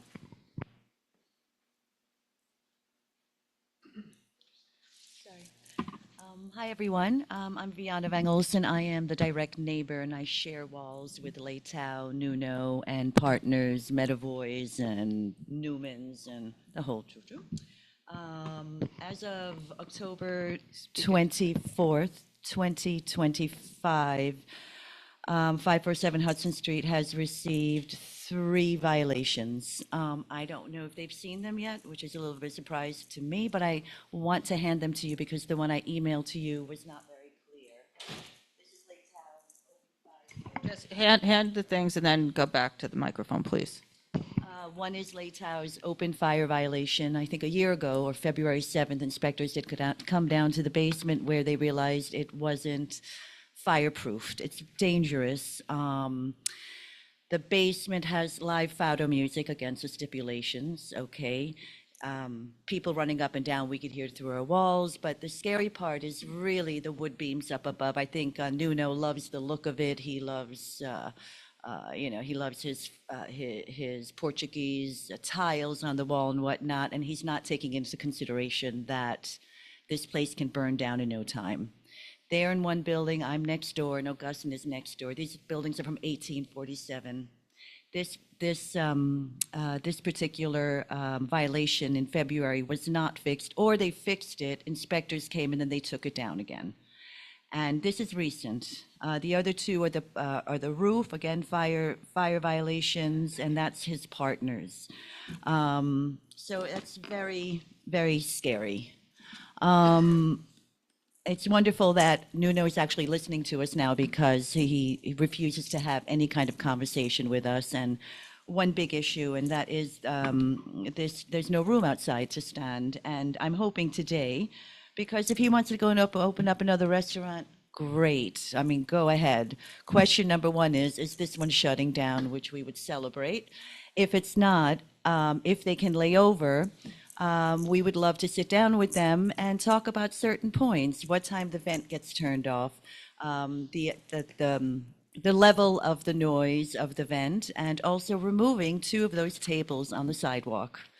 His clientele on Thursday, Friday, Saturday are young people drinking. On Sunday, it's kids with hangovers drinking to get over their hangovers. Yes, in between, there are elderly people and there are families, but not often. It's a high five kind of place. It's a prayer symbol that Nuno likes to give his customers. He thinks he's very popular in the neighborhood, but of course, customers want to eat and drink, so they hug him, they high five him.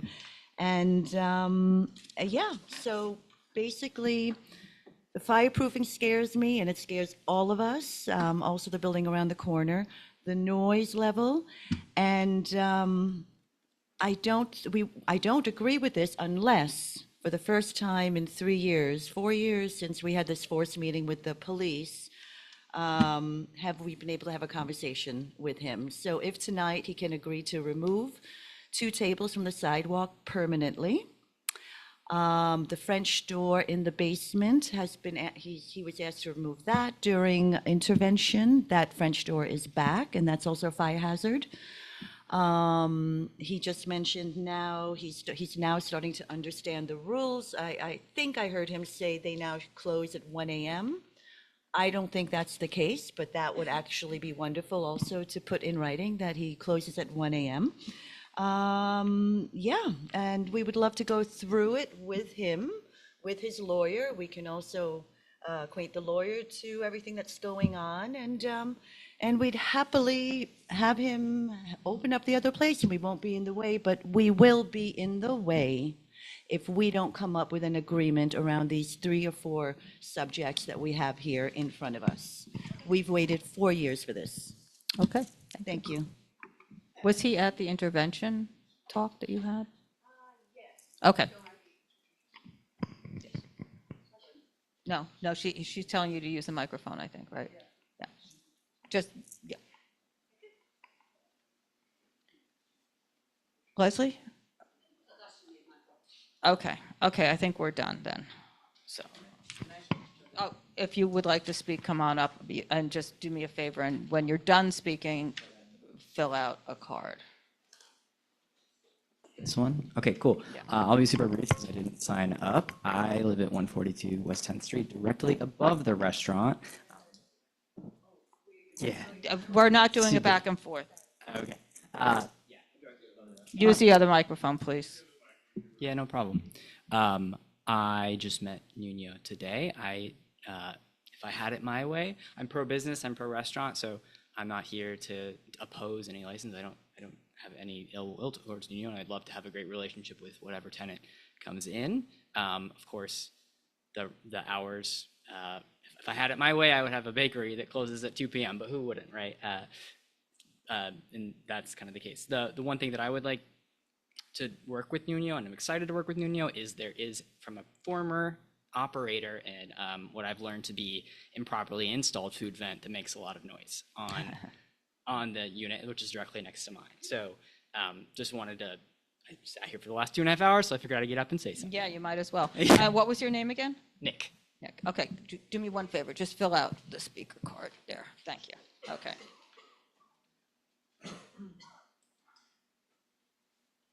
Just write on the bottom, the yeah or whatever. Thank you. Okay. Yep. First of all, it's being almost impossible talking to our neighbors next door. So I'm really happy to be on the community board and straightforward. I've been harassing all over 3-4 years, having phones over my face, people invading my place, not respecting my employers.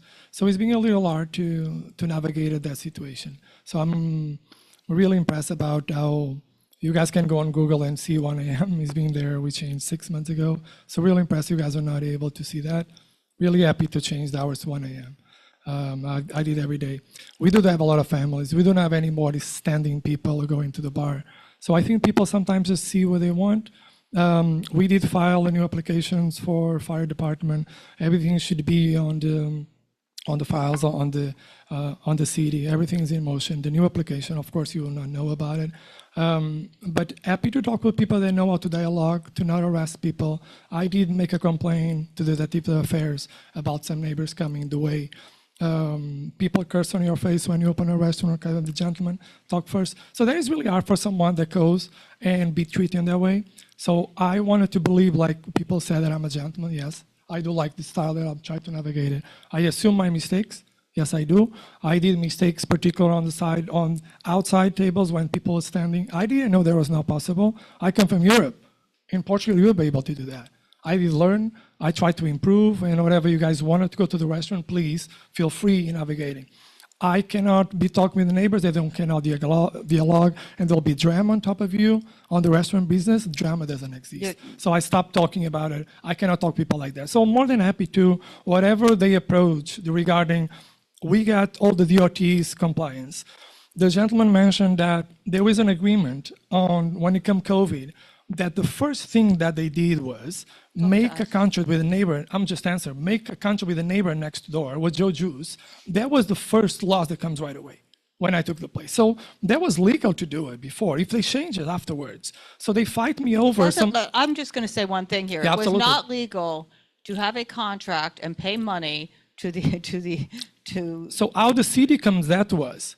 Do you know the city did that in the beginning? I can bring records to you. So I didn't bring up that on my mind. Think about it. It comes the rules from the DOT when it opens the dining room program, and they say, please, you needed to sign a contract. Otherwise, Joe Juice is about to give me the place for free. I needed to have it. So please do your diligence and try to figure it out why we did that. I don't need for $1,000. This was what it is. I acted because they told me that it needed to be done. So they keep going back on that. There is the fire. Yes, we did need to do. Was the beginning. Right, but you could do that. But he was paying money and had a contract and leased the space from him and continued to do it for, I don't have these records in front of me because I really wasn't prepared to go way down this rabbit hole again on this one. But I think for 4 years or so, like, you know, this wasn't just for the year of COVID or the 2 year of COVID. This was up until, I think, a year ago, if even. So I'm just, you know, and I'll also say, has he filed his municipal expansion for that space?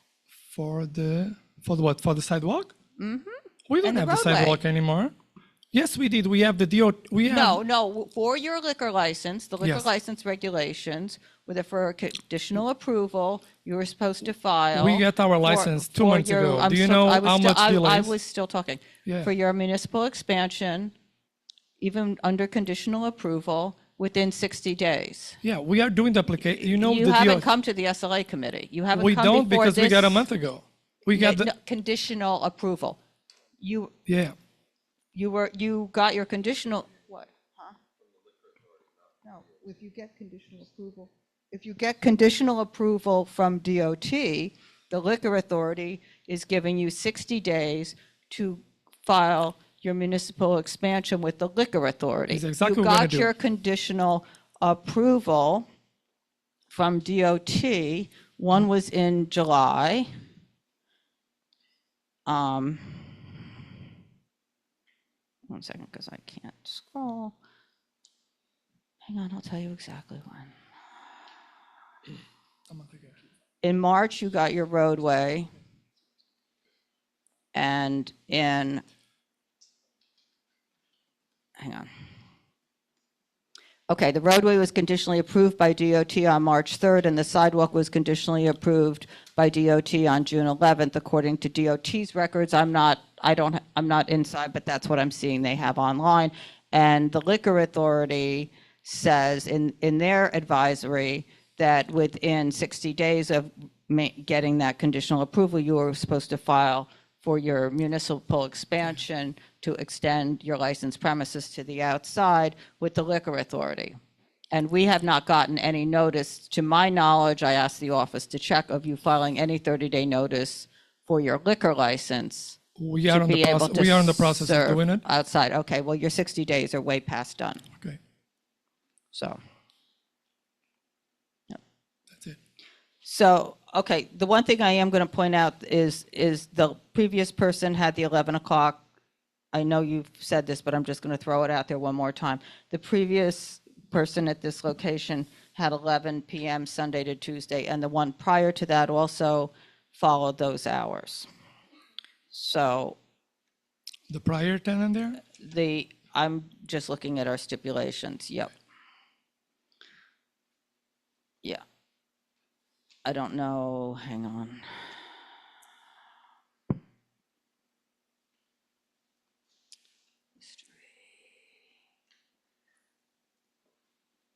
So in 2021, it was 11 o'clock, 4 to 11, Sunday through Thursday, and 4 to 12, Friday and Saturday, and they were closed on Tuesday.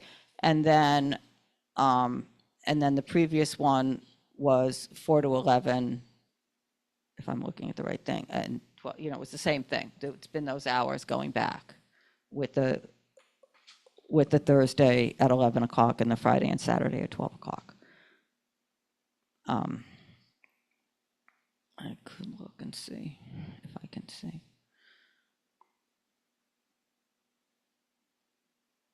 Yeah. So that's what it's been going back that far, in case you want to entertain that, which I guess is no. Okay, Katie, what? No. No. So is there any agreement to meet with the neighbors? Do you want to lay this over and meet with the neighbors, or no? I will be more than happy to talk with you guys, community board. I will not be talking with my neighbors. I can be threatened. My people can be threatened, and I don't want to feel that energy. Well, around my they restaurant. offered to have you talk with your lawyer present. My answer. Please do me one favor. Excuse me. I honestly not. My answer to that, and First, I'm really happy to be here. You guys finally meet me, so I wanted to be making sure I have a presence in the neighborhood. I will be talking with the community board, particular with the neighbors I will not. So if there is any things that it needs to be done, more than happy to do it. I can be threatened. Okay, well then I would ask then, since you don't want to talk to your neighbors, would you like to lay this over and see if you can fix the vent situation of the fan at the place at Latau and adjust the seating so that there's not the seating right next to the residential entry? And I do not have the floor plan in front of me, but I do not believe the way it is set up. Let me just finish.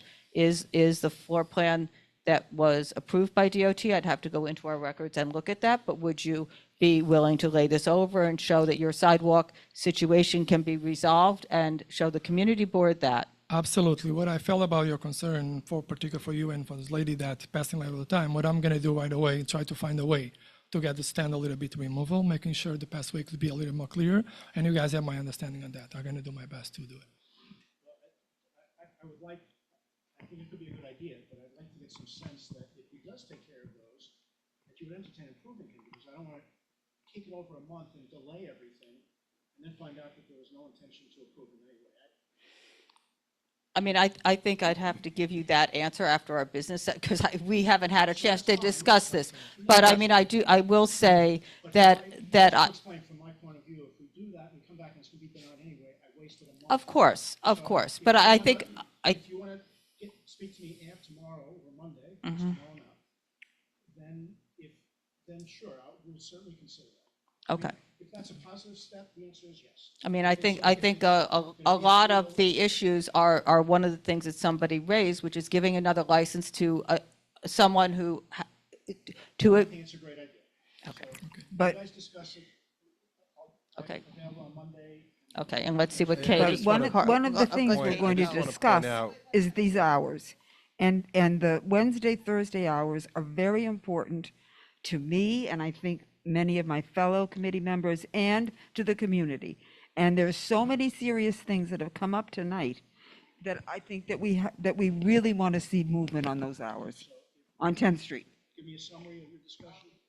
Carter, go ahead. I was just going to say, Donald, I think you were at one of the original meetings regarding this location in 2012. It's 2025 right now, and I think met in Augustin's backyard about this, and the promises, and the promises were there wouldn't be issues with vents and stuff like that. And we were sitting back there, and it was clearly brought up. And I noticed that Mr. Medavoy, one of the Medavoys, is still the chief operating officer of this business. So it's about time to get these situations resolved. It's a long time. I mean, thank you.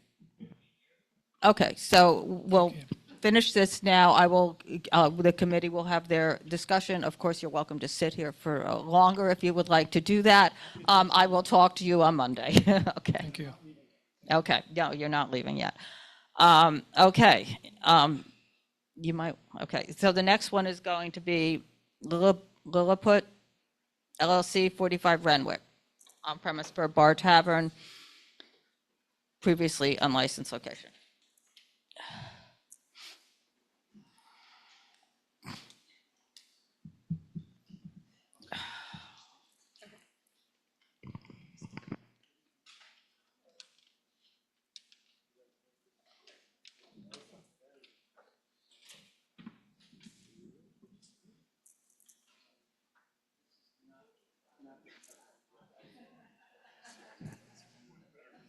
Yeah, okay.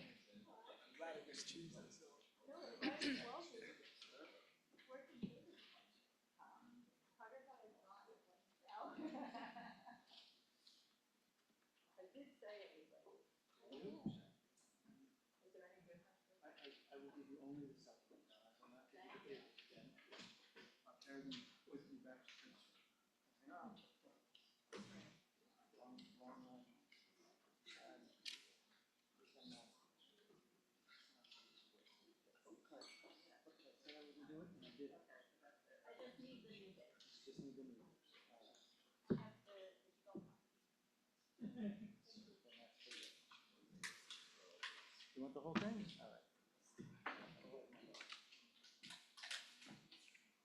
Yep.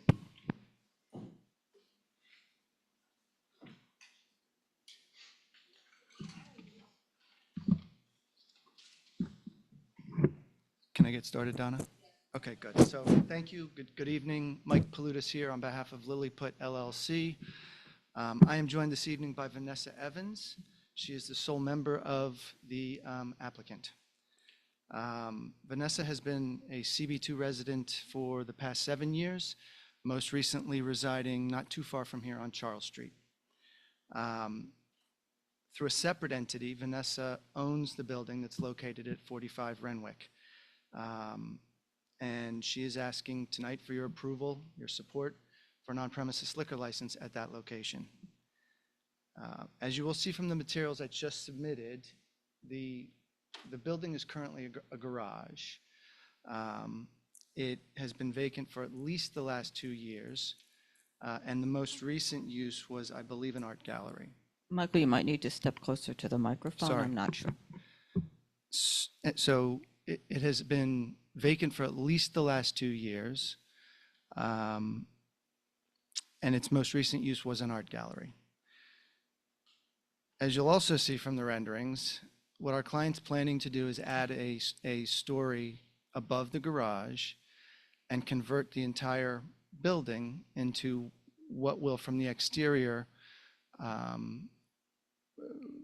look very much like an English carriage house. The concept here is to operate an all-day coffee house, eatery, serving light bites, and wine bar in the evenings with a cocktail menu. I want to focus on the hours. They are, what's being requested is 7 a.m. until 11 p.m., Sunday, Monday, Tuesday, and Wednesday, and midnight Thursday, Friday, and Saturday. So while these truly are restaurant hours, the menu that's being proposed does not meet the minimum food requirements for a restaurant, and as such, it's being filed as a bar tavern, but it is, so that's how we have to file the application, and that's why it's being filed that way. So what our client will offer is 17 tables with 34 seats. and 6 seats, only 6 seats at a very small customer bar. While this application does not include any outdoor areas, to be candid, there's an intention to come back at some point in the future and apply for a small sidewalk cafe. But of course, we would come back before this committee and take all those necessary steps. The applicant is asking that it would like to offer live music in the form of like a 3-piece, a jazz set, really, and could stipulate to precisely that. The applicant would also like to offer a DJ, but what I will say about the DJ is that we can stipulate to this that it would be transmitted through the same house system that the background music would be transmitted through, and it would be subject to the same sound limiter that the background music would be subject to. What we can also agree to is that any live music and a DJ would be finished no later than 9 p.m. any night, and that it would be offered only once a month. In terms of outreach, I don't know if it was yesterday or this morning, but we submitted, I think, 72 signatures in support of this application that were within a 2-block radius. And of those 72, I believe 14 were from 505 Greenwich. I think there were 10 from the buildings across the street on Renwick, and I think 1 from that building that's sort of on the corner of Spring and Renwick. In addition to knocking on doors and ringing doorbells, what Vanessa also did was she posted an additional notice on the front of the building with some informational materials about what's being planned. So she has tried to reach out. I notified several block associations. I received no responses.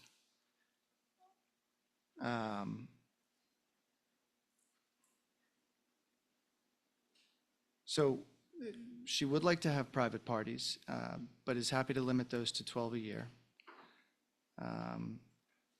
She has already hired an acoustician. That's PG Acoustics.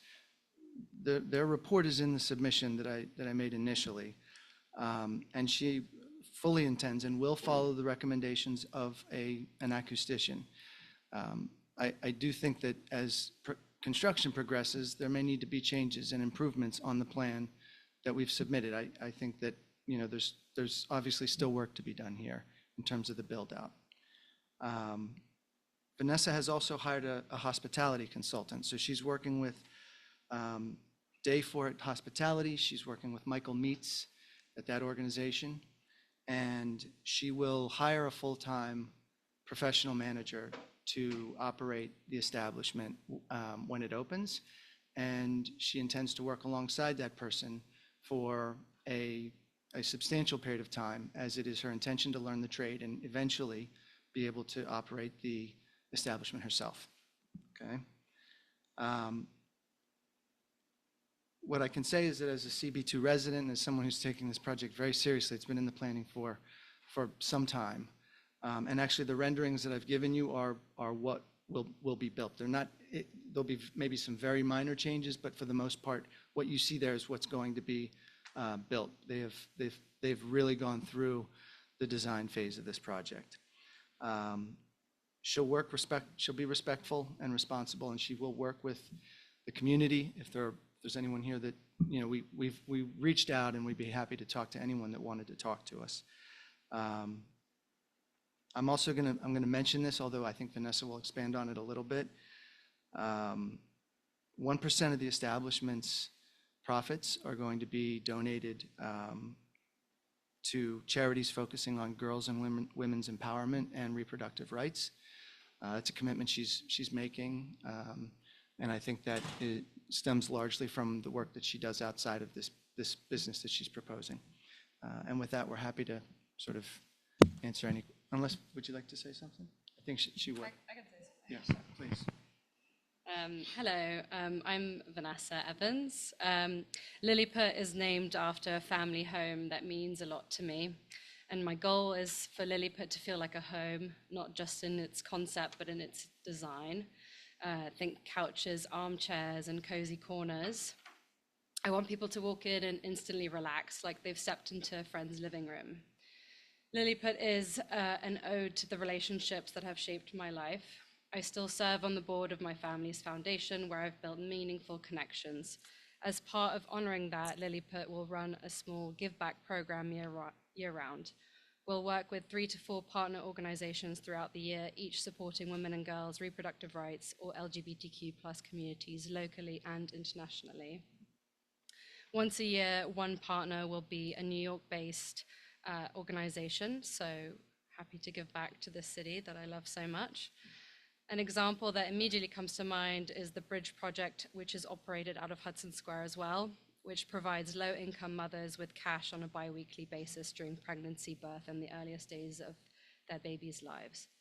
And as Michael said, during each partnership period, the selected organization will receive 1% of our net profits. Thank you so much for your time. Thank you. Okay, so the one thing is, do you have any experience? Is there any experience running a restaurant, a bar, a tavern? She does not, and she's open about that, Donna.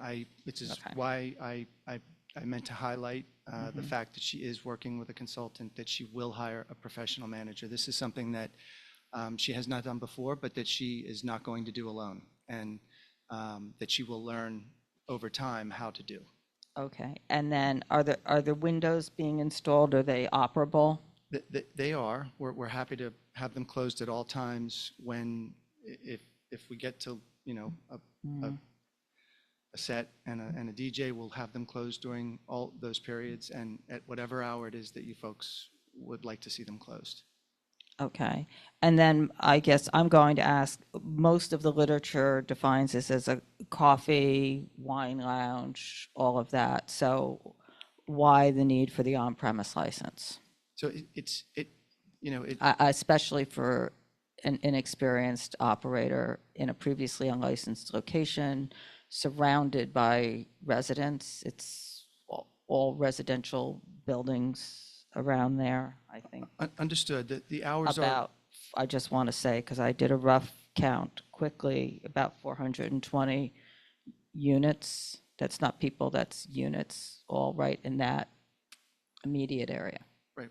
Understood. I mean, the hours are not late hours, and she's going to need help whether it's a beer and wine license or whether it's an OP license. So her experience, the point is taken, Donna, but this is something that Vanessa and I discussed immediately when she approached me about the project. So knowing that she doesn't have the experience, whether it's a beer and wine license or a full OP, she is going to bring a team in that's going to work with her. Right, but I guess my question remains respectfully of that, because either way she will need help no matter what, even if it had no license, since she hasn't even worked in this business. She would need help running a bakery with nothing. I mean, so,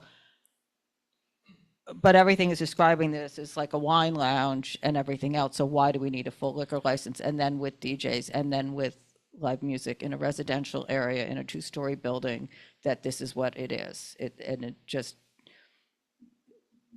can morph quickly. It can, but only until the early hours. And look, I don't know that anybody wants it morphing at 8 o'clock at night. I understand, but it's not going to. That is not the. I encourage you to look at what's being proposed, and that's why. But that's why I'm not trying to be argumentative here, but that's exactly why I'm saying that, is because what's being proposed is a coffee and wine bar, but then you're adding DJs and live music, and you want a full OP. And I don't think you need a full OP for coffee and a wine bar. There's a bar, and they want to be able to offer a full cocktail. So the description really should be coffee and bar or coffee and lounge. It should not be coffee and wine lounge, and all the communication materials also say wine lounge. Nothing says lounge bar, and that's what this is with the full OP. It's not a wine. Everything says wine, and it's not wine. Go ahead, Cormac.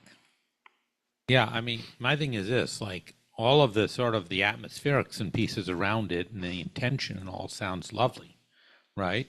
But stripped of that to the essentials, right, is a full OP, a limited menu, right? You know, with the DJ, right, and live music or something. It's like, this sounds to me like a bar, except that it has restaurant hours, right? My concern is this: we're 2 years down the line, 18 months, 2 years down the line. You got basically a going concern. It's a bar. It's such a lovely place. People love to go there. It's over there. It's out of the way, whatever, right? Hey, and I'm sitting here listening to somebody's coming back looking for later hours. And even if and I don't know if I'll still be here in 2 years with all of the, you know, term limits, but whatever. But, you know, whoever's here and whatever, I feel like even if they say no, I know that the SLA will be like, well, you know, I mean, it's like a bar and it's been operating fine, so let's just give it more out. Like, it just feels to me, right, like it's an opening move rather than a final product. I can offer something, Corm. I understand, and I can offer there is I think your normal step says that an applicant will not apply for a method of operation change until first coming before CB2. Is that? She's happy to go further than that. I think okay. She's happy to go further than that and say that she will not apply for a change to the method of operation without your approval. Well, I appreciate the intention, but I also know from our own experience, the SLA isn't going to listen to anything like that. But, you know. He has to come back. You have to notify us for a change of method of operation. So that's a given. Right, I understand, but rather than saying that we'll just come before you, what she's willing to agree to is that she won't even apply unless you support that application. And I do think Chairman Fan and the commissioners would respect that if that were the way the stipulation were written. I do. I've seen Chair Fan do it, and so what she's offering is to say she won't even apply unless, when she comes to you, you support the later hours. This is something that she and I spoke about before, which is why I kind of looked to say, "Are you sure?" She's sure. She's willing to do that because she's not going to come back looking for a 2 a.m. license or a 4 a.m. license. She will not. You know, it isn't your typical bar tavern food either. You know, it is. It is. It is a lightweight menu. That's why we're not applying as a restaurant. It is. I mean, it's a bar tavern food. I mean, it's a wine bar food. It's cheese plates and, right? Am I missing something? Yeah. But it's not mozzarella sticks and chicken wings and No, it's a classy. and quesadillas. It's right. Go ahead, Katie. We have a number of people from the public. Yes, we do. They were we met online downstairs, so we've already I already heard some of their comments, and I'm sure everyone wants to hear them. So on November 17th, you wrote a letter to the State Liquor Authority. That letter's not been submitted. It's in draft. Oh, you're right. Yes. Thank you. Well, there are 5 findings. You have 4. But we've already talked about it, but you're supposed to have the applicant's experience and history, which you can't include. Oh no, we will be required as part of the application process to submit a very lengthy, what's called public interest questionnaire before the 500-foot rule hearing, and that is a 14-page document. I know, but you can't. I am underscoring the lack of experience. I understand the hospitality consultant. And that's a very good move. I'm happy to hear that, but I'm really struck by the experience issue.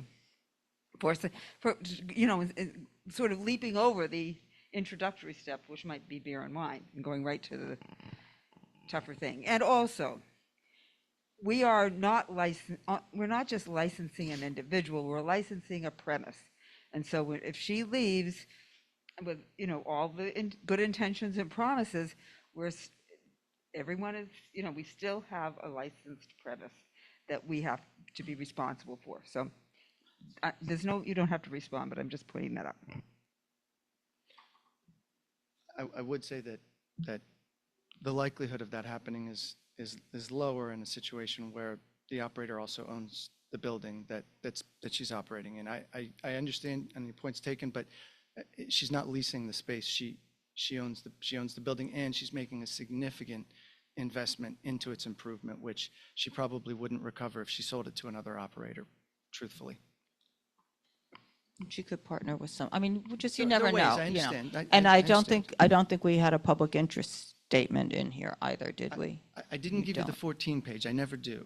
Because But it's we usually get just the one public interest statement. I did give you Did a we have one-page public interest okay. statement. I did, but Okay, no, that's fine. I'm That- sorry, no, but I know, don't- no, I'm not I'm sure of not your name, looking but for the she's whole correct. In that 14-page public interest questionnaire, the SLA goes into significant detail, including the question of whether the applicant has experience. And we will answer that question honestly, as we've answered it tonight, to say that she hasn't had any experience in the business, but that she will be bringing a team in that will aid her. And that's how we'll answer the question to the Okay. State Liquor Authority as well. Okay, well, let's go to the public. Why don't you just all come on up and,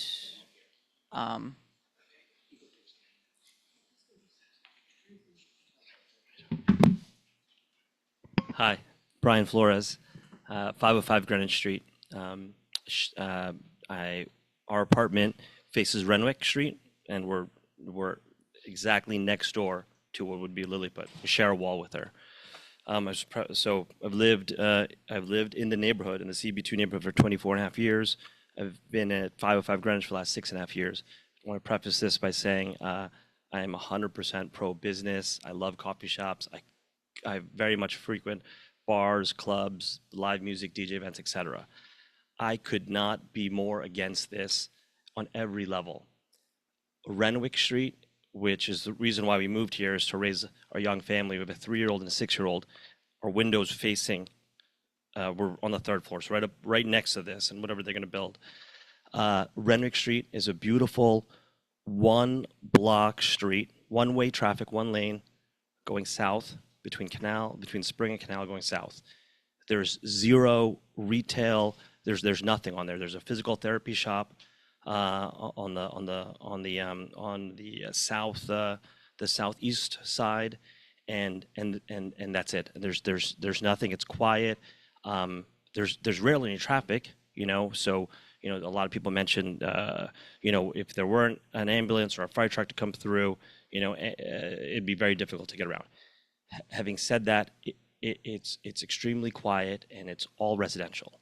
There was they mentioned HRY Gallery before that, which was a appointment only, a reservation only private gallery that wasn't open past 3 or 4 p.m.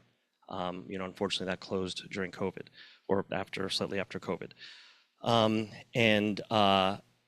So we would love a coffee shop in the neighborhood. There are plenty, but the first time we heard that, like, oh, that doesn't sound so bad. But then a full liquor license that's going to stay open till midnight or 11 p.m. and then midnight on the weekends with live music and a DJ, it's a completely slippery slope. I mean, and I frequent lots of bars and clubs.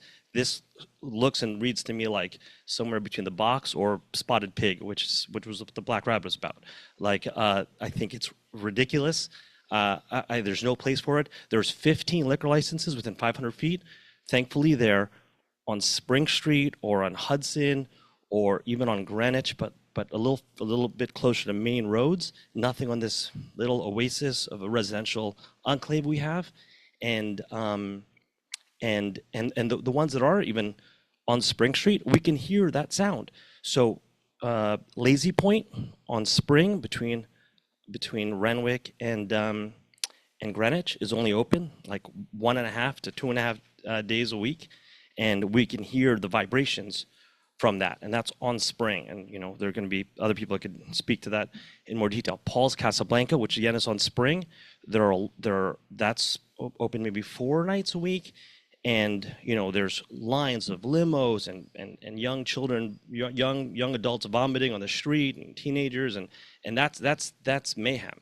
Luckily, we're a little bit removed from that, the fact that we're on this quiet residential street. Having another establishment that is, you know, the intentions are great, the pictures are great, the renderings are great, but what could only lead to God knows what. So I couldn't be more against this in every way. And I could let my neighbors talk to all the other stuff. I'm just going to ask everybody, I appreciate that everybody's here. Just try to be succinct and just agree if you have the same thing to say. Thank you. Hello, my name is Sid Chidiak. I've been living in New York City for the last 25 years and in the neighborhood for around 22 years. I've lived in Australia and in America and Europe and the Middle East. When you hear about people say America is great, American is great, they are. They achieved a lot. There's a lot of people here in America, they went to college, they paid for their own college, they achieved success, and they worked hard in their life to live in a good neighborhood. And I know from my friend, and we already have Paul Casablanca, it's given us nightmare. People walk in the morning like dead people, like that movie Dead People Walking. I've got pictures of vomit, broken glass. I can send you all the videos. I collect them when I walked, not collect video, when I walked in the morning with all the evidence what's happening from Casablanca. On the other side, we've got the Arla Hotel. They've got music from 2 in the morning to 10, 2 in the afternoon to 10.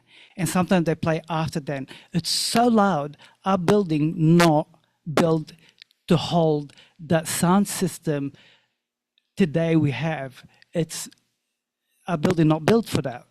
And now we've got another club coming up. I'm 100% against it. It's not acceptable. I'm inviting you to come and live on our streets for one night and see what's going on every night. We're unable to leave anymore. Another club? No, please. Thank you. Thank you, Sid. Hi, I'm Karen. I'm another resident of 505 Greenwich Street. I submitted a pretty long statement already to all of you, so I'm not going to repeat everything that's in there, but maybe address a few things we heard from the applicant. So we learned tonight, 505 residents, a lot about our neighbors to the north. There's a lot of block associations, neighborhood associations, but guess what?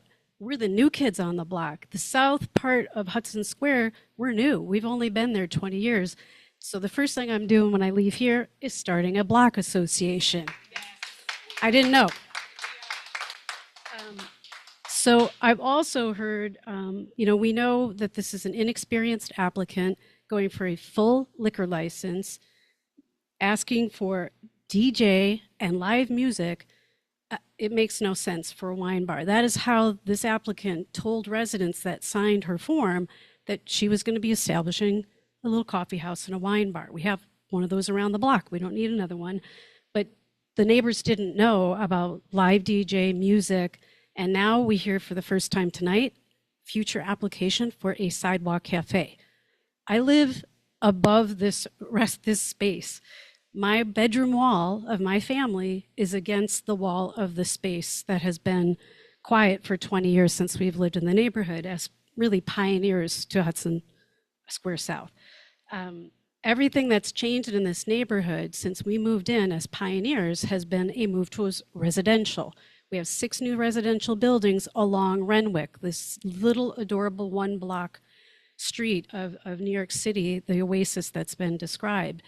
There have only been reductions in the number of establishments with liquor licenses in our neighborhood. And as my neighbor mentioned, we have 15 still within 500 feet of this location that has never had a liquor license. The sound issues will be tremendous. The building that they're proposing to renovate is from 1915. I think their application gave us a different date. Around the corner with Lazy Point, that building is from 1817, and the acoustic problem goes right through that building, through the applicant's building, and straight into our bedroom. And we've not been able to resolve some of those sound issues with the operators. the Ponte family. So I just want to say that we also have had no outreach directly to the residents of 505 or those of us that live directly adjacent to this building. We're here. We'd love to talk. We'll form a neighborhood association now. I guess we'll hire lawyers, whatever we need to do. That's fine. But you need to talk to us because nothing has happened. So we can't talk about stipulations. We don't even know how the process works if you don't talk to us about it.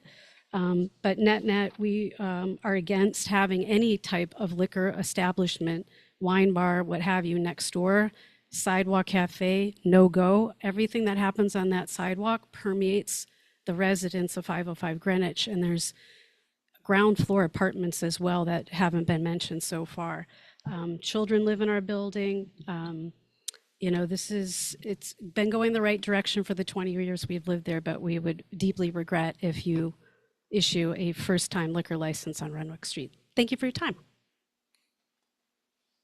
Hi, Rob Chodak, also 505 Greenwich Street. A couple concerns that weren't mentioned, since it is a one-way street, very small. If any car is dropping somebody off, that's going to create a backup, not just noise pollution, but emergency vehicles will not be able to get by. So that's a concern just from a size, because this will be put down, you know, people put the address in Uber or Lyft or whatever, and it's going to go there. To the point about residential, there's a lot of ground floor apartments with families. We're on the second floor, and smoke and noise comes right out. I mean, we have very thick windows, but if somebody's smoking, obviously the new cologne of New York is marijuana, and basically it's coming right into our apartment. So if people are going to be waiting outside to get in, or in their cafe, it's just going to go up. And there's no, in any of the application, there's nothing about sound, noise, sound remediation, smoke remediation, how to handle crowds. There is nothing about that. So I understand she is inexperienced, but there's nothing to demonstrate in the application that she has addressed these issues that would come in a residential community. Thank you. Hi, Sonali Timaya, good evening. Also 505 Greenwich. I'm not going to repeat everything that's been said here.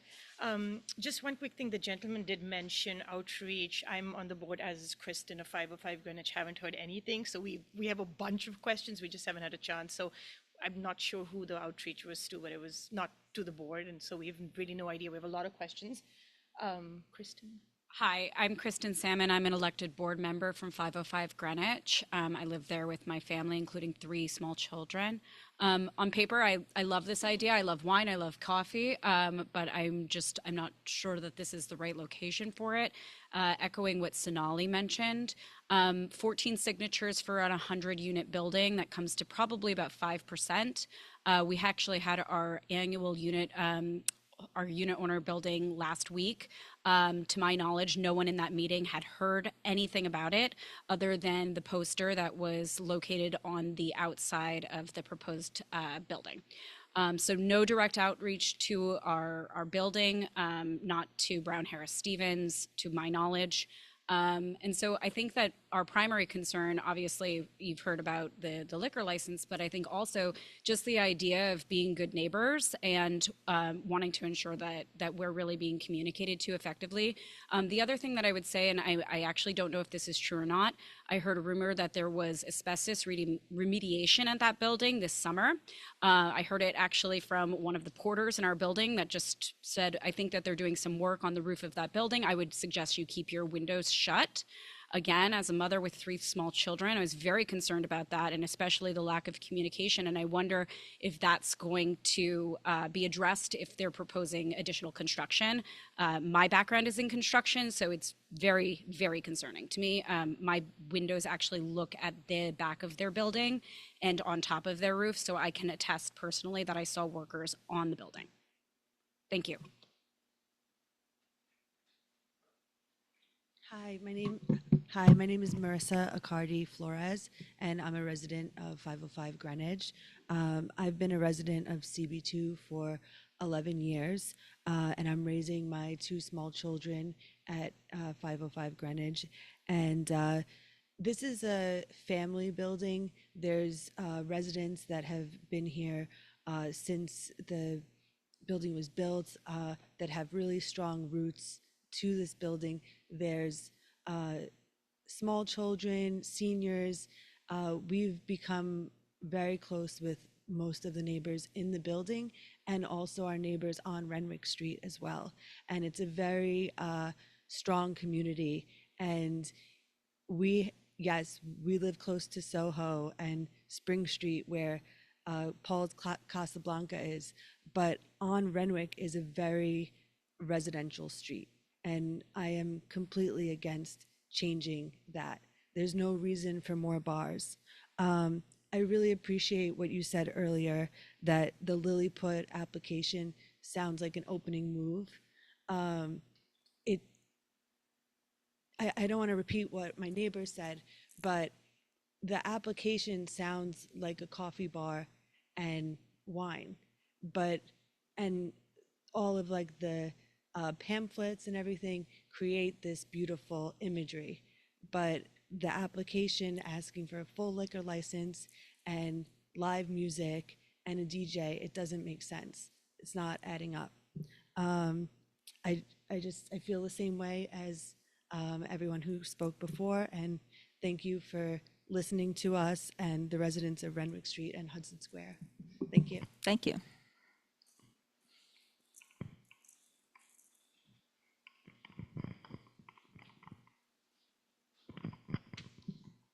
Okay. Thank you for your concerns.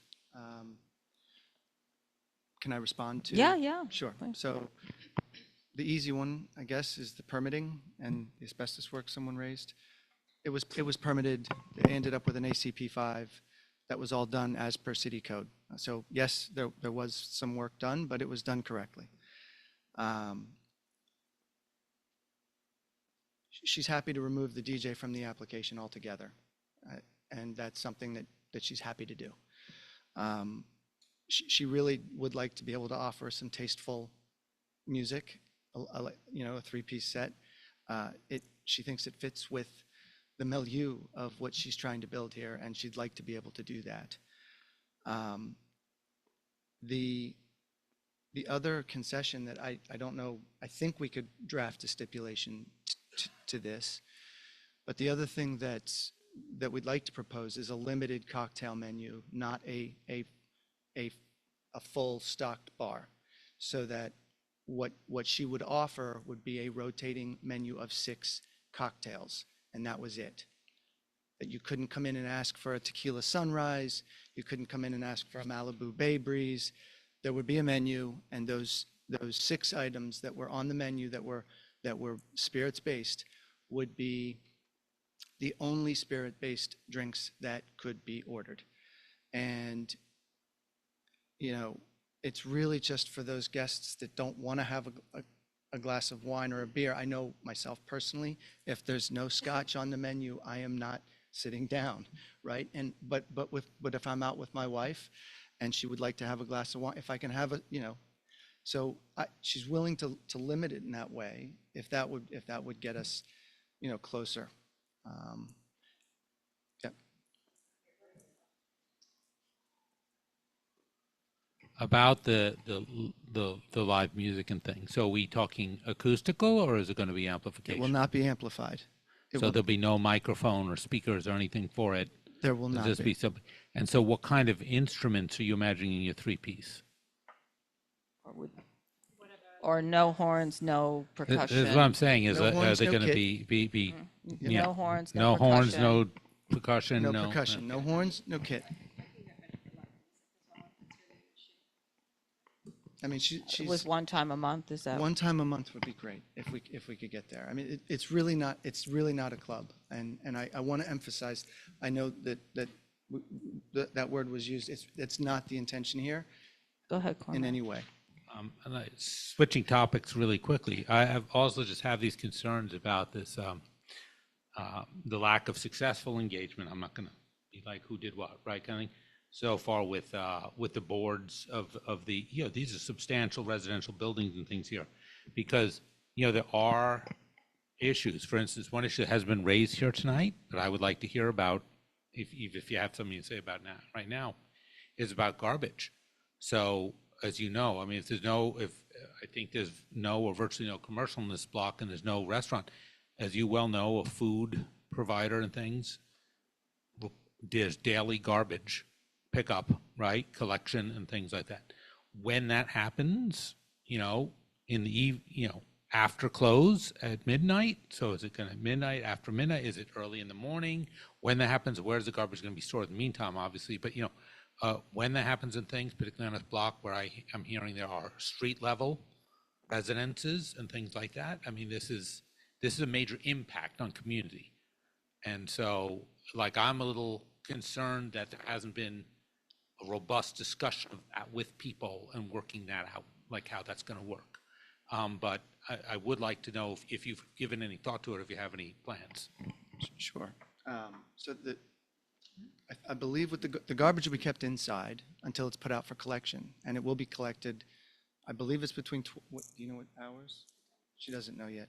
It's typically very early morning, right? Between 12 and 5. And she's happy to put, you know, if you want to designate a spot on the street where it's going to be put, we can do that.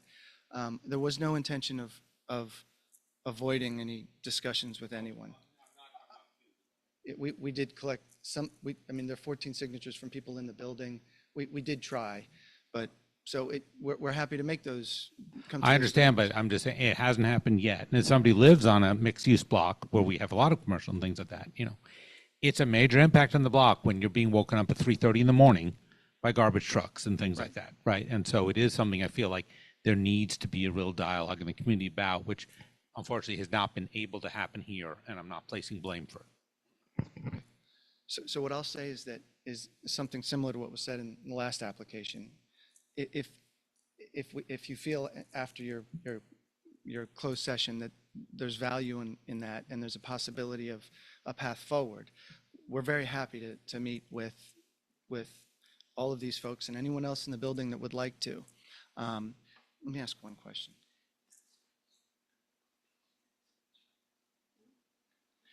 She would offer the space itself as a meeting place, or if there was a conference room in the building, happy to meet there as well.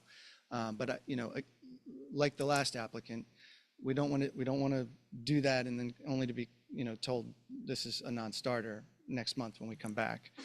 So if after your business session, it seems like that's something that makes sense, we'll schedule it and arrange it.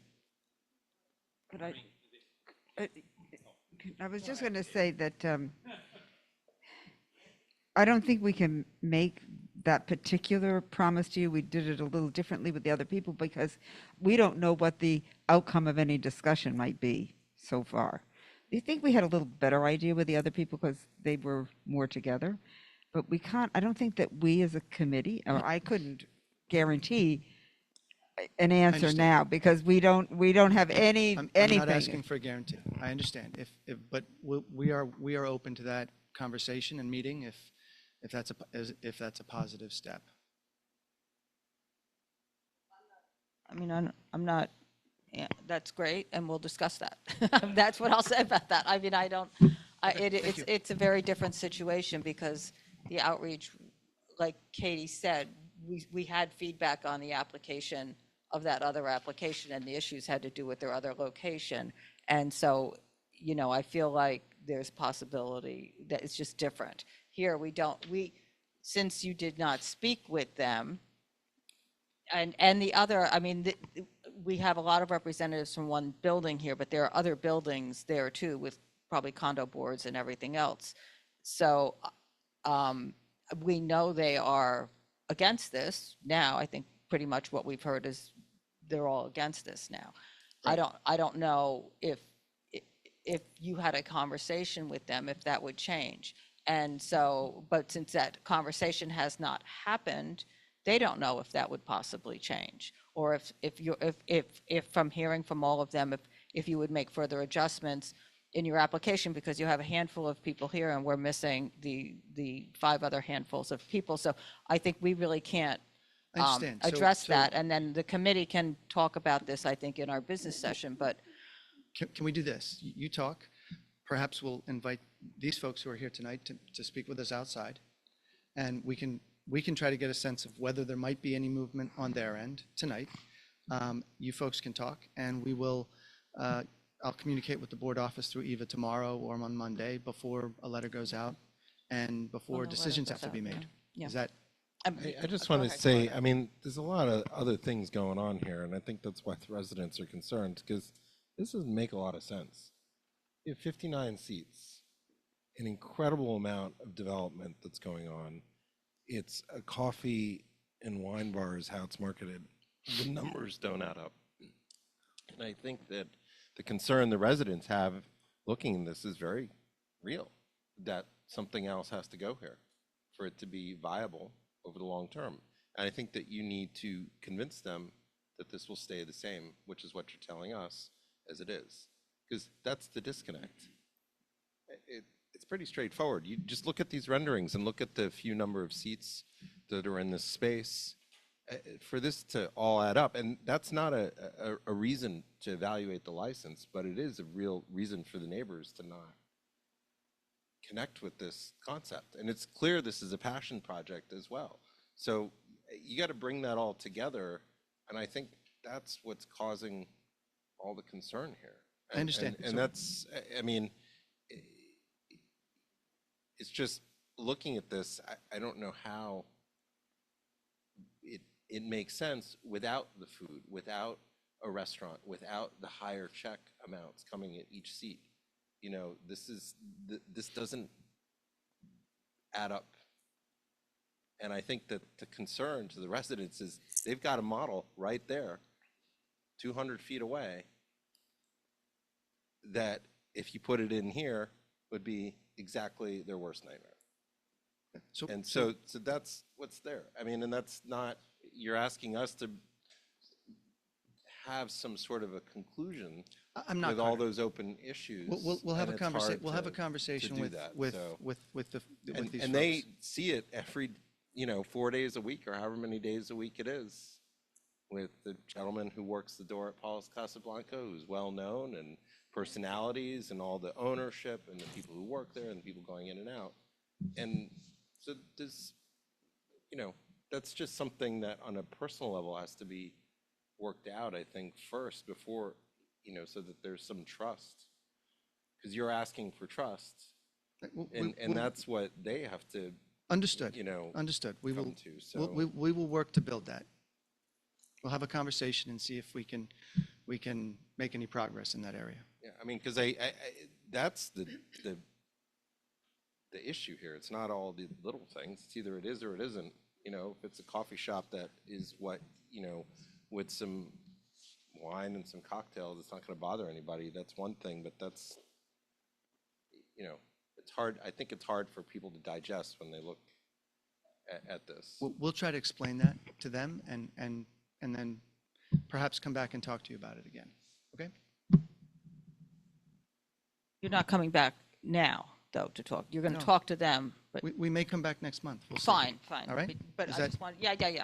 We can just, it's not, we have to have our conversation. So I'm not saying anything other than we have our conversation. You go have your I understand that you're conversation not and making figure out any from your commitments. point. Yeah. I completely understand that. Okay. We will communicate, I'll communicate with Eva about what her intentions are. Right. After we speak with these folks. And Eva will communicate with you with what. With whatever it is that you. Exactly. Whatever conclusions you reach. Okay? We are going to have a discussion about this application with what we have in front of us, which is you've removed the DJ. Correct.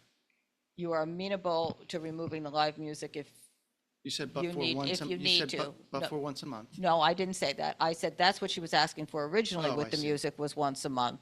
Yes, So she's when willing- she's willing to when remove we the are music. discussing whether we would, the music part of this application, we would look at once a month acoustic music or no music.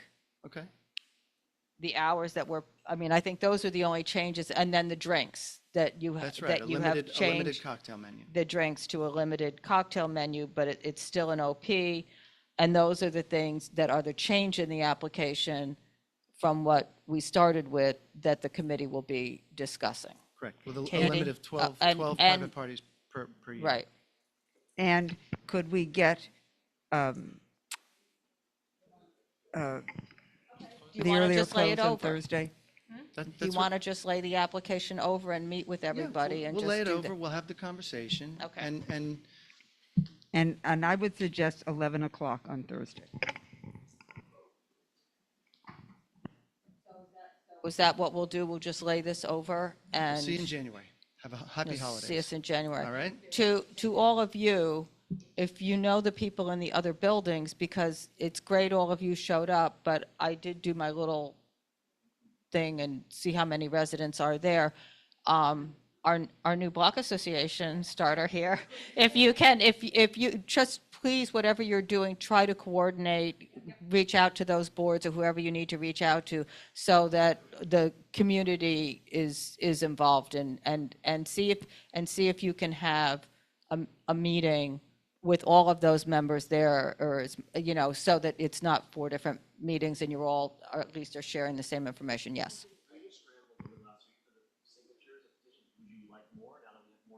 Why don't you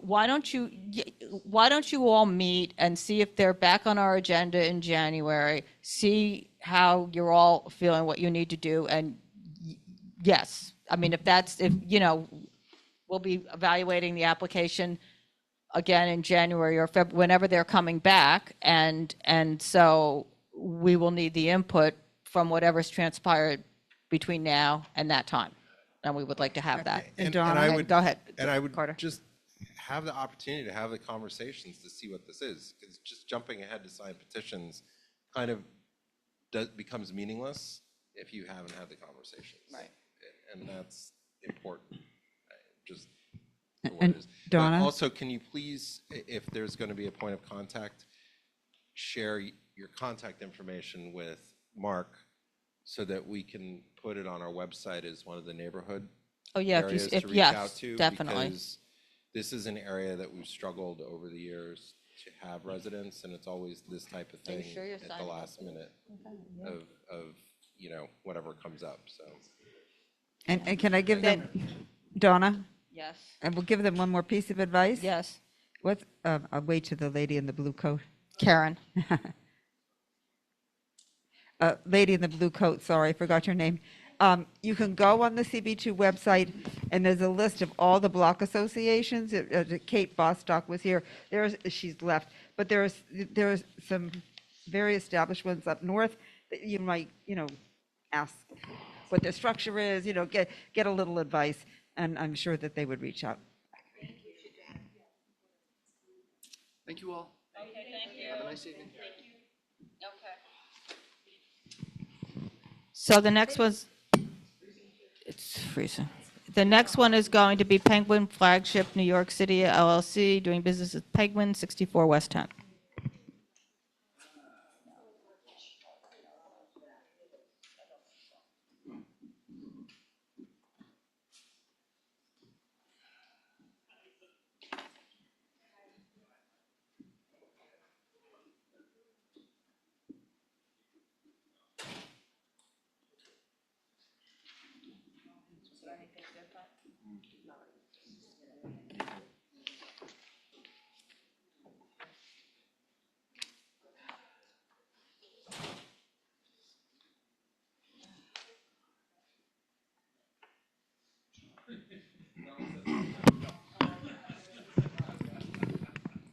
Nothing new, nothing new.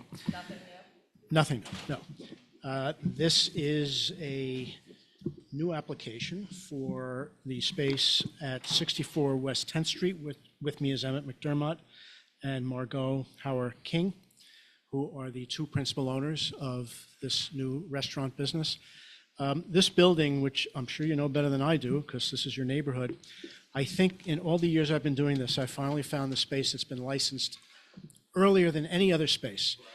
So we found something that indicated that this building had a liquor license in 1887. So that's a long time ago. It was Pete's Backyard from anywhere, depending on what you read, from 1905 to since 1905 to the 1920s. It was Texarkana for years, and it became Peter's Backyard again. Then it was El Rey, then it was Alto, which I think their license just expired this year. So seems to be a good place to go into, given its over 100 years of license history. Just as a point, it had variance on it because there was no occupancy in there for more than 2 years.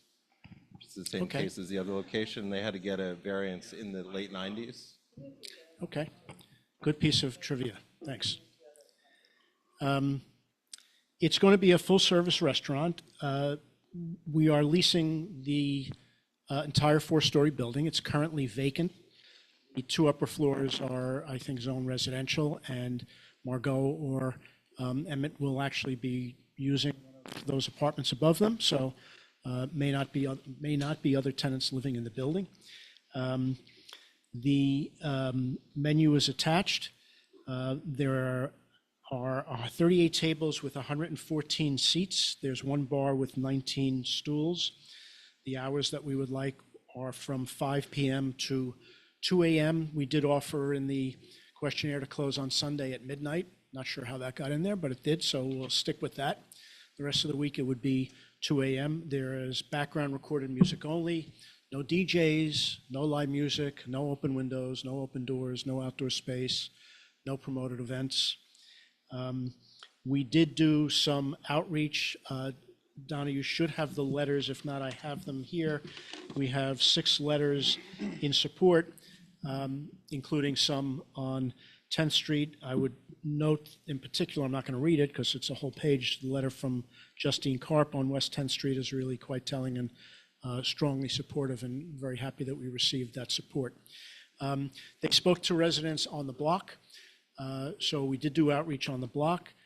And because of the age of the building, not because of the method of operation, because this is not a late night venue, this is a restaurant, sit-down restaurant, but because of the age of the building, we wanted to make sure that sound would not be a problem, which is why we did the sound study. I normally don't do sound studies for restaurants that don't have DJ or live music. But in this case, it seemed warranted to make sure it wouldn't be a problem because of the age of the building. We hired Alan Firestein from Acoustalog. He went out there. His report is attached. He seemed to identify some gaps and problems, but gave about a page of recommendations, all of which we will implement. So they've committed to spend the money to implement all of his recommendations, and of course, we would stipulate to that. Donna, do you have the letters? Yes. You do. So anybody have want the them? I letters. can. Well, let me. No, it's 5. I mean, yeah. Huh? I didn't get, the office got them, and they're all in the drive. I have 5 of them. So I think we have 6. So there may be one that There may be you don't one that have. didn't make it. Yeah, and with that, let me turn it over to Emmett and Margot, because they can give you a much better flavor of what they want to do here. Okay. I'll let him go. Okay. And then I'll And then chime in you on chime in things whatever he misses. forgot or Yeah. something. Okay. Yeah, I mean, Greenwich Village is very dear to us. I live there. Margaret lives in Chelsea. We really love this neighborhood, and we love working here. We love contributing to the culture, and that's really important to us in this new concept. And I think when we got into the business, we both were really, really passionate about opening a serious restaurant that had a cultural impact that really made a difference. And this is our dream project. And this is really why we got into the business. And yeah, we feel really fortunate to have even found the space, out of an abundance of caution. Like Donald was saying, we just want to make sure there are no issues at all with the neighbors or anything like that. And just generally have tried to be as proactive as possible, making sure there are no issues. Do you want to jump in? Before we do, I forgot to mention that when Alan Firestein did the sound study, he actually went into some neighbors' apartments, as opposed to what we heard Tuesday night. Luckily, we had some neighbors that were willing to let I us saw that in do this that. report. Yeah. I was Hello. like, they let Thank 'em in. you for waiting for us. Just a couple of things I would want to add. The first is our broker is a very proactive man, and he took us to a lot of spaces. And we walked into a lot of spaces, and we thought we could. That didn't really spark that passion. We fell in love with this building. And I was given an amazing piece of advice once, which is before you open something, you should write the press release. And actually, the thing we found ourselves writing is a love of restoring these old buildings and writing these chapters of these spaces that deserve to have a story keep being told in New York. You walk in there and there is this unbelievable atrium. We want to honor the history of this building. We want to bring it into the now, but really capture that history. The other thing I guess I would want to underline is we want white tablecloths. We want a serious, interesting, great menu, but we also don't want this to be somewhere that you only come on a special occasion. This should be somewhere you come that always feels special, but we want it to be a community restaurant. We want pricing and variance on the menu. That means you could come in on a Monday night and you wouldn't be upset if your friend told you you were going back on Saturday. This should be a regular part of people's life, not a sort of destination, one time a year, if you get lucky type of place. I don't think there's anything else burning, but thank you as ever for your time, and any questions we'd be happy to answer. Okay, so it's going to be mostly reservation, is that? Yeah, so we love a reservation model because it's a way of really sort of fostering a community and getting to know a community. It's very hard to do that with walk-ins. I think, we've heard a lot tonight. We really understand where the challenges come in. There is the blessing of space at this venue, which means that we can service reservations. I think we will always want to keep some flexibility for regulars who just happen to be passing by and want a last minute table, but in short, reservation primarily. Okay, and then parties are 1 to 2 times a month, I think. Is that private parties, or is that what? Yeah. 15 a year? 15 a year. 15 a year, is that what? Yeah, for that whole, because. And it's background music, any operable doors, windows? No. No, okay. And there's no outside? No. So I guess, I'm going to say my thing is the late hours in a residential neighborhood for a restaurant. I know Katie's going to say that. So is there any flexibility in these hours to not be doing 2 o'clock? I mean, the variance that was put on there had 1 o'clock for, private parties don't start after 8, shall be limited to 100 guests, and 1 o'clock on Saturday and Sunday, and midnight on Sunday through Thursday. Just, is there any flexibility in these hours? Because it is a restaurant and it is a restaurant. We're open to some flexibility. What I also would love to underline is that we're partly doing it for flexibility. It's not that we always anticipate needing to be open that late, but we like the option. And this is perhaps a slightly more niche comment, but one as a child of hospitality that I hold dear. We have a lot of friends who work in the industry who get off at 11. And we we hear this every night. I'm just telling you. Yeah, no, I understand. It's so nice that all these people in the one industry thing have I'd add is, options. I think one great thing about New York is having places to go for a martini at midnight, and it's harder and harder to find those places. No, I know. I think that's that is our concern, Sure. and especially just to go for a martini later at night, because you're on a residential street absolutely. surrounded by residents. Yes. And I don't think that they particularly want people coming in, even if it's white tablecloths at 12 o'clock at night, to sit down and get their last, they're all in bed. They're going to sleep. They have kids and everything else there. So what? Go ahead. Also, maybe there should be places in New York, but our community board's not all of New York. I mean, for instance, you live in Chelsea. That sounds like a great place. Have places open till 2 and 4. Yeah. But yeah, I'm happy to be flexible, so within reason. So it's for I me to guess make be the reason. specific, Monday, Tuesday, we could go to 1.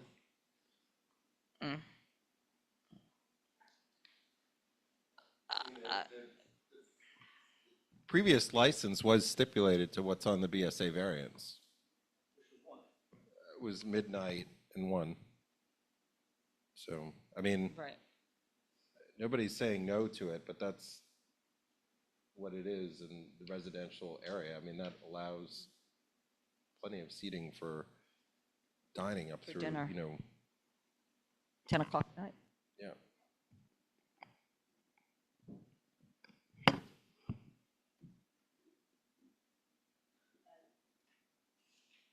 mean, we could do midnight earlier in the week if that works. Of course, I'm always asking for 11 and 12. Donald knows that I'm going to say that. So this doesn't sound, it's not flexible enough yet. What? I know, but you knew it was coming. You knew it was coming. Yeah, see?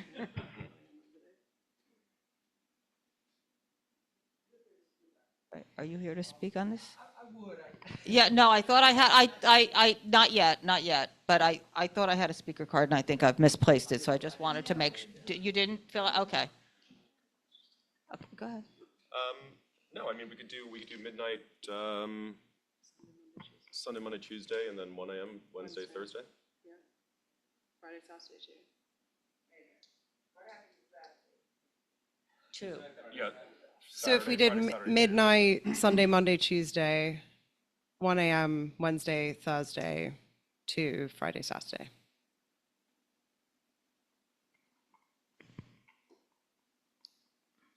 I mean, that misses the point of what Carter said was that the past thing was 12 and 1. So we haven't gotten rid of the 2 for the restaurant in the residential zone. That's what I'll say to that. Or, I mean, alternatively, maybe we'll just do 1 a.m. If we just did 1 a.m. the whole week instead. Yeah.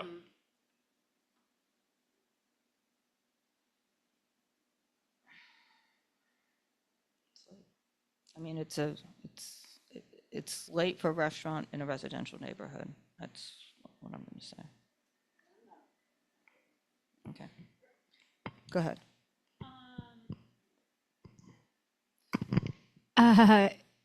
You position it as a salon and supper club. Obviously, I'm familiar with People's. Can you tell us what's the difference in your mind between that and a restaurant? And if it's helpful to reference what's similar or different from People's, that's fine too. It's a really great question. And, we did discuss the inclusion of that language because it's more storytelling versus sort of objective facts. It's a restaurant. We believe in a spirit that always wants to convey something that feels really intimate, and language like supper club is a way of achieving that. Or I'm glad you brought up People's, because I feel the relevant through line there is that idea that reservations are a means to community. We love a situation where people walk into a restaurant and they know people there, they run into people, they get to know the team. And that is where that language starts to become very meaningful for us. It's not that we don't mean supper club like a Maxwell's, i.e. it's ticketed, private every night. It's supper club in the spirit that this is an environment and a community that we're welcoming people into when you step inside to have a restaurant.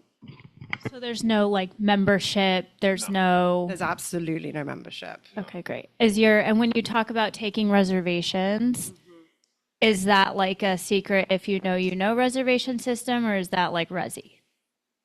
So we work with 7 rooms currently. So that would be they'd be very happy to hear this. That's currently our plan, is to continue using 7 rooms. We like 7 rooms over Resi purely for getting to know people. We have a public booking link at People's. We would again have a public booking link. The way that we seeded that was, rather than trying to blast press and every single article ended with the 7 rooms link, we sent that link to a whole number of people and then let them share it with their friends. It is likely we would follow a similar model. I mean, there is enough seats in there that we can't be so hush-hush about that. We need to have people dining and people in there, but it will probably be a similar model. Sorry, I'm very cold. It's okay. So are we. So it starts with basically friends and family. You can distribute this link. We don't want it going public, but it ends as the public who doesn't know anyone can access the restaurant, or no? Yes, absolutely. And again, it's similar to the language around supper club. It is not actually a functional thing. It's more of a messaging thing. That link is out in the world, that 7 rooms link to use. Similarly, it will be for this. And, we're very fortunate. People like Justine, Julie, and some of the other letters you've seen who live nearby, you know, who will be a very big part of that infrastructure of actually circulating in the first instance.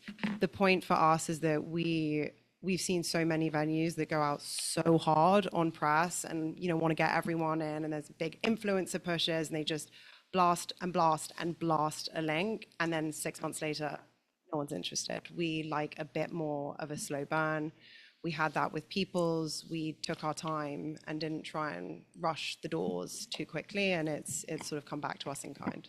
And do you plan on working with the Elizabeth Street hospitality folks again, or TBD? That's an amazing question. We were just talking about lovely Jen. They are so much part of our friendship and our infrastructure now from a purely practical point of view.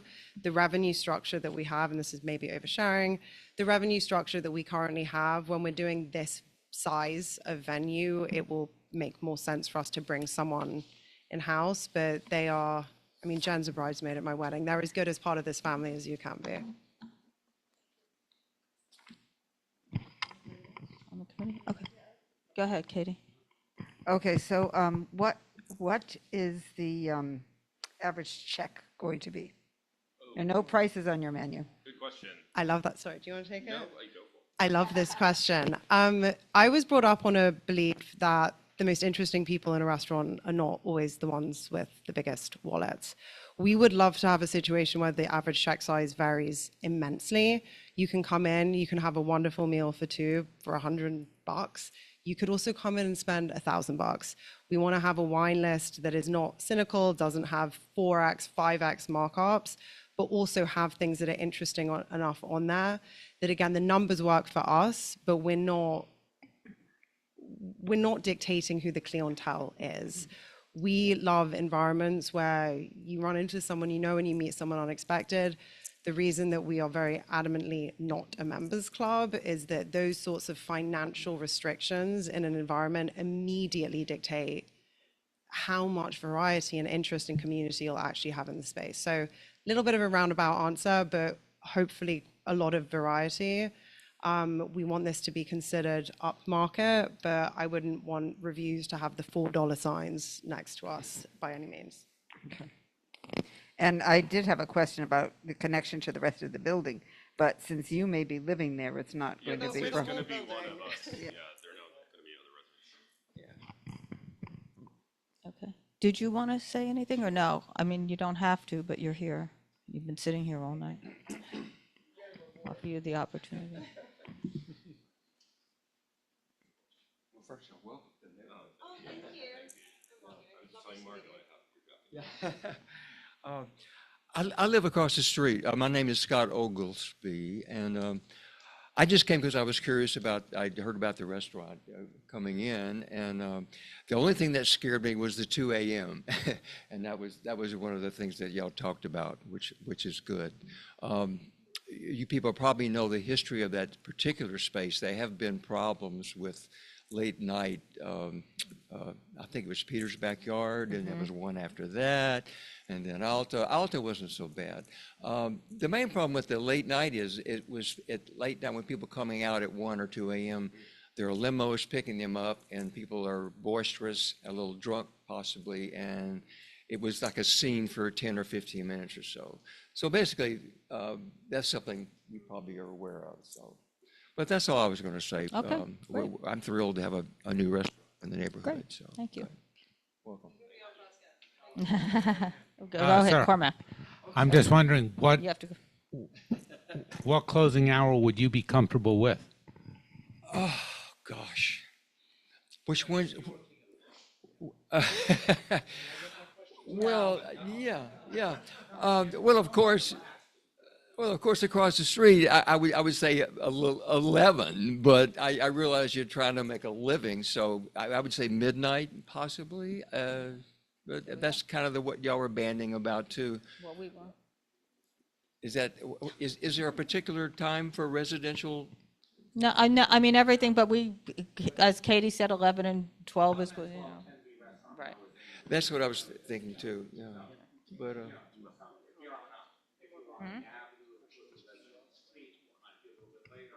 Right. Yeah. 2 a.m. is a little. Okay. Yeah. All right. Thank you. Thank you. So, yeah, sure. This is not, yeah. Do me one favor, just go up to the microphone and I'm not adding that much, but the neighbors Name. that I have. Say your So I name. live, my name's Margaret Lamison. I live at 66, which is right next door. And the noise really carries on these residential streets. I mean, someone can be talking in a normal voice and that voice just carries in the middle of the night. So the concern really is how to control that noise outside the building. Speak to That's us, hard speak do. to us. That's really You can all hard to do. speak, yeah. Sorry. That's really hard to do with people who are having a great time. But I'm just wondering if there is a way, between maybe pulling back the hours a bit, Right. but also being aware of the noise that patrons are creating when they go out on the street. I'm sure there's a solution. Yep. So. Okay, thank you. Okay. I'm going to throw out 12 and, no.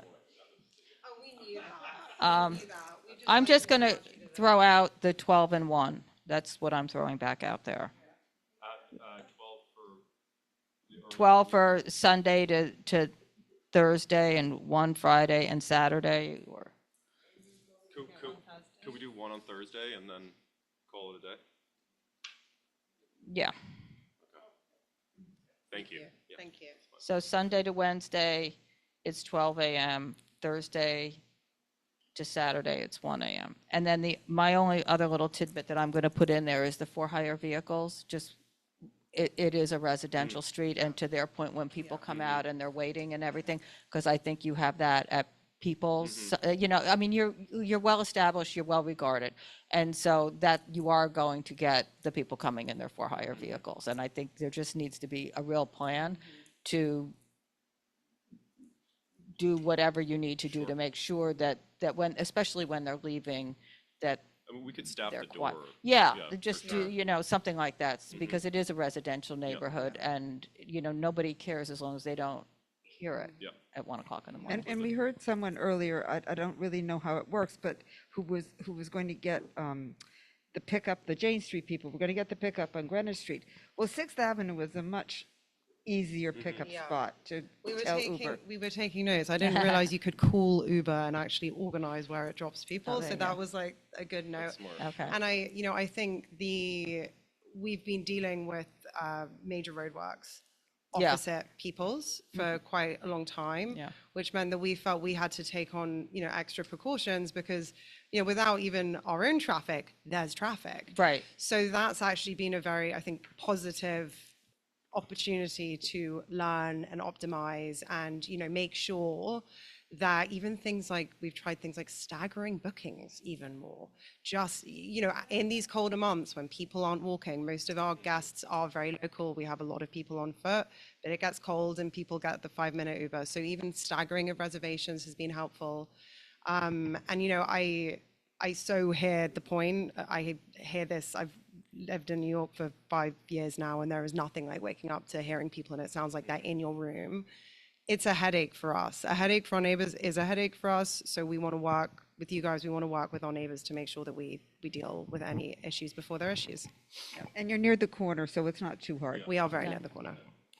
Okay. And staggering reservations, whatever, but staggering customers, that's what we don't want. It just looks like it No looks staggering like the customers. street- My darling partner included. I keep an eye. It just looks like the street is very narrow there, and that becomes the issue because you're fairly large. I mean, this is a pretty big space. That's a lot, even just a couple cars, suddenly it's a mess and just somebody waiting. The Uber drop-offs, major difference. Often more than the cars anyway. It's the people waiting and the noise that they make as they stand outside. Yeah. Thank you so much. We really Thank appreciate you your for the time. hours, appreciate it very much. And look, he's got his first, you've got your first, when are you planning to be done? Just out of curiosity? Yeah, it looks, I walked by yesterday, it looks like, yeah. Okay, well, have fun with it, okay. All right, thank you. Okay, is there any new business? and there's nobody here from, say, Borough Argentino Corp. There was one item that was waived, which was DC Hudson 1, formerly known as DC Hudson, which is just I think the explanations are just a name change. There's no change in principles or anything, and I've given them a new set of stipulations under the right name, and I'll just write a short reso, so if anybody goes to search it, they should be able to find it under the name that it will be licensed under. Do we want to take a break? Okay, so we'll take a quick break. There's nowhere to go to defrost.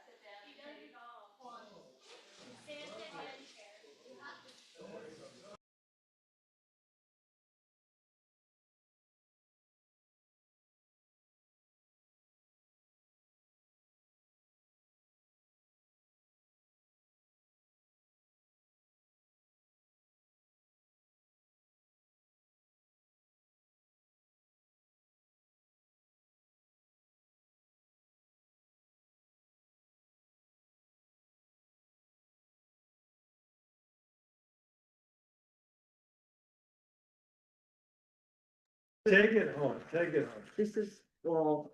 Oh, boy. I can go through and mix it, unmix it to some stuff. I couldn't even come up to get my cardiologist. Put it over there with your sign-in sheet now, and you get one Where is here our- too. You gotta keep my radar. Oh, is that the person I didn't call out? That's right, no. Oh, no, this is just, yeah. Okay. Laura, you have our sign-in sheet there? Yeah.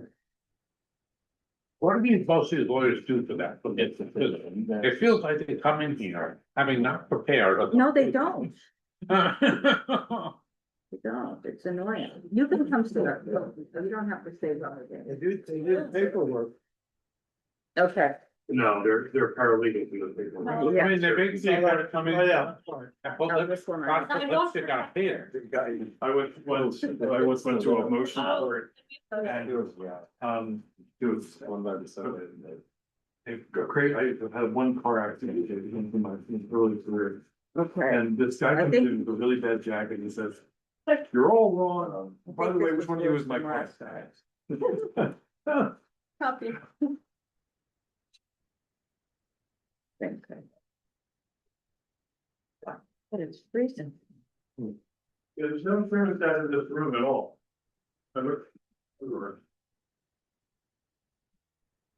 Maybe we should just build a fire next time. Do they turn it off to the whole? Well, no, it was warm in the hallway, so. This is a hospital, they must have temperature controls. Yeah, but the. Hospitals are often kept cooler than. Well, this is why it's always, Like refrigeration. Almost. They're getting. It is ready, supposed to be a they very just cold started night out the there. process. It is. I mean, to be fair. Injections in my face today, and I was Oh, so supposed this to, probably feels good. yeah, I was supposed to ice it, I'm like, it's icing point. You're not gonna have to do it when you get home, they're gonna do it, you might have to thaw. I wonder if keeping, that's an interesting environmental site question. If you keep the room cooler, does it keep people from Falling asleep. getting more upset and shouty? Or, They say that, they Really? say that people get more angry So- during the summer months, that Well, there's yeah, like more it's too fights hot and. and- so how cold do we have to make it in here for Frank? I guess he didn't like what I, Before he comes. I guess he didn't like what I wasn't happy. I think it was apparent. Not unreasonable search. No, our website is also not unreasonable to agree to, I mean, it's, they agree to everything and didn't sign it, that's. I'm sorry, but it's just, it was. Well, Frank sometimes Okay. also just seems. to Are like we ready? provocative. Frank likes to have us do the work. But he also likes to be provocative. He's always like, it's like, hey, what's wrong with boy? I really don't like his attitude. I don't It either. really rubs me. Because of its lazy. Okay, so we started off, okay. And then it went downhill? It's after we got in here, So the first one was the Gansevoort Peninsula, and Oh, yeah. we did not, so They it's seem 1, fine. 2, 3, 4, 5, 6 of us. Yuli's not here, so it's all members. Deny them this? I actually Yeah. appreciate how much more professional the trust has become. Well, and I appreciate that, I think that it's only beer and wine, they're not able to upgrade. Some of the only comments from the community was making sure that the area was defined, that people can't Should be, take it. 'cause And as far as it has- kids- Well, it has to be anyway. I mean, the liquor authority wants to see that, so, and I'm personally happy that they're there with some food so that there's, you know, if you're at the beach, you can get up or watching the kids, you can go Yeah. get something. Okay, so Well, we're just, it's like going to a stadium. yeah. Go to concession and you carry your beer or whatever, any place you want. No, but you can't here. They can only bring it to the seats. The temptation is gonna be great. There aren't police walking around. Now we'll see. So the steps will say that it's not carried out. So we're denying that. I'm pleased now. Okay. Okay, the Sabre Argentino, which is a corporate change, I don't know if.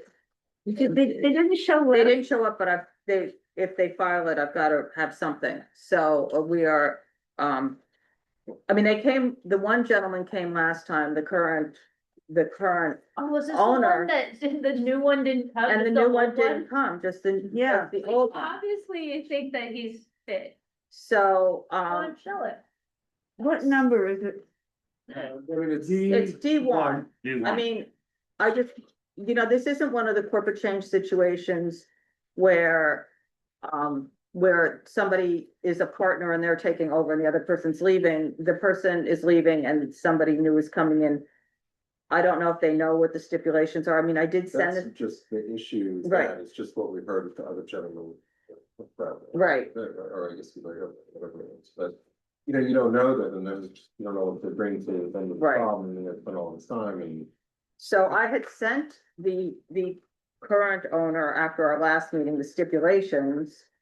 To see if he could get them signed by the other person or what, just to get clarity on what their situation is. And the clarity is that it is a corporate change and he was filling out the whole corporate change application. And yes, the other person would be here and here we are and no, he's not. So I think we should deny it. Yeah. Because we, you know, don't have any idea. We have no information. Until it comes, right. You can't prove anything until they Well, we come. want to protect the, what do you call it? Precedent. Right. So. Did we deliberately skip over 30 Jane and we're coming back? Yeah, I was gonna say. No, well, I called that one, I called the Sabre one before I called the. Yeah, you did. And they weren't here. Right. So that was that. So now we're on to CNA Una pizza. 30 J. So just to kind of cut to this, if there was no Yeah. wine outside, would this be an issue? Well, Because that's what everybody's concerned about. Outside of that, I mean, no, I mean, I mean, I would turn around and say that I think the community would be much happier having a place that is a restaurant that they could walk into without wine and that was open, you know, 5 or 6 days a well, week. they like a can't regular have a breakfast. reservation. I just say that because. No, I know, they 'cause that's the filed a issue. Change of use on this, it's an allowed use. Right. It was filed a number of years ago. I mean, it's already. It didn't seem like there was a conversation there about addressing the concerns. It was more, you know, a lot of stuff about it not fitting in the neighborhood. That's just not a criteria for this, so sort of barking up the wrong tree. I would As also, far as if they're concerned about issues, that's how you put the right, and payments in. I would say that I think what they did after speaking with the residents is kind of address the issues. There's no outdoor. And the music is background only, and if they do the reservation only and advertise it as reservation only, there won't be a lot. But that isn't what happens on Orchard Street. But because they don't do reservation only, it's the same thing, so the same thing happens at Don Angie, which I think they're friends with Don Angie. And the other one they just opened, San Sabino. Bangkok Supper Club right next to, at 4:30, you've got a line of 10 people waiting to get those walk-in reservation, get in there, do the walk-ins or set themselves up for it. And then the line goes away. So if they don't have, I don't know what happens at Orchard Street in terms of does the line stay there all day or whatever, but if they're all, I think what they did was make it reservation only so that nobody's standing there at 4:30 hoping that they're going to get in because they can't get in because it's reservation only. And by just to your point, Donna, by not even having that, you have no access. By having an ability to go there for whatever that day, that's amenable to the immediate residents the most. Right. Go over You there. can't go over there. Well, I'm certainly not traveling to some other part of town to go wait in line for a reservation for something I might have to come back for it later that day. Right. That's a not a great very one. I was thinking exciting. yesterday when I was Not a very exciting. walking by Don Angie. But if it was somewhere in the immediate neighborhood, that's, But I think that the flip side of this is that they're concerned about longer lines, right? But short lines, that's a very different I think thing. They're not waiting for the person to end. But They they seem to did- be seating people. But they don't follow all the stipulations that they agreed to at Orchard Street either. That is a little bit of a concern. And I think the other concern that the neighbors have is that they're one of these places, at least what they're doing at Orchard Street, and sounds like what they would do here. They're open 3 or 4 days a week. It's all the Instagram followers. This is what it's about. You get the press and everything and that kind of a scene, and they don't want they don't want a scene. I mean, they don't want a restaurant, period, but they would be more amenable to just a regular low-key restaurant than this sort of thing, which seems like. I mean, I don't know what they want to do, but if that's someplace that's this small, not popular, and end up spending a lot of time talking to people. Right. It just seems not creating that is not what you want. You just want to have people come, sit, eat, have a great time. Well, I think that. Finished, I just, I think it's beer and wine, so, I think we do have to do a deny and left. But I think we should, I would appreciate it if we could put into the reso that we are concerned that they do follow these stipulations better than they do on Orchard Street. That we're noting that. All reservation here. Right, so let's just go through the steps. Only reservation. Uber on 8th Avenue, they're still gonna have a problem because everybody's gonna go across Chain Street. I don't go there all the time. That's kind of a little far away. Right? What? 8th is not. No, it's like a third of the way in. It's closer to. I forgot the. It's got that funny intersection with. So they'll come up West Fourth. People can come up West Fourth and get, I mean, that's really, they should almost, but the people on West Fourth won't want it there, but I mean. The thing is, there's no other way to get there from that direction. If you're coming up 8th Avenue, you can't turn on Jane. So that's basically where you have to drop off. Because you can't get there any other, you could come up. West Fourth. Yeah, Greenwich. No, you come up Greenwich instead of 8th. You come up Greenwich and then turn on Jane. That's what everybody's gonna do. Honestly, it's what everybody's gonna do. That they're gonna have to deal with that somehow. I don't know what that's gonna be. So what was the other steps? Only reservation. 24 parties. Well, I feel like we should do a month for this one. Yeah, We're in the holiday yeah. season, it will be It'll every be every night. Whereas normally I would kind of say the opposite, but yeah. And then the other thing was,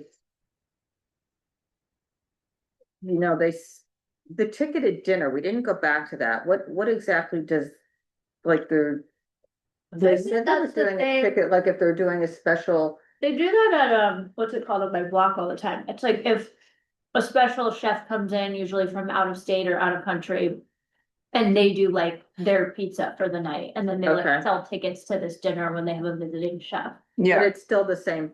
It's like having a private party. Almost everybody comes at the same time and leaves at the same time. Beforehand, so Right. No, it's not a bad thing, except for the cars that will come all at the same time and leave all at the same time. Well, no, even that, I think they often take like the regular, Oh. but they have to guarantee before they have like Have a it. celebrity chef or something come in that they've like sold all the, and it's like a different restaurant at that. Actually, they said no more than 20, so. Two cars a party per month, okay. 20 a year. But would there, They said so it's 20 the a cars year, and but- lines, right, those are the two. Right, major those are the things. two So things. Those are the things to I really wanna just look put at. no neon sign, So, no neon sign, because that's what they have now. The sergeant lines are gonna be the biggest impact. So is there anything else we can do to mitigate the cars? Because I think, it's just where you place it, I mean. well, everybody, I mean, the We should big- ask the city to pedestrianize. Or just having them, if you look at their website, they have like a whole section about this, like, whatever, you can just have them say, here's how to get to us, right? Best way to get to us, get dropped out there and walk. Right? okay, And, but, just have just clear. okay. I'm gonna go to my When Would you people like look them? it up. Paper? Really good, if I say so much. Let's go, Really, no, Valerie. really, She it's is not the really coffee either, being but it's nice to really you, because good. no one else is sharing, because it's so delicious. I won't even give it to my husband. Okay, so put instructions, we drop off, I okay. finished it already. So we're denying less with this one, right? Mm-hmm. Yeah. I'm I not would gonna- really like to be denied, but I take Katie's point that Yeah, it's that my severe neighbors one. aren't gonna It's severe to one, me. you can't, And I we agree don't with have, them. we don't have the I wish, but standing, but, So are we all denying less? Mm-hmm. Yes. Okay, yeah, but some of us are reluctantly so. many of us are reluctantly so. Okay, next one is the Wild Sun, the coffee-ish place Oh, yeah, on that's fine. Sixth Avenue, and I'm glad that figured out which storefront it is, because I kept thinking it was on the corner there. Me too. At the CVS, yeah. Yeah, Yeah. okay, and that one, is there anything? 11 a.m. to nothing. 11 p.m. There was nothing, there's no outside. Yeah. I think that nice, it sounds like they're moving their back out to their other spot. Yeah, with the new yeah, spot. So yeah. it's, Oh, it seems- I also like, honestly, like for what they are, coffee shop, 11 o'clock PM is the Right. right hours. But honestly, it's like, of all the people, it's like, if they had asked for a later hour location, Might I'd be get- like, at that location, that's an okay location for later hours. I know. The guy said they took it to be able to fake for it, Yeah, Yeah. so. This is, by the way, very interesting. If you saw Okay. the paper about members only opening on West 8th Street. Oh, really? Yeah, because here's the interesting do thing. you It have says, extra paper? why it matters. It reveals which businesses can afford village rents and how the commercial identity in the neighborhood is shifting, which is so interesting because those who were here may remember Yeah. the guy who owns the place and who owns the members only land owns the building. He's not paying rent. And It's a vanity project. and it took forever to get that thing done. Right, because he can afford to go without rent. Okay, so Charlie Boy is the next one that's No, late. number 4 was Barrett, There. Oh, Vera, oh, sorry. but that's a deny unless because they fixed up the hours on their own. Yeah, Yeah. they fixed everything, Yeah, the 11 Thai to, place, yeah. 11 to 11, yep. It That was wasn't, great. yeah, I mean, that was, That's yeah, what- Thai restaurant anyway, it didn't seem that controversial. Okay, so then the next one is Charlie Boy, They laid over. and they laid over. See what Do we need happens to with talk that. about it anyway? Harder. Yeah. What can they do about that enclosed cafe? I mean, What do you mean? it's like a glass echo chamber. Problem is nothing. Yeah, because when it was the butterfly, the dragonfly, it was quiet. I mean, it's fine, but it's just. Okay, fine, you answered. Okay, the next one is the Ubani people. Morton Street's to send somebody else next time and not that lawyer guy. Huh? Not that guy talking about his home in Greenport, not needed. What which one is next? Galo? The Ubani people. Abani, yeah, no. Oh, I put a picture of this store, the entire front facade. Completely open, like the windows fold in past the window frame, so it's Like the accordion, so there's there's nothing There's there. no window. And it just seems like not, I mean, that's the old Zito's, right? Hmm? That's honestly, Vito's Bakery. if, Oh, probably was. It is? if they were the other side of Sixth Avenue on Bleecker, there'd be a different conversation. But I mean, the other side, I just don't, Wait a I minute. just which one find are we it on? hard to Bonnie. look sort of like Bonnie. part of Bleecker, and unfortunately, we have some challenges though on that side of Bleecker with the mixing of businesses along Me the too. lines. Yeah. using the Public space and stuff. On the other Salted side half. of the street. But it, Oh, so it's, we I just find it a little challenge that Skip Charlie. part of it. No, Me it's a- too. Layover. Charlie. Is sound of like in opening the windows and whatever. And having them teach it, it just. Well, they said Cause they that's a closed the great windows. amenity to have, to open your windows, like, and they wanna keep it closed during the time you want it. I don't know, I just. It's very. And they were very rigid. Look, here's what I'm gonna say. I mean, let's just be clear on it. Beer and wine. It's a beer and wine. They didn't sign the STIPs last time. Yeah. I mean, Oh, for and- no reason, I'm just gonna say that. What were the hours the last time? The last time when they were at our meeting, they agreed to 12 o'clock. When they wouldn't sign the STIPs, they said they wouldn't sign them because And of now the, it's 12 and 1, is it? Yeah. and now it's 12 and 1. So they extended the hours after saying, Frank did put in writing to me, it's not about the hours, it's in there. Put that thing back on. And too. then- They tried to put the music back on. And then they put the music back on, which it's like everything we talked about and spent all that time the last time that we were here. and But we also something. said, we also gave them room to fix that other problem, right, with the rear yard, and then. Well, we ignored it sort of because it was there, Because they agreed to all the other all the things. other things, and now they haven't, so. I also don't like the issues with their other spot. Yeah, I mean, the other spot, we denied their license, they got the license, they have the roadbed, and then they started putting a chair outside. And I'm just like, why? And they're using that tree pit. for, Yeah, like, they're using the tree signs pit. and- I mean, I don't, they're Just so you not. guys know, I specifically raised that stretch of Bedford with Chair Pam Good. about that, and she said the next time there's a community meeting, she's gonna bring the other commissioners so they can better understand what it's like, the changing dynamics of overpopulating some of the smaller side streets and the consequences of it. Because it's very hard, if you don't hear conversation as a whole, absent, looking at Absolutely. individual space to understand what this does.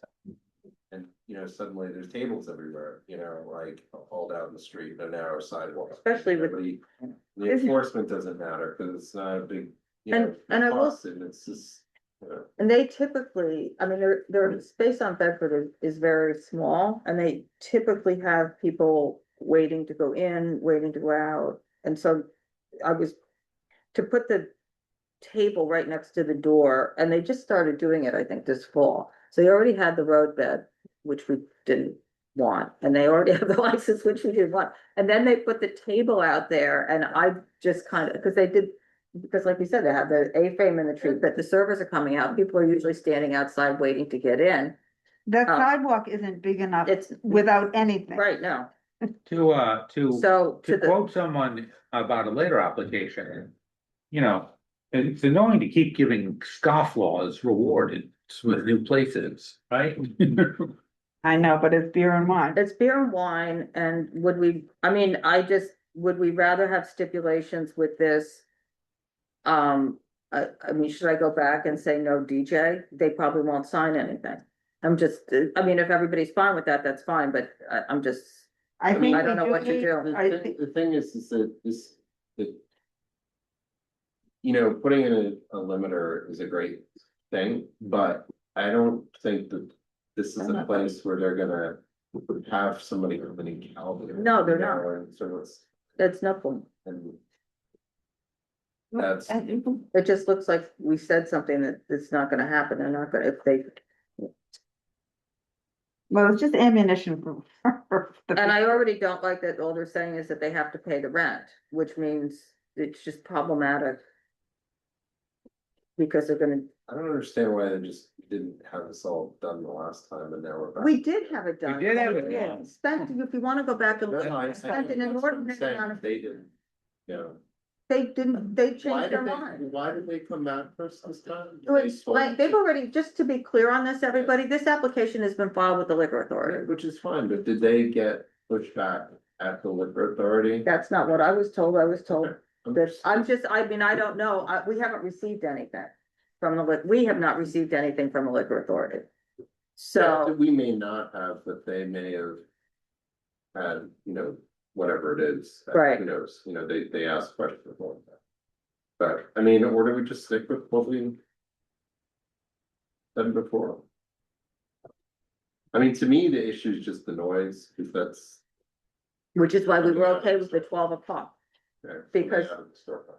Out of the storefront and also the glass in the back is what we said last time, and that's why we didn't push the glass in the back, because we figured if it was 12 o'clock, it's not bothering people back there, but now they're putting a DJ in from 12 to 4. And going to 1, 12 So- to 4 in the daytime. right? I Yeah. just wanna create a loud brunch. scene. I know. That's like the Please. big problem there. Yeah, that's what I mean. You don't put a DJ in if you don't wanna create a loud brunch scene, so that's, I mean, that, It also was interesting to me. Their point was like, well, it's a compared, like, we want to do it because nobody else has it. And I'm like, yeah, you think nobody else ever thought of it? Nobody else has it because we don't want it. It's not good for the neighborhood. They're gonna have the flaming things coming out soon. auto bill. Party brunch time. So what do we wanna do with this? I mean, I'm okay with denying this because we want something. I think we want some steps, but I You don't. want stip sign. But they're not gonna agree. I, I mean, if it's no DJs, then does that make it okay? I'm like, if it's no DJs, it would, for brunch, I mean, that's just. it's like, just, such a it's just the figure. whole wrong, it's the wrong. We know. I mean, it's Bagatelle very and everything else, residential. so- It's not, it's Does commercial. anybody else, if I be in that area, and we have a DJ. brunch No. to attract business? No. I mean, that's First a of real all, question. have you right? ever tried to get brunch in this neighborhood? Like, it's almost impossible to get in. I know what I mean. Right. Like, they're quiet. though. And they all serve the exact same stuff anyway. Yeah, and there's a line in front of all of them, right? Yeah. That's right. I mean, they don't need the DJ to attract anybody. Am I the only person that doesn't have their hours? No, they don't have any of them. no, they didn't put it's in our application, but the hours they agreed to were, which is different from what's in the application. Or, cause they put in the same application, it said 2 o'clock. It's like we never even had this conversation in July, so, Sunday through Thursday, 11 to 12, Friday and Saturday, 11 to 1. That's what I have. Yeah, I mean, and just think that no DJ is the big. yeah. So you're gonna say no DJs? Wish they would respect the sidewalk space in the street that's at their other location. This is a Yeah, worse sidewalk. yeah. And if they don't agree to it, that'll just go up and that'll go with the stuff, right? Yeah, I mean, this is not unmunicipal. no, okay, so are we denying unless they agree to no DJ? Yeah. Yes. Which then means it'll, I can go along with that if that's what people think. And my, I can go either way on it. Like, I can Okay. go deny and less. well, I mean, I will say, based on their past behavior.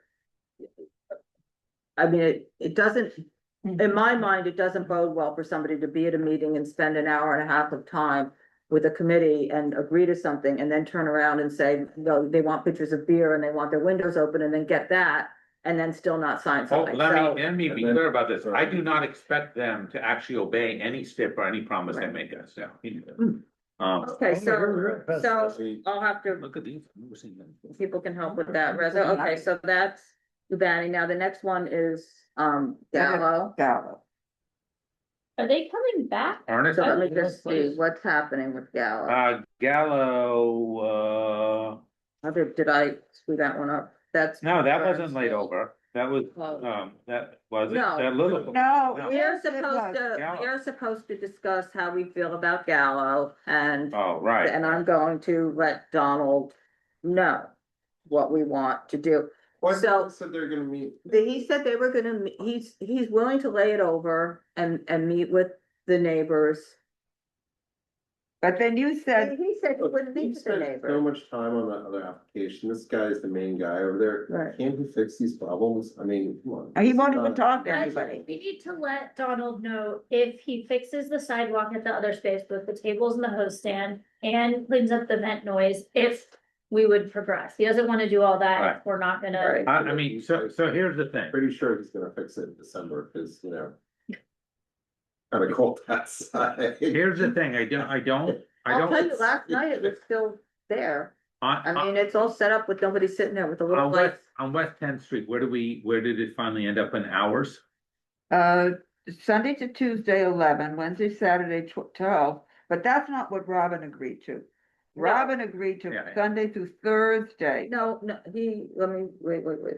That's not what Robin agreed to. But just going back on this other location before he was involved, and all these things, and it was all about just fixing the little things. We heard, I think, was there a letter in there or something, somebody has another vent fan from this space is right next to his window. The guy who came, Nick. Because the other one didn't fix it for 15 years or whatever it is. I mean, these are just little things going into a residential area, and then he's mad at his neighbors because won't fish stuff. I mean, Well, this is I the don't know whole what. scofflaw point, you know, because here's my thing, is like, in terms of where he is now, I don't actually have a big problem with what is proposed for 10th Street, right, for that location. This is one of those tough, difficult ones, because the issue isn't that, it's character of the applicant based on his previous record at other places. Yeah. So we're back to the scofflaw issue, you know? Yeah, and he won't talk to the neighbors. Yes, it's bad, very bad. And it's a little bit concerning. He pulled out all the fire stopping materials above his kitchen. A little concerning? And then he didn't fix it right away. I was super alarmed, and I looked at those open building things, and I'm like, oh, They're all this is stuff. aggravated because he didn't fix them for 10 months, and they went back again, and. It's I mean, it's electricity. just little stuff like that's not. Yeah. But Robin did not agree to those hours that he presented. No, but Robin's letter didn't say that she had agreement. No, she didn't have agreement. What she asked said for, what she she wants. asked for Yeah. was 11 o'clock Friday and Saturday, 12. Yeah. And they did not They did not agree do to that. the 11 o'clock. So it just seems, I mean, so. It's the same thing that Donald left with, is fix the problems at the other place, because, I mean. Cormac, to your point, it's not really objectionable, but if he has all these other things in an old space and he doesn't fix little stuff, it's just recreating more of a problem, and then that just becomes building it out properly. And the other space was never built out properly. To use a quote from a wise woman, I just wish they'd respect the tree pit. The tree pit being an analogy for everything. We're gonna start a committee at CB2 of just tree pits. protection. There's a whole thing, Casa Magazine, if you found by there. Really? Not in there. I support that They committee. put, I love that. Yeah, me too. That's So why. we're not really resolved, so we care about how he deals with that situation, right? Right, so, but I we think, did but I very think well. the answer. Go ahead. We did, no, we didn't leave it that way. We said, if you do this, this, and this, we'll agree. I mean, No, you should I do didn't the say that. tape. I think what he wanna know is there a path forward? And what I think I'm hearing is, if you work out the things at the other place, the committee may be open to improving. Well, I this think thing he on wants to hear something better than nay. He It's does, hard. I'd like to hear from, Robin. Yeah. You know, she wasn't here, so she'll have a chance to come and speak to it. He can discuss with her further, whatever it is. It's the hours. And now, but we found out about the vent on 10th Street tonight. That's the first time we heard about that. Yeah, that needs to be fixed. Yeah, because we can't. Yeah, although the the other guy place. who complained about the event, I didn't like him, so it's okay. Well, I mean. So I'm a little, now I'm confused as to where we are at. We want him to agree he won't talk to the neighbors, so fix the vent. At both places, right? Let's just deal with it. I mean, is the other guy, or this gentleman is upset because there's complaint made. There's violations that he got for removing the fire stopping or because complaints made by the neighbors. So he thinks that he's been wronged by these complaints and he didn't fix them. Right. And he still doesn't want to talk to them. Right. And yet he can't just, if he wasn't causing problems, nobody would be here complaining care. about the new place. And to this, I sat in Augustine's backyard with the owners of the original owners of that restaurant and Donald and talked about the noise in the back. I mean, that's kind of crazy. A few years ago. A number of years ago, before it was on the board. And we did that to accommodate them, and say, oh, okay. So it's. I mean, it's even nice that we're doing the talking. I want to say, like, we'll go make friends with your neighbors. We're a community board. We like community, figure it out, and then come back to us. It's not our problem. We're not your arbiter. Right. Yeah. When he said, he's like, I want to come here, I want to go to the community board. I was remembering things that like Carter, you used to say, and Bob used to say when chair and things like that. It's like, you don't negotiate with, like, you come and present your thing. Right. Go negotiate with the community, come back. But he wouldn't want, he refuses to do that. Well, people, so I think you just saying what you said before, which is unclear, but he's gotta go and try and sort this out and come back and we'll hear from Robin about this location and whatever. I would say that from what I'm hearing, we're not necessarily opposed to things on 10th Street. No. Although we're not, Although in other words, so his question about, are we open? We are open to it. Are we decided for it if he just fixes this other thing? It doesn't sound like it. It sounds like some people still need to hear from Robin and talk about ours, so. Yeah, the hours is still a problem. I mean, and thanks. I'm just gonna say one thing, is that he seemed pretty clear that he wasn't flexible to changing those Thursday hours. Yeah, he did. I don't see any Wednesday give on and hours. Thursday. But if doing all these things. Well, that's what I'm saying, so I just wanna point out that the committee may if he goes and fixes the other things and he does the 11 o'clock and 12 o'clock Thursday, Friday and Saturday. Robin may not be okay, but the committee may be okay. Right, this is what I'm saying. We're mixed and we're not really sure. I personally am okay with the hours he's proposing now. It's not what I wanted, Robin, whatever he changed it. But I'm personally okay with the hours that he wants now on 10th Street. I don't have a problem with 10th Street, but I have a big problem with the other Who thing. were the operators here before this last one? Isn't it, it was what's it called? Spot on Greenwich.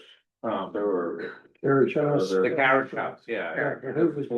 Wasn't it Low Country at one point? Yeah. Yes, that's who just Those had guys it. own another, they're the ones who own the others. I mean, they. And actually, 10th Street is far more residential than, they were fine. Plenty of residential on the whole Hudson. stretch. I mean, it's both. mixed.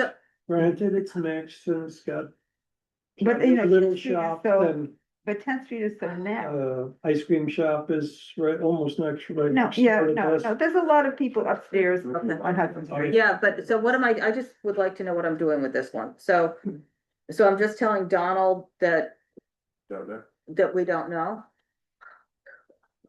That how everybody feels? Well, we're not, I'll speak for myself.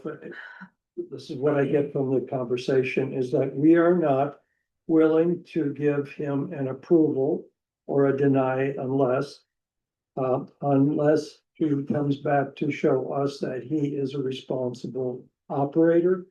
And that we've enumerated the things that he's been doing, needs to correct. If nothing changes, then we're not approving this one. Because he's shown himself to be a bad operator.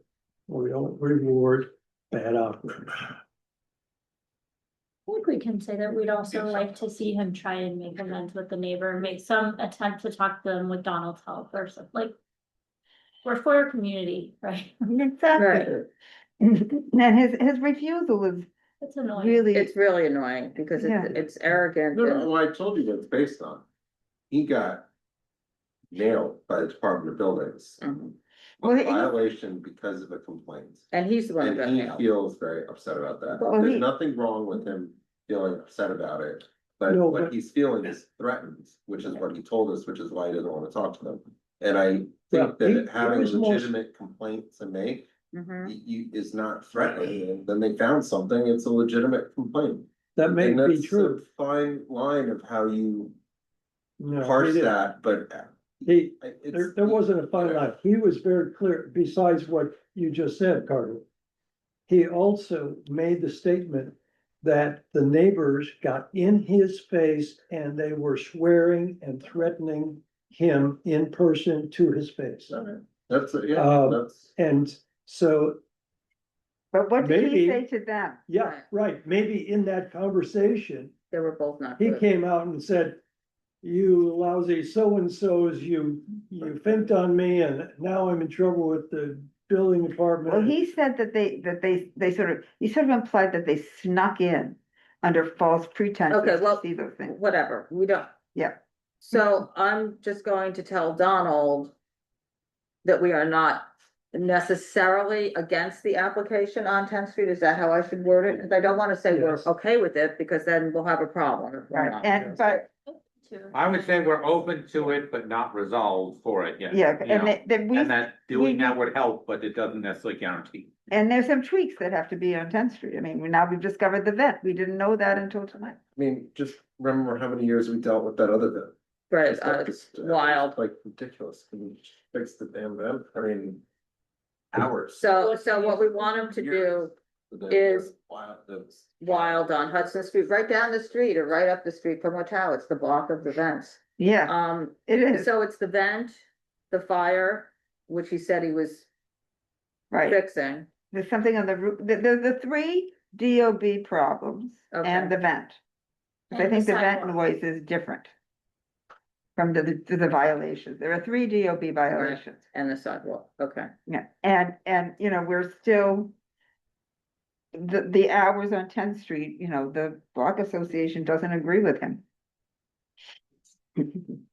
Okay. The last thing I would say, just to all of us, is that I don't think he said you finked on me because it's not the 1930s. No. Now, that's one thing that I had to interject as a possibility. But I don't think, I would, Yeah, but you own- didn't use that my own word. words. I don't think Brian is from the 1930s. Okay, so Williput is going to lay over. Oh, yes. This is wild. I read where the money is coming from. Me You guys too. know? Yeah, I figured it out today. I did a deep dive. That's, during all the back you and know, forth. it's not too, it's pretty close to the surface, I thought. No, well, I had to figure out the last name. That's right. She's like you know, the people who did Market, is it called Market Basket? It's a the grocery store grocery store. chain and, But her dad was killed in a car accident while she was still in her mom's belly, so That's she right. took her mom's last name. So she doesn't have the family last name. but she that has is the family also the last dad's first name. His name is Evan. name. By the way, well, we'll get there. Like, how are you affording all of this? And you don't seem to need to make money in this endeavor. No. And you own the building. So like Carter was saying that, I was like, yeah, you're gonna have to pay staff, but like you own the building. You seem to have sort of unlimited funds. Yeah, that was really interesting at the end when she was kind of like, yeah, I can take that off, can take that off. Like, usually I get nervous when people take off because I'm kind of like, it's like, are they telling us anything you want to hear? But then I realized like, actually, for her, she just wants to make herself a little clubhouse. And I don't think she has to make nickel one. But that's okay if she's able to make it okay with her neighbors, so they Right, understand. exactly. Yes, I mean, that's fine, but there's like. Gotta talk to the neighbors, too many neighbors there. That's why I encourage the conversation. I think that the neighbors might be okay with that one once they talk to her. I don't know. But I think that the point was made, it really hangs hard over my head, is that whatever her ideas and whatever she starts with might be fine and good, and she might satisfy all the neighbors being such a giving person. And then she decides to do something else and she sells it to somebody else. Somebody told it to her. I mean, she owns the building, she can become the landlord to some other operation that puts their own bar in there. And because they have, it's been licensed. Or she turns it over to some friends who has their own vision. But this is an underdeveloped property, it has potential to be anything, and this is just the person that came along, so it's like you can't worry too much about what could be here, because it could be a lot of things. Cause it's, over there, that whole area was rezoned to encourage development. And she's doing one of the most developments. That's true. That you could possibly do there. So that's a hard to. Right. And the biggest thing is you don't want this to turn into a place that is impacting the area that was identified by the city to be residential, to be a new area where we're growing a lot of homes and stuff that creates a noisy environment. And that's, I think, the most important thing. And she says she's not, and you know what, this doesn't have to make sense, but if there's assurances in place. But the precedent situation is important because people point out, it's like, this is basically a new residential block and things like that, where you have, and you do have residences that are ground level, right? And things like that are right out there on the street and things. And so right now it is what Jane has been, right? Kind of thing. And, so if it starts out right away, sliding. And we saw the birth of a new block. Actually, which is what the other area that we're seeing problems with is a part of the West Village that is a manufacturing overlay, so you can really put in objectionable uses that don't mix with residential. And that's what we saw with the paddle court application. Well, It really shouldn't be next door to where people are living, And so this area, but I think that's something we just write in a resolution, but she's got to convince the neighbors. Right. Can't blame them for what they're worried about. They're off and running. So. Oh, Penguin. Oh, we got the hours. Well, is she ready to move on? Yeah, I'm ready to move on. They laid over. So I don't need to do anything other than have my notes and see what they come back with. It could be as of tonight, it was probably gonna be a denial, but maybe they talk to the neighbors and they find out. I'm amazed at the hours we got to, I think. Application, I can't remember what street it's on. Yeah. It may be actually on Spring. It's similar to the other application that the. Which one? Woman in her 20s came to open up, who was also financed in a similar fashion, and it's operating just fine. She came back to us and changed something, and it's doing what That's said she was not your doing. art, not your wine bar lady. No, What are we talking about now? It's right. I think it's on Spring Street also. Just west of here. So near ear end? No, I think it's the east of that. The K place? It's on the north side. It's the woman who came Why are we talking about a place not the applicant when it's 20? Pico? Yeah, maybe. I think so. Maybe, not Cabin. Cabin, that's the one. Cabin, that's right, it's basically I think it's across the Cabin, street, right? it's right around the corner. Yeah, and that was the same thing, and she did exactly Yeah. what she said she's gonna do. In fact, so. people said they like that. Yeah. Some of the letters we have actually And that's referenced it. another situation where she brought in 1 million consultants to Okay. a dream come true. Are we, is this still Lilliput or have we moved on to? No, we have not moved on to Okay. Penguin. Let's do. Why Penguin. don't we Thank move on you. to Penguin? We got Um, good hours. We got the hours, so the hours I'm are amazed we got the Sunday to hours, Wednesday 12, Thursday to Saturday, I would have given them later. Thursday to Saturday 1. What else is We there? found out what supper club means. Thank you, Erica. So on Peoples, that use was discontinued for 2 years. And it was not occupied as a restaurant, so that use should have actually ended, or it should have gone back to being residential. That's exactly what happened at this place in the 90s, and that's why they had to go back and get a variance. Interesting. Because the use in the restaurant stopped. Right. And it had a lot of complaints, and the guy who bought it is one of the previous owners of the Red Lion. Yeah, and that was a mess. This was one of the first fights from the 500-foot mile when it passed. Yeah. The whole history on this, but the biggest thing is operate within a residential. Yeah. I know. So is there anything else? I was wondering, those letters that Donald handed around, right? if that Patricia Clarkson was the actress, because then we had Yeah. two famous actresses tonight. You guys are fine. One by paper, one. I haven't seen Ellen in a long time. John Slattery wrote. Yeah, yeah, Yeah, yeah. yeah. Well, it's 15 a year, 15 private parties a year, Okay, and that's all, and the hours. and they don't have the zoning. Those hours, by the way, are written right on the C of O. Yeah. Yeah. Yeah, I've read them. Yeah. Yeah, so why are Okay, we so giving we're- in on that? So we're, No, we're Denial. getting 12 and 1. yeah, we're getting 12 and 1, we're getting the hours that are written. Yeah. But we You know gave what- them Thursday, We right? gave. I thought Again, it was Thursday. written as 11. That was our concession.